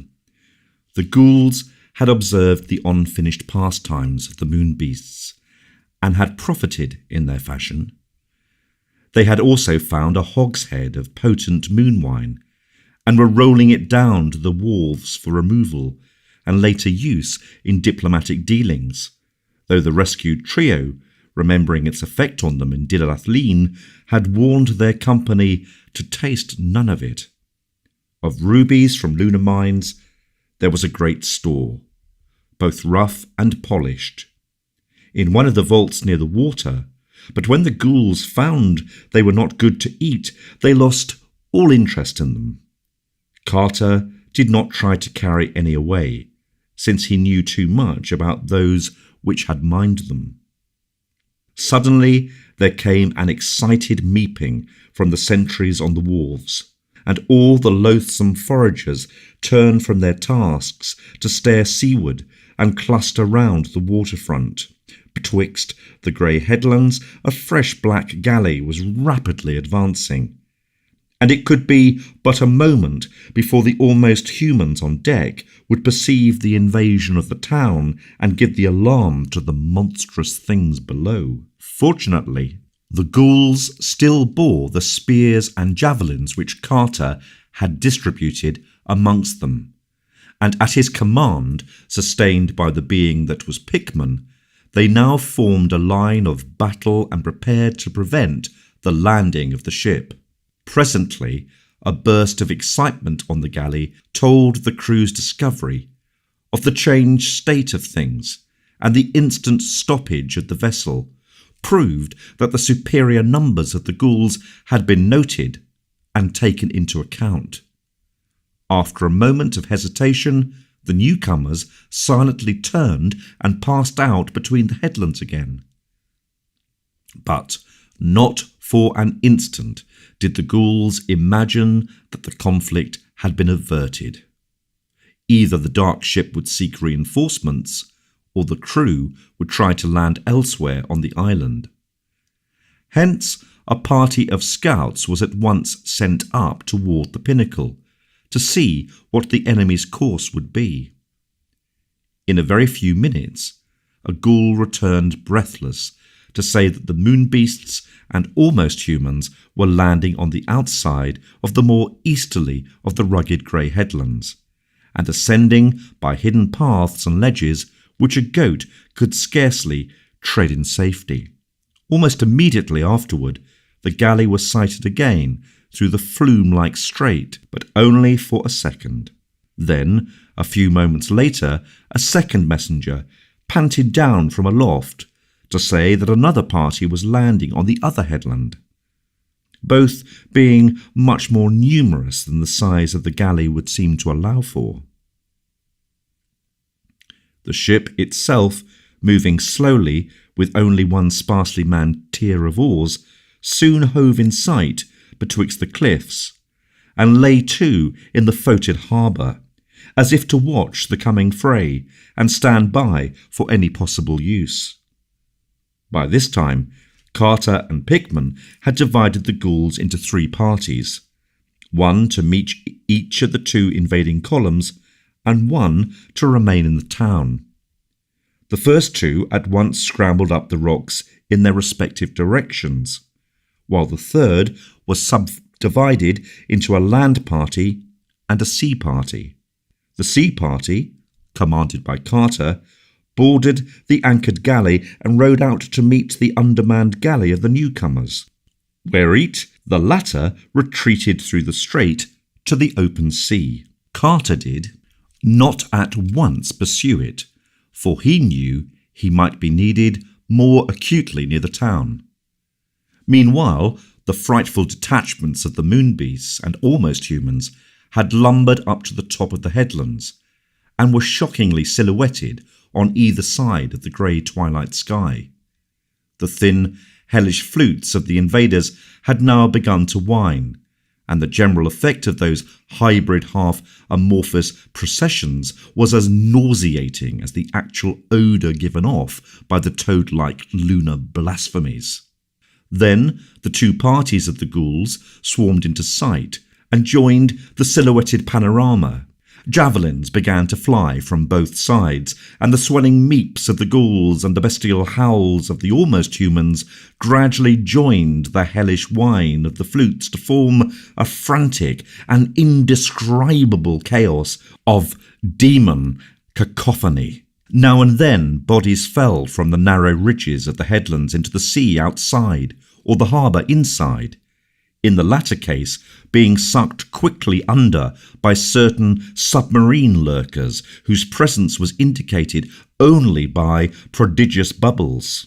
For half an hour this dual battle raged in the sky, till upon the west cliff the invaders were completely annihilated. On the east cliff, however, where the leader of the Moonbeast party appeared to be present, the ghouls had not fared so well, and were slowly retreating to the slopes of the pinnacle proper. Pickman had quickly ordered reinforcements for this front from the party in the town, and these had helped greatly in the earlier stages of the combat. Then, when the western battle was over, the victorious survivors hastened across to the aid of their hard-pressed fellows, turning the tide and forcing the invaders back again along the narrow ridge of the headland. Almost humans were, by this time, all slain, but the last of the toad-like horrors fought desperately with the great spears clutched in their powerful and disgusting paws. The time for javelins was now nearly past, and the fight became a hand-to-hand contest of what few spearmen could meet upon that narrow ridge. As fury and recklessness increased, the number falling into the sea became very great.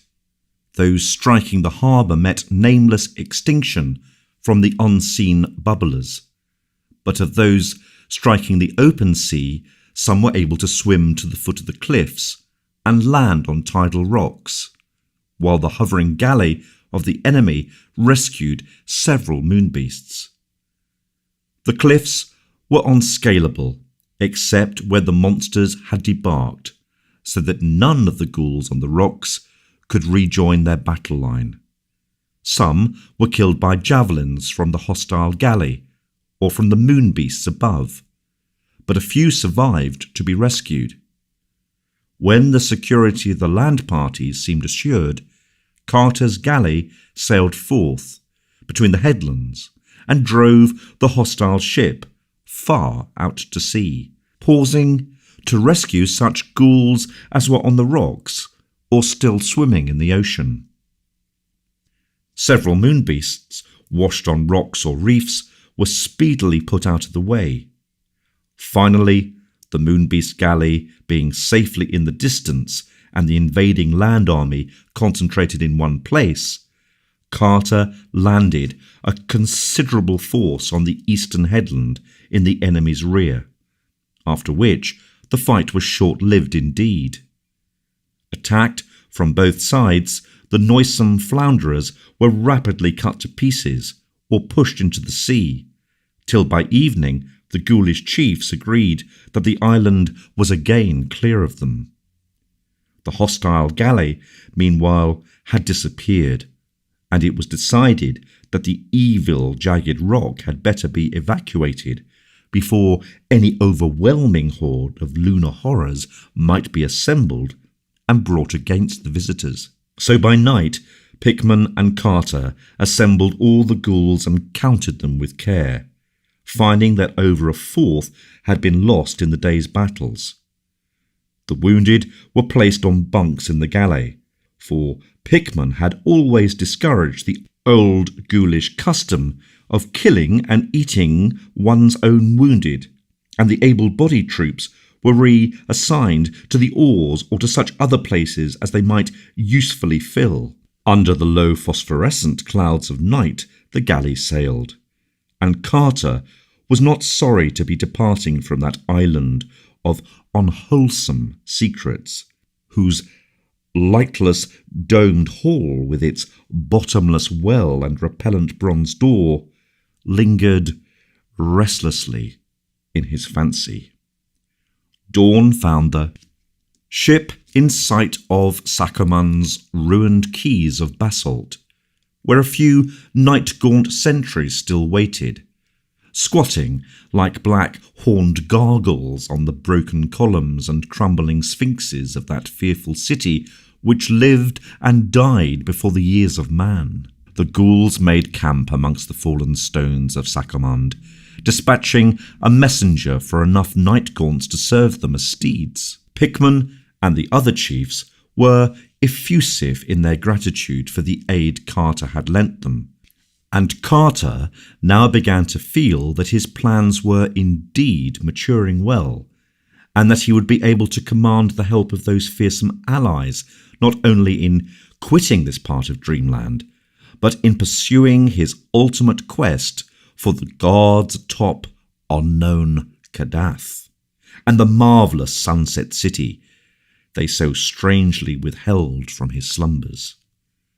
Accordingly, he spoke of these things to the ghoulish leaders, telling what he knew of the cold waste wherein Kadath stands, and of the monstrous Shantax, and the mountains carven into double-headed images which guard it. He spoke of the fear of Shantax for night-gaunts, and of how the hipposaliphic birds fly screaming from the black burrows high up on the gaunt grey peaks that divide Inganok from hateful Leng. He spoke, too, of the things he had learnt concerning night-gaunts from the frescoes in the windowless monastery of the high priest not to be described, how even the great ones fear them, and how their ruler is not the crawling chaos Nyarlathotep at all, but hoary and immemorial Nodens, lord of the great abyss.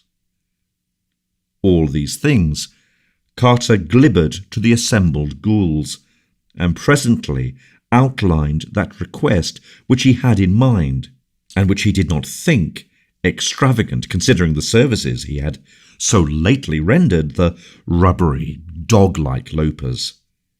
He wished very much, he said, for the services of enough night-gaunts to bear him safely through the air, past the realm of Shantax and carven mountains, and up into the cold waste beyond the returning tracks of any other mortal. He desired to fly to the Onyx Castle atop unknown Kadath, in the cold waste, to plead with the Great Ones for the Sunset City they denied him, and felt sure that the Night-Gaunts could take him thither without trouble. High above the perils of the plain, and over the hideous double heads of those carven sentinel mountains that squat eternally in the grey dusk. For the horned and faceless creatures there could be no danger from aught of earth, since the Great Ones themselves dread them. And even were unexpected things to come from the other gods, who are prone to oversee the affairs of earth's middler gods, the Night-Gaunts need not fear, for the outer hells are indifferent matters to such silent and slippery flyers as own not Nyarlathotep for their master, but bow only to potent and archaic Nodens. A flock of 10 or 15 Night-Gaunts, Garter glibbered, would surely be enough to keep any combination of Shantax at a distance, though perhaps it might be well to have some ghouls in the party to manage the creatures, their ways being better known to their ghoulish allies than to men. The party could land him at some convenient point within whatever walls that fabulous onyx citadel might have, waiting in the shadows for his return or his signal, whilst he ventured inside the castle to give prayer to the gods of earth. If any ghouls chose to escort him into the throne room of the Great Ones, he would be thankful, for their presence would add weight and importance to his plea. He would not, however, insist upon this, but merely wished transportation to and from the castle atop unknown Kadath, the final journey being either to the marvellous Sunset City itself, in case the gods proved favourable, or back to the earthward gate of deeper slumber in the enchanted wood, in case his prayers were fruitless. Whilst Carter was speaking, all the ghouls listened with great attention, and as the moments advanced, the sky became black with clouds of those night gaunts for which messengers had been sent. The winged horrors settled in a semicircle around the ghoulish army, waiting respectfully as the dog-like chieftains considered the wish of the earthly traveller. The ghoul that was Pickman glibbered gravely with its fellows, and in the end, Carter was offered far more than he had at most expected. As he had aided the ghouls in their conquest of the moon beasts, so they would aid him in his daring voyage to realms whence none had ever returned, lending him not merely a few of their allied night gaunts, but their entire army as they encamped, veteran fighting ghouls and newly assembled night gaunts alike, save only a small garrison for the captured Black Galley, and such spoils as had come far from the jagged rock in the sea. They would set out through the air whenever he might wish, and once arrived on Kadath, a suitable train of ghouls would attend him in state as he placed his petition before Earth's gods in their onyx castle. Moved by a gratitude and satisfaction beyond words, Carter made plans with the ghoulish leaders for his audacious voyage. The army would fly high, they decided, over hideous Leng with its nameless monastery and wicked stone villages, stopping only at the vast grey peaks to confer with the Shantak, frightening night gaunts whose burrows honeycombed their summits. They would then, according to what advice they might receive from those denizens, choose their final course, approaching unknown Kadath either through the desert of Carven Mountains north of Inganok or through the more northerly reaches of repulsive Leng itself. Dog-like and soulless as they are, the ghouls and night gaunts had no dread of what those untrodden deserts might reveal, nor did they feel any deterring awe at the thought of Kadath towering lone with its onyx castle of mystery. About midday, the ghouls and night gaunts prepared for flight, each ghoul selecting a suitable pair of horned steeds to bear him. Carter was placed well up toward the head of the column beside Pickman, and in front of the whole a double line of riderless night gaunts was provided as a vanguard. At a brisk meep from Pickman, the whole shocking army rose in a nightmare cloud above the broken columns and crumbling sphinxes of primordial Sarkomand, higher and higher till even the great basalt cliff behind the town was cleared, and the cold, sterile tableland of Leng's outskirts laid open to sight. Still higher flew the black host, till even this tableland grew small beneath them, and as they worked northward over the windswept plateau of horror, Carter saw once again with a shudder the circle of crude monoliths and the squat windowless building which he knew held that frightful silken masked blasphemy from whose clutches he had so narrowly escaped.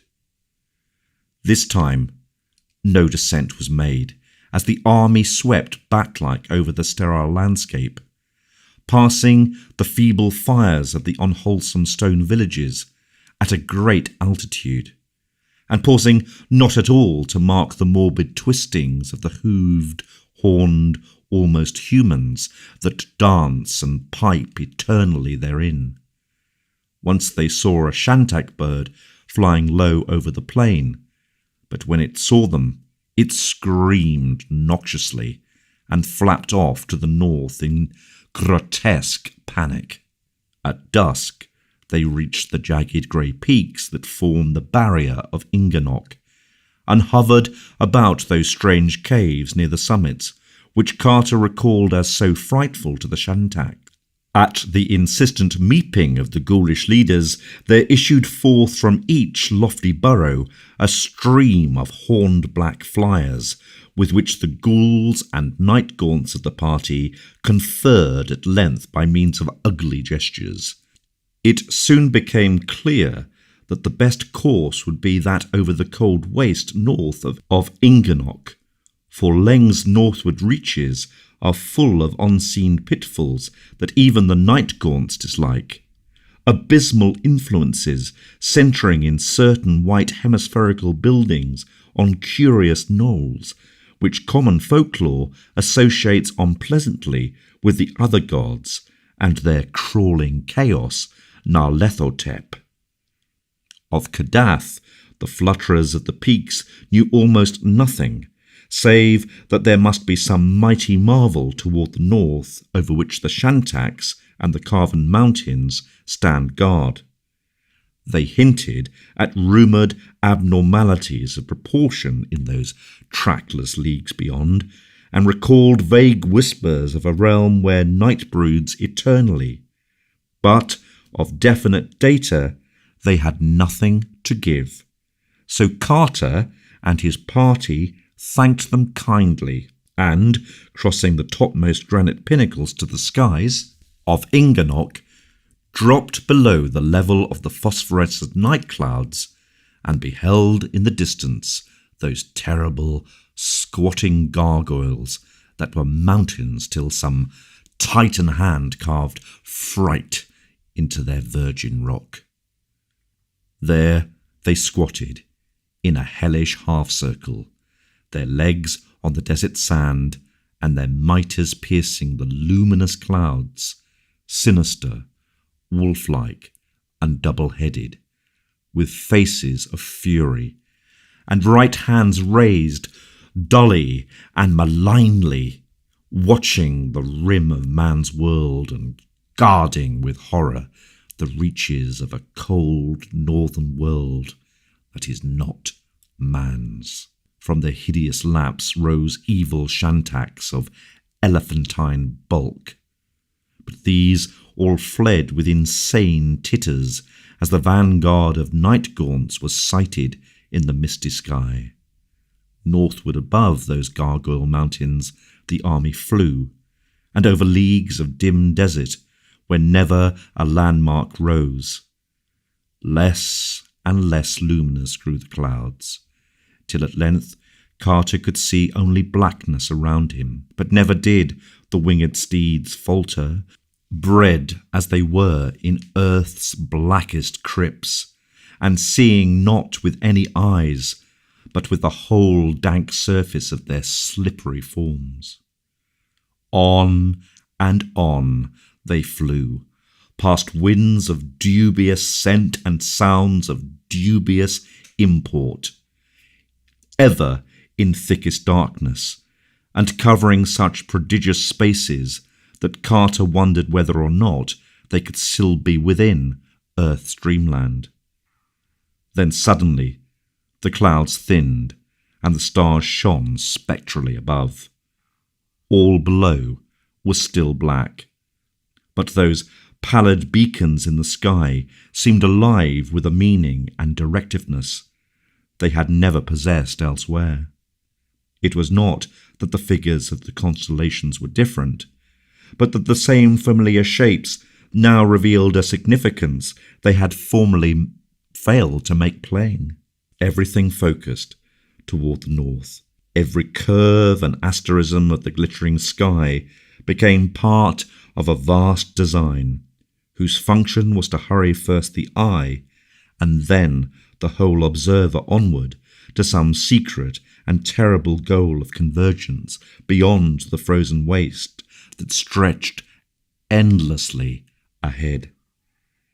Carter looked toward the east, where the great ridge of barrier peaks had towered all along the length of Inganoch, and saw against the stars a jagged silhouette which told of its continued presence. It was more broken now, with yawning clefts and fantastically erratic pinnacles, and Carter studied closely the suggestive turns and inclinations of that grotesque outline, which seemed to share with the stars some subtle northward urge.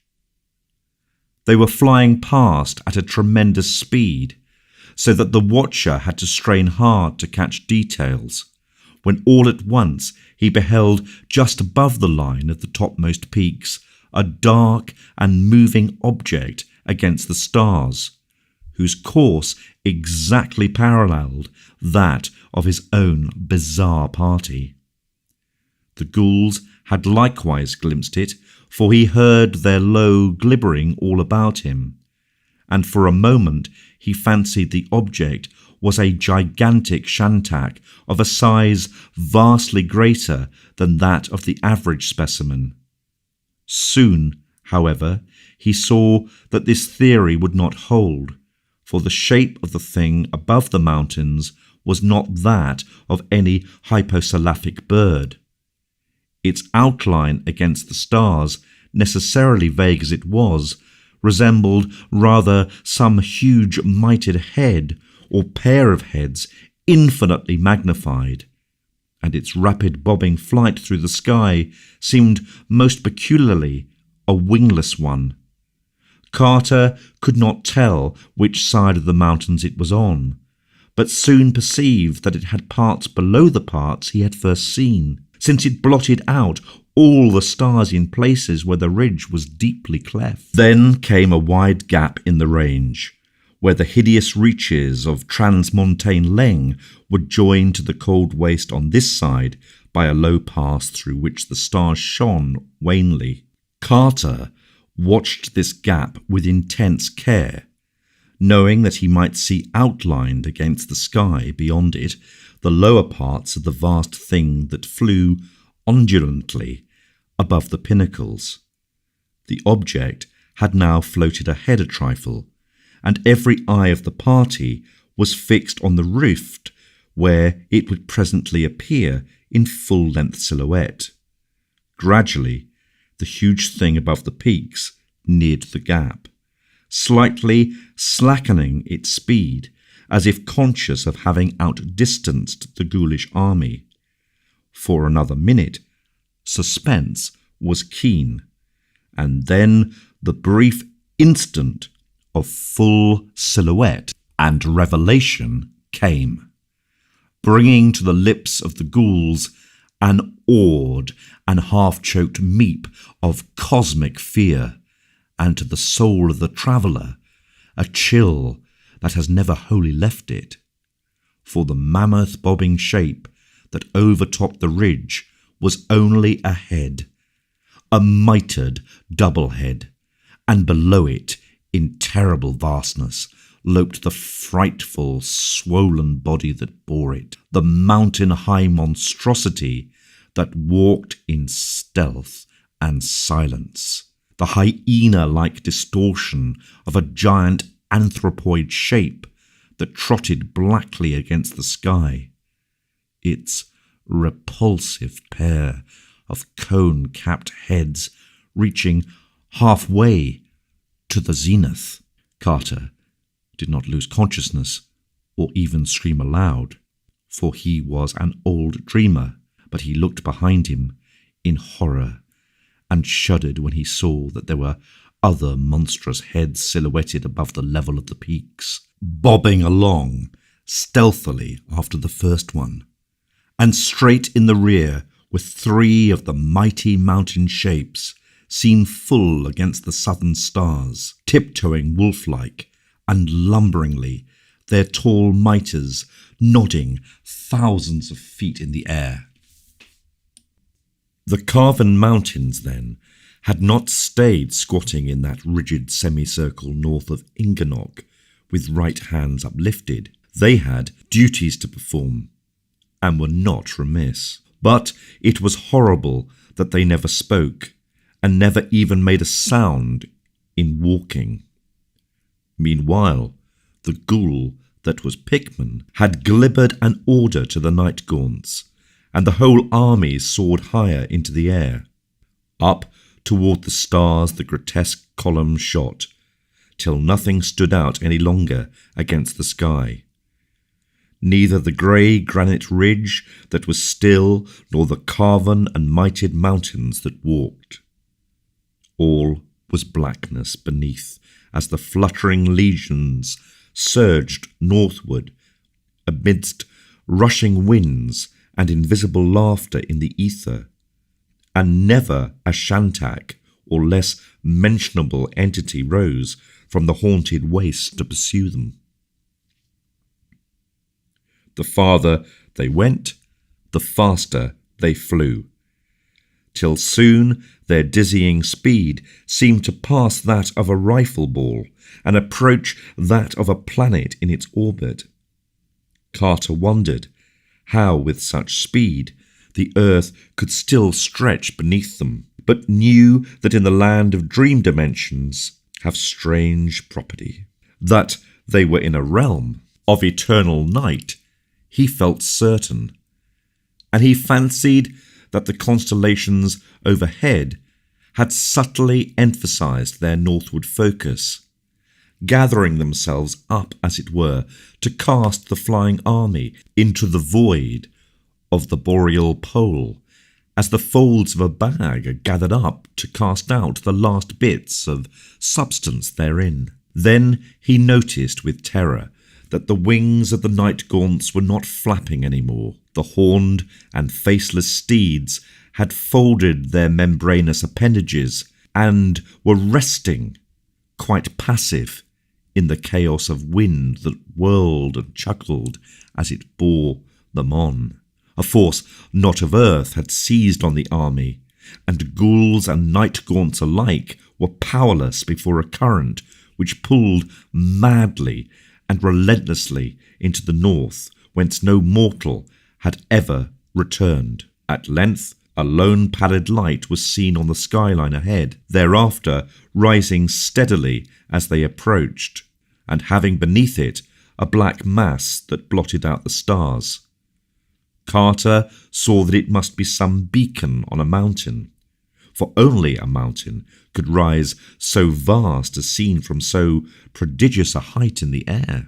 Higher and higher rose the light and the blackness beneath it, till half the northern sky was obscured by the rugged conical mass. Lofty as the army was, that pale and sinister beacon rose above it, towering monstrous over all peaks and concerments of earth, and tasting the atomless ether where the cryptical moon and the mad planets reel. No mountain known of man was that which loomed before them. The high clouds far below were but a fringe for its foothills. The gasping dizziness of topmost air was but a girdle for its loins. Scornful and spectral climbed that bridge betwixt earth and heaven, black in eternal night, and crowned with a pechant of unknown stars, whose awful and significant outline grew every moment clearer. Ghouls meeped in wonder as they saw it, and Carter shivered in fear lest all the hurtling army be dashed to pieces on the unyielding onyx of that cyclopean cliff. Higher and higher rose the light, till it mingled with the loftiest orbs of the zenith and winked down at the flyers with lurid mockery. All the north beneath it was blackness now. Dread, stony blackness, from infinite depths to infinite heights, with only that pale, winking beacon perched unreachably at the top of all vision. Carter studied the light more closely, and saw at last what lines its inky background made against the stars. There were towers on that Titan mountain top, horrible, domed towers, in noxious and incalculable tiers and clusters, beyond any dreamable workmanship of man. Battlements and terraces of wonder and menace, all limbed, tiny and black and distant, against the starry Pishont that glowed malevolently at the uppermost rim of sight. Capping that most measureless of mountains was a castle beyond all mortal thought, and in it glowed the demon light. Then Randolph Carter knew that his quest was done, and that he saw above him the goal of all forbidden steps and audacious visions, the fabulous, the incredible home of the great ones, atop unknown Kadath. Even as he realized this thing, Carter noticed a change in the course of the helplessly wind-sucked party. They were rising abruptly now, and it was plain that the focus of their flight was the onyx castle, where the pale light shone. So close was the great black mountain that its sides sped by them dizzily as they shot upward, and in the darkness they could discern nothing upon it. Vaster and vaster loomed the tenebrous towers of the nighted castle above, and Carter could see that it was well nigh blasphemous in its immensity. Well might its stones have been quarried by nameless workmen in that horrible gulf rent out of the rock in the hill pass north of Ingernock, for such was its size that a man on its threshold stood even as an ant on the steps of Earth's loftiest fortress. The Pishant of unknown stars above the myriad dome turrets glowed with a sallow, sickly flare, so that a kind of twilight hung about the murky walls of slippery onyx. The pallid beacon was now seen to be a single shining window high up in one of the loftiest towers, and as the helpless army neared the top of the mountain, Carter thought he detected unpleasant shadows flitting across the feebly luminous expanse. It was a strangely arched window, of a design wholly alien to Earth.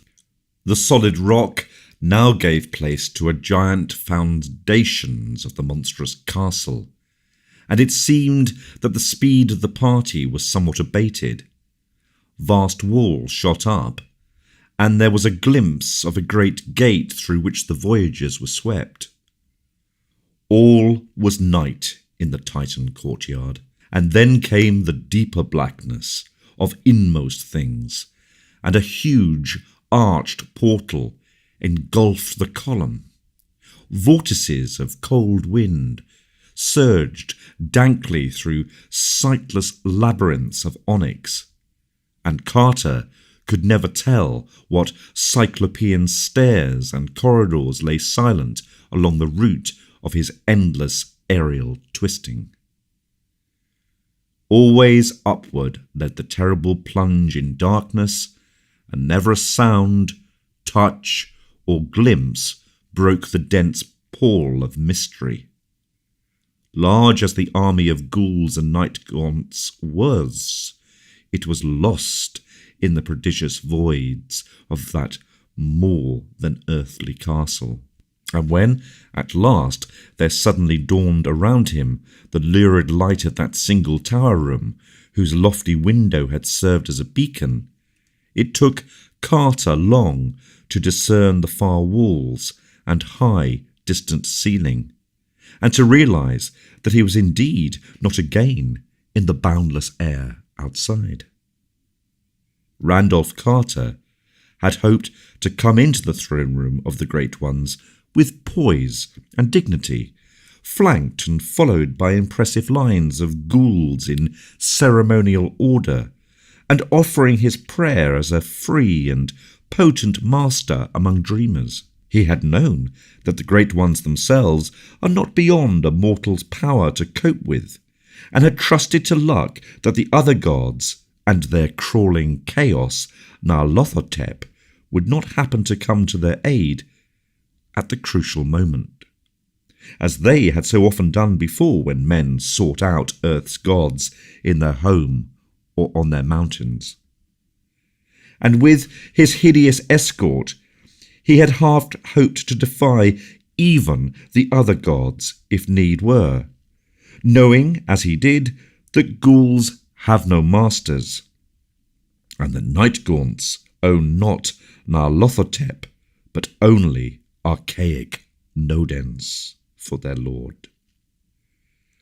But now he saw that the supernal Kadath in its cold waste is indeed girt with dark wonders and nameless sentinels, and that the other gods are of a surety vigilant in guarding the mild, feeble gods of earth, void as they are of lordship over ghouls and night-gaunts. The mindless, shapeless blasphemies of outer can yet control them when they must, so that it was not in state as a free and potent master of dreamers that Randolph Carter came into the Great One's throne room with his ghouls, swept and herded by nightmare tempests from the stars, and dogged by unseen horrors of the northern waste.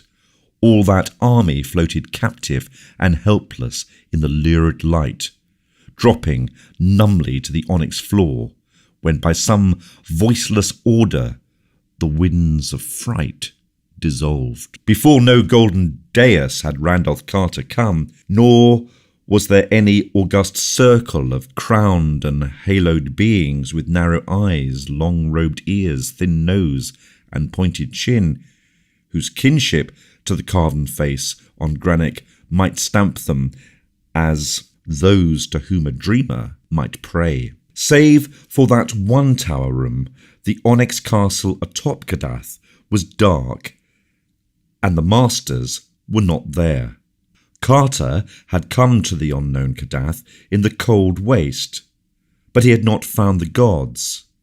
Yet still the lurid light glowed in that one tower room, whose size was so little less than that of all outdoors, and whose distant walls and roof were so nearly lost to sight in thin and curling mists. Earth's gods were not there, it was true, but of subtler and less visible presences there could be no lack. Where the mild gods are absent, the other gods are not unrepresented, and certainly the onyx castle of castles was far from tenantless. In what outrageous form or forms terror would next reveal itself, Carter could by no means imagine. He felt that his visit had been expected, and wondered how close a watch had all along been kept upon him by the crawling chaos Nyarlathotep. It is Nyarlathotep, horror of infinite shapes and dread soul and messenger of the other gods, that the fungus moonbeasts serve, and Carter thought of the black galley that had vanished when the tide of battle turned against the toad-like abnormalities on the jagged rock in the sea. Reflecting upon these, he was staggering to his feet in the midst of his nightmare company, when there rang without warning through that pale, litten, and limitless chamber the hideous blast of a demon trumpet. 3 times pealed that frightful brazen scream, and when the echoes of the third blast had died away, Randolph Carter saw that he was alone. Whither, why, and how the ghouls and night-gaunts had been snatched from sight was not for him to divine. He knew only that he was suddenly alone, and that whatever unseen powers lurked mockingly around him were no powers of earth's friendly dreamland. Presently, from the chamber's uttermost reaches, a new sound came. This, too, was a rhythmic trumpeting, but of a kind far removed from the 3 raucous blasts which had dissolved his grisly cohorts. In this low fanfare echoed all the wonder and melody of ethereal dream, exotic vistas of unimagined loveliness floating from each strange chord and subtly alien cadence. Odours of incense came to match the golden notes, and overhead a great light dawned, its colours changing in cycles unknown to Earth's spectrum, and following the song of the trumpet in weird symphonic harmonies. Torches flared in the distance, and the beat of drums throbbed nearer amidst waves of tense expectancy. Out of the thinning mists and the cloud of strange incense filed twin columns of giant black slaves with loincloths of iridescent silk. Upon their heads were strapped vast helmet-like torches of glittering metal, from which the fragrance of obscure balsams spread in fumous spirals. In their right hand were crystal wands, whose tips were carven into leering chimeras, while their left hands grasped long, thin silver trumpets which they blew in turn. Armlets and anklets of gold they had, and between each pair of anklets stretched a golden chain that held its wearer to a sober gait. That they were true black men of Earth's dreamland was at once apparent, but it seemed less likely that their rites and costumes were holy things of our Earth. 10 feet from Carter, the columns stopped, and as they did so, each trumpet flew abruptly to its bearer's thick lips. Wild and ecstatic was the blast that followed, and wilder still the cry that chorused just after from dark throats, somehow made shrill by strange artifice. Then, down the wide lane betwixt the two columns, a lone figure strode. A tall, slim figure, with the young face of an antique pharaoh, gay with primatic robes and crowned with a golden fichant that glowed with inherent light. Close up to Carter strode that regal figure, whose proud carriage and swart features had in them the fascination of a dark god or fallen archangel, and around whose eyes there lurked the languid sparkle of capricious humour. It spoke, and in its mellow tones there rippled the mild music of Lethean streams. "Randolph Carter," said the voice, "you have come to see the great ones, whom it is unlawful for men to see. Watchers have spoken of this thing, and the other gods have grunted as they rolled and tumbled mindlessly to the sound of thin flutes in the black ultimate void, where broods the demon sultan, whose name no lips dare speak aloud. When Bazai the wise climbed Hathak Klar to see the great ones dance and howl above the clouds in the moonlight, he never returned. The other gods were there, and they did what was expected. Zenig of Aphorat sought to reach the unknown Kadath in the cold waste, and his skull is now set in a ring on the little finger of one whom I need not name. But you, Randolph Carter, have braved all things of Earth's dreamland, and burn still with the flame of quest. You came not as one curious, but as one seeking his due, nor have you failed ever in reverence toward the mild gods of Earth. Yet have these gods kept you from the marvellous sunset city of your dreams, and wholly through their own small covetousness, for verily they crave the weird loveliness of that which you fancy, had fashioned and vowed that henceforth no other spot should be their abode. They are gone from their castle on unknown Kadath to dwell in your marvellous city. All through its palaces of veined marble they revel by day, and when the sun sets they go out in the perfumed gardens and watch the golden glories on temples and colonnades, arched bridges and silver-basined fountains, and wide streets with blossom-laden urns and ivory statues in gleaming rows. And when night comes, they climb tall terraces in the dew and sit on carved benches of porphyry scanning the stars or lean over pale balustrades to gaze at the town's steep northward slopes, where one by one the little windows in old peak gables shine softly out with the calm yellow light of homely candles. The gods love your marvellous city, and walk no more in the ways of the gods. They have forgotten the high places of earth, and the mountains they knew their youth. The earth has no longer any gods that are gods, and only the other ones from space hold sway on unremembered Kadath. Far away in the valley of your own childhood, Randolph Carter, play the heedless great ones.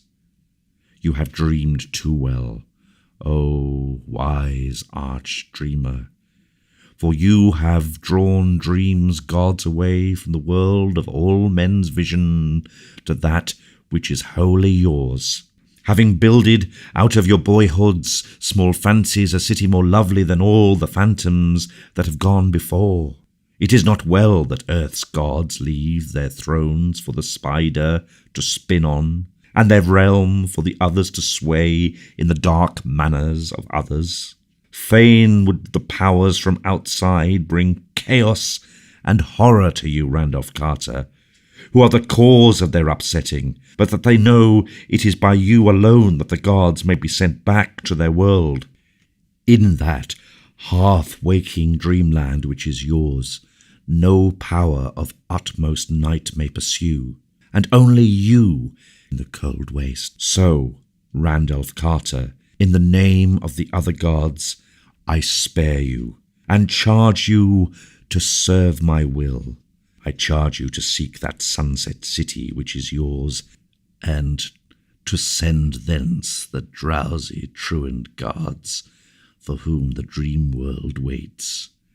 Not hard to find is that rose-hilled fever of the gods, that fanfare of supernal trumpets and clash of immortal cymbals, that mystery whose place and meaning have haunted you through the halls of waking and the gulfs of dreaming, and tormented you with hints of vanished memory and the pain of lost things, awesome and momentous. Not hard to find is that symbol and relic of your days of wonder, for truly it is but the stable and eternal gem wherein all that wonder sparkles, crystallized to light your evening path. Behold, it is not over unknown seas, but back over well-known years that your quest must go, back to the bright, strange things of infancy and the quick sun-drenched glimpses of magic that old scenes brought to wide, young eyes. For know you that your gold and marble city of wonder is only the sum of what you have seen and loved in youth. It is the glory of Boston's hillside roofs and western windows aflame with sunset, of the flower-fragrant common and the great dome on the hill, and the tangle of gables and chimneys in the violet valley where the many-bridged Charles flows drowsily. These things you saw, Randolph Carter, when your nurse first wheeled you out in the springtime, and they will be the last things you will ever see with eyes of memory and of love.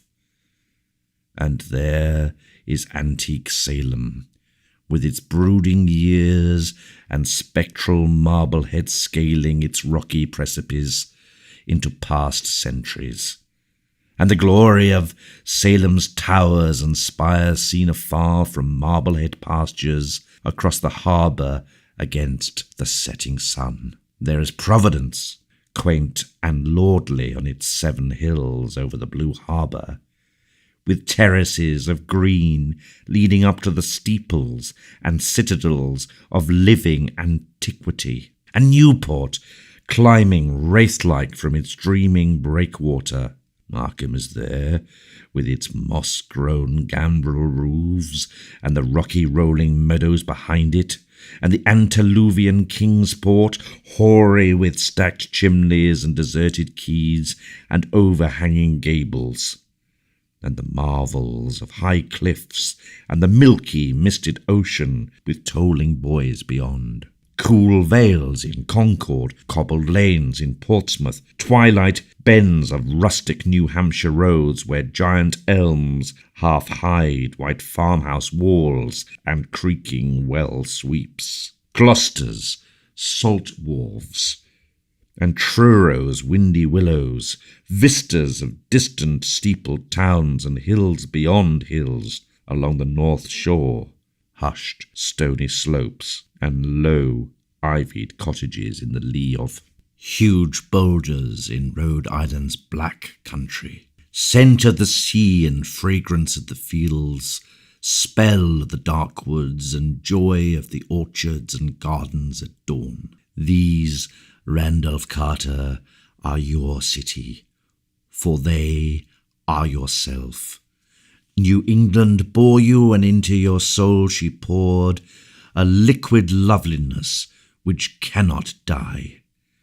This loveliness, moulded, crystallized, and polished by years of memory and dreaming, is your terraced wonder of elusive sunsets.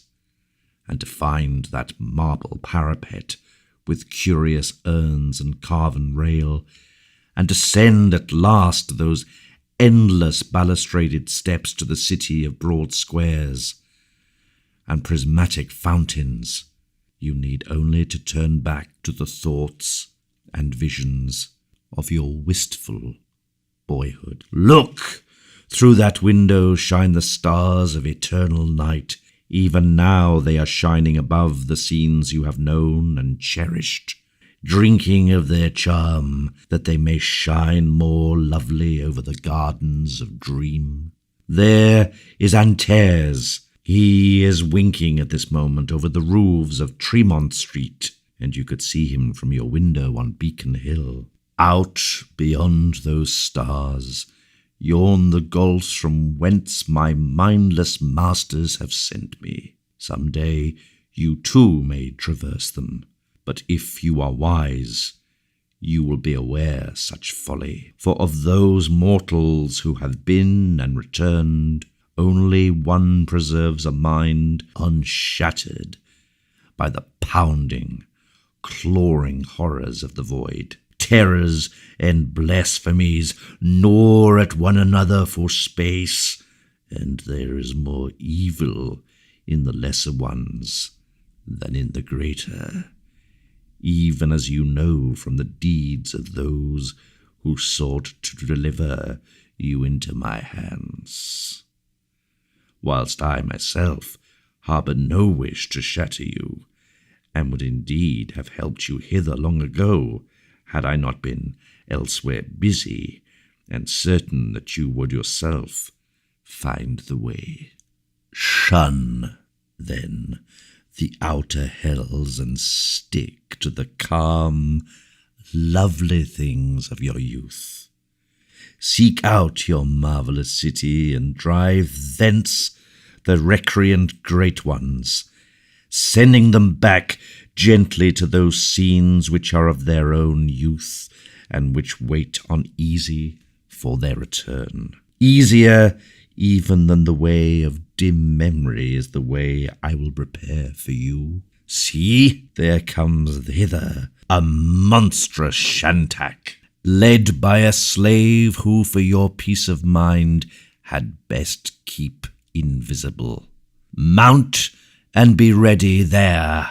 Yogash the Black will help you on the scaly horror.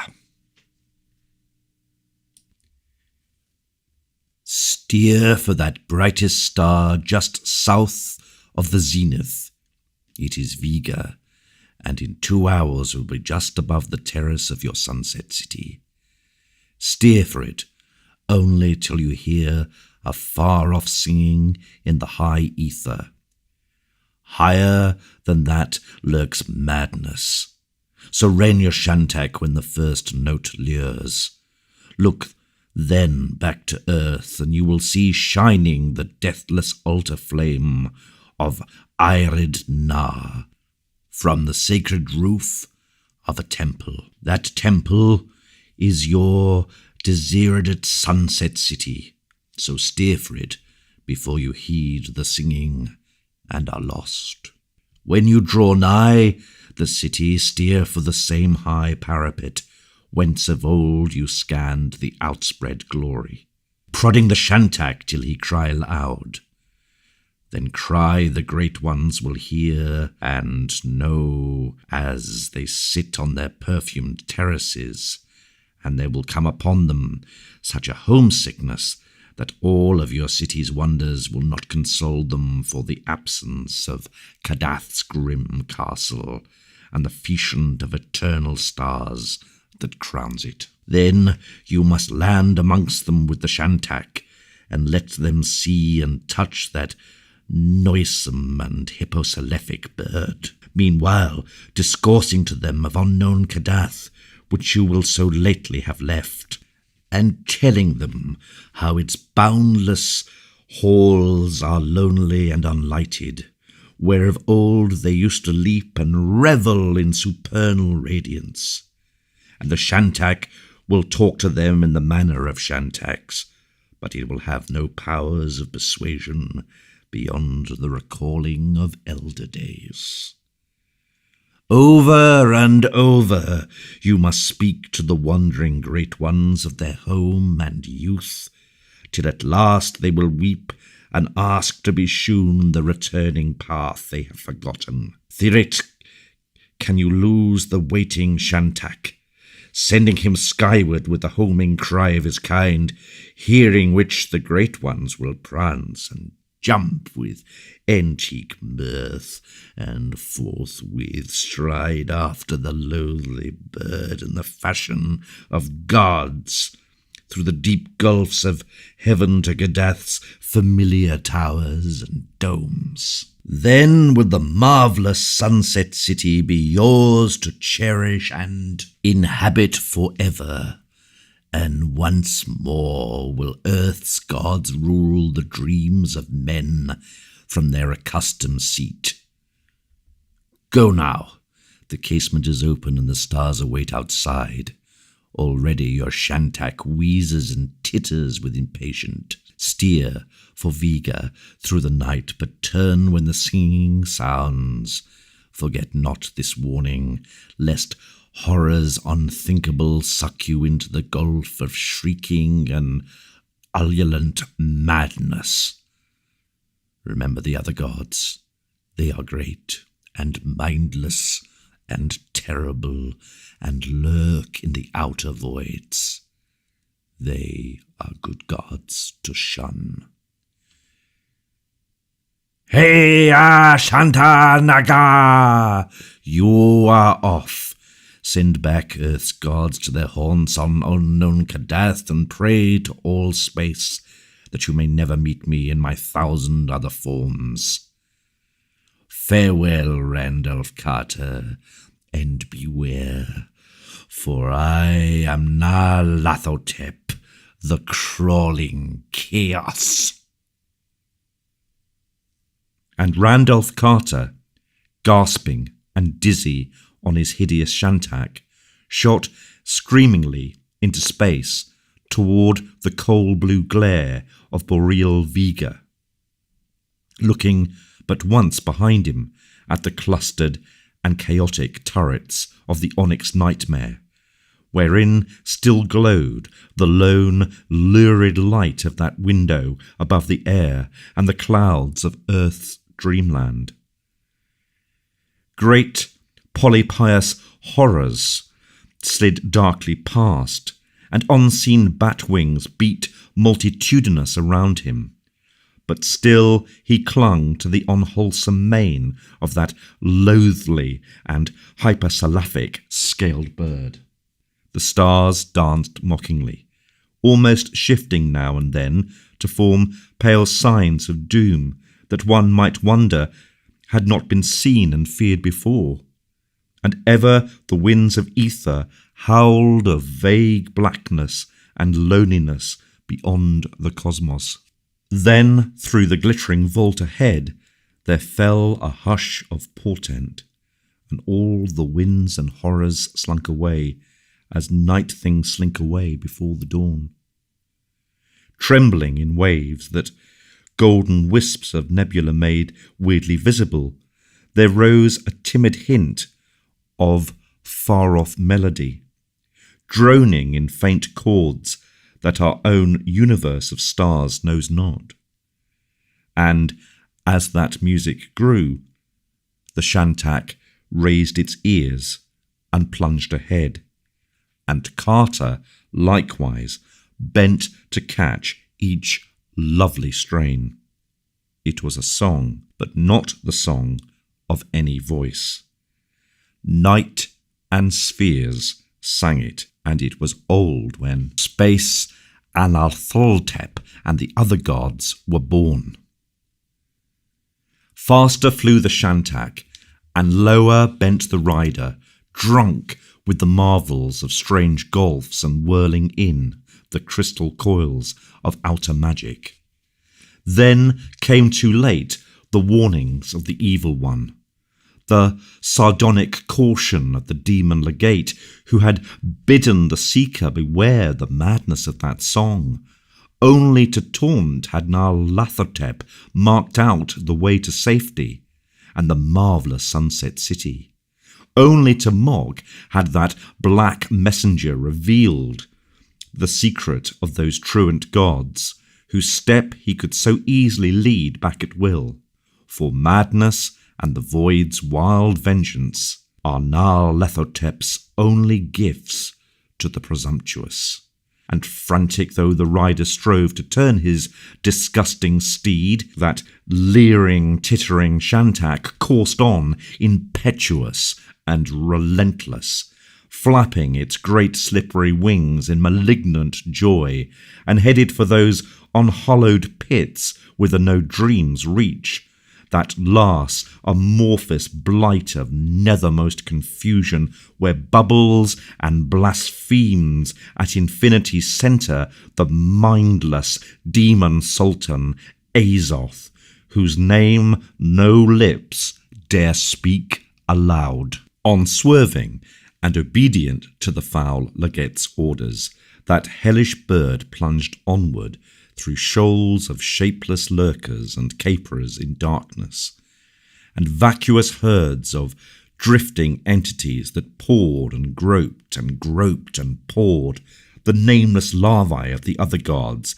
that are like them, blind and without mind and possessed of singular hungers and thirsts.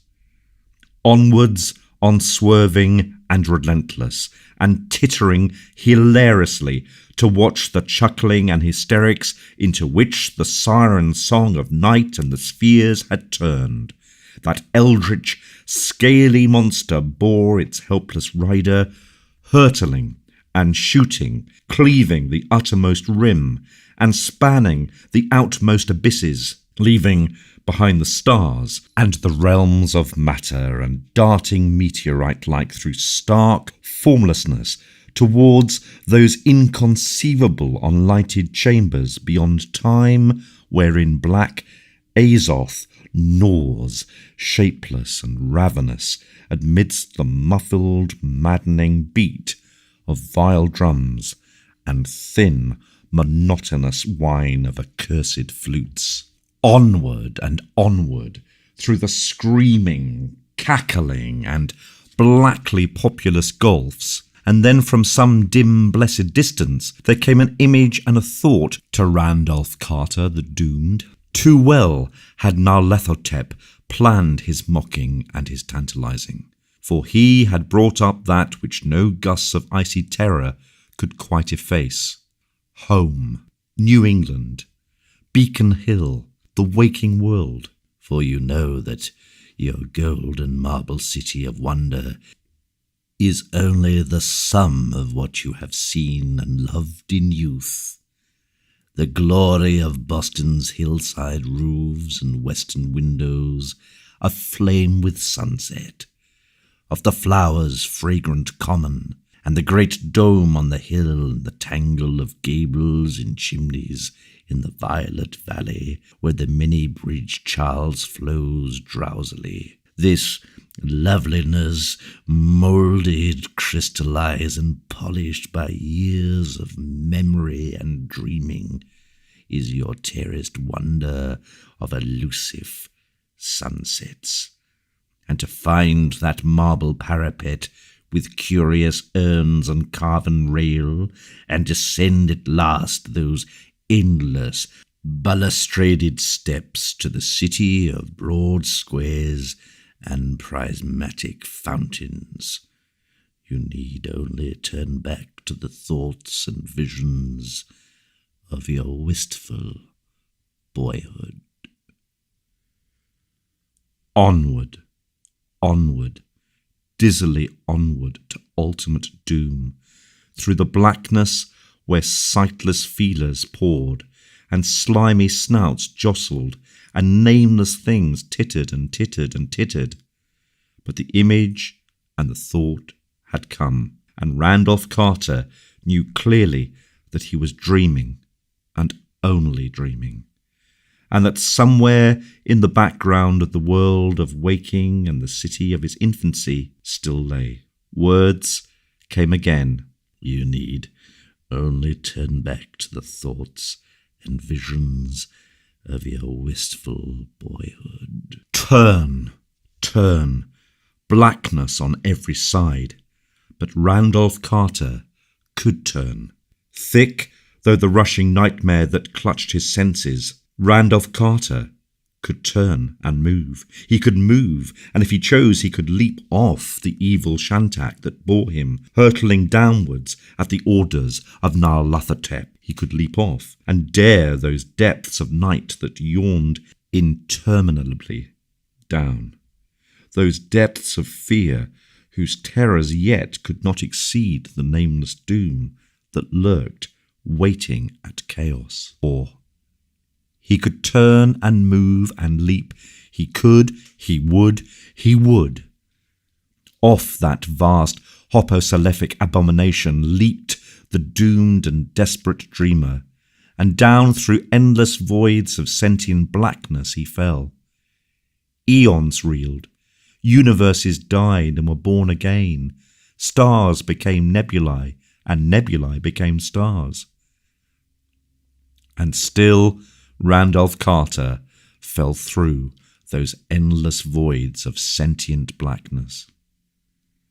Then, in the slow creeping course of eternity, the utmost cycle of the cosmos churned itself into another futile completion, and all things became again as they were reckoned, Kalpus before.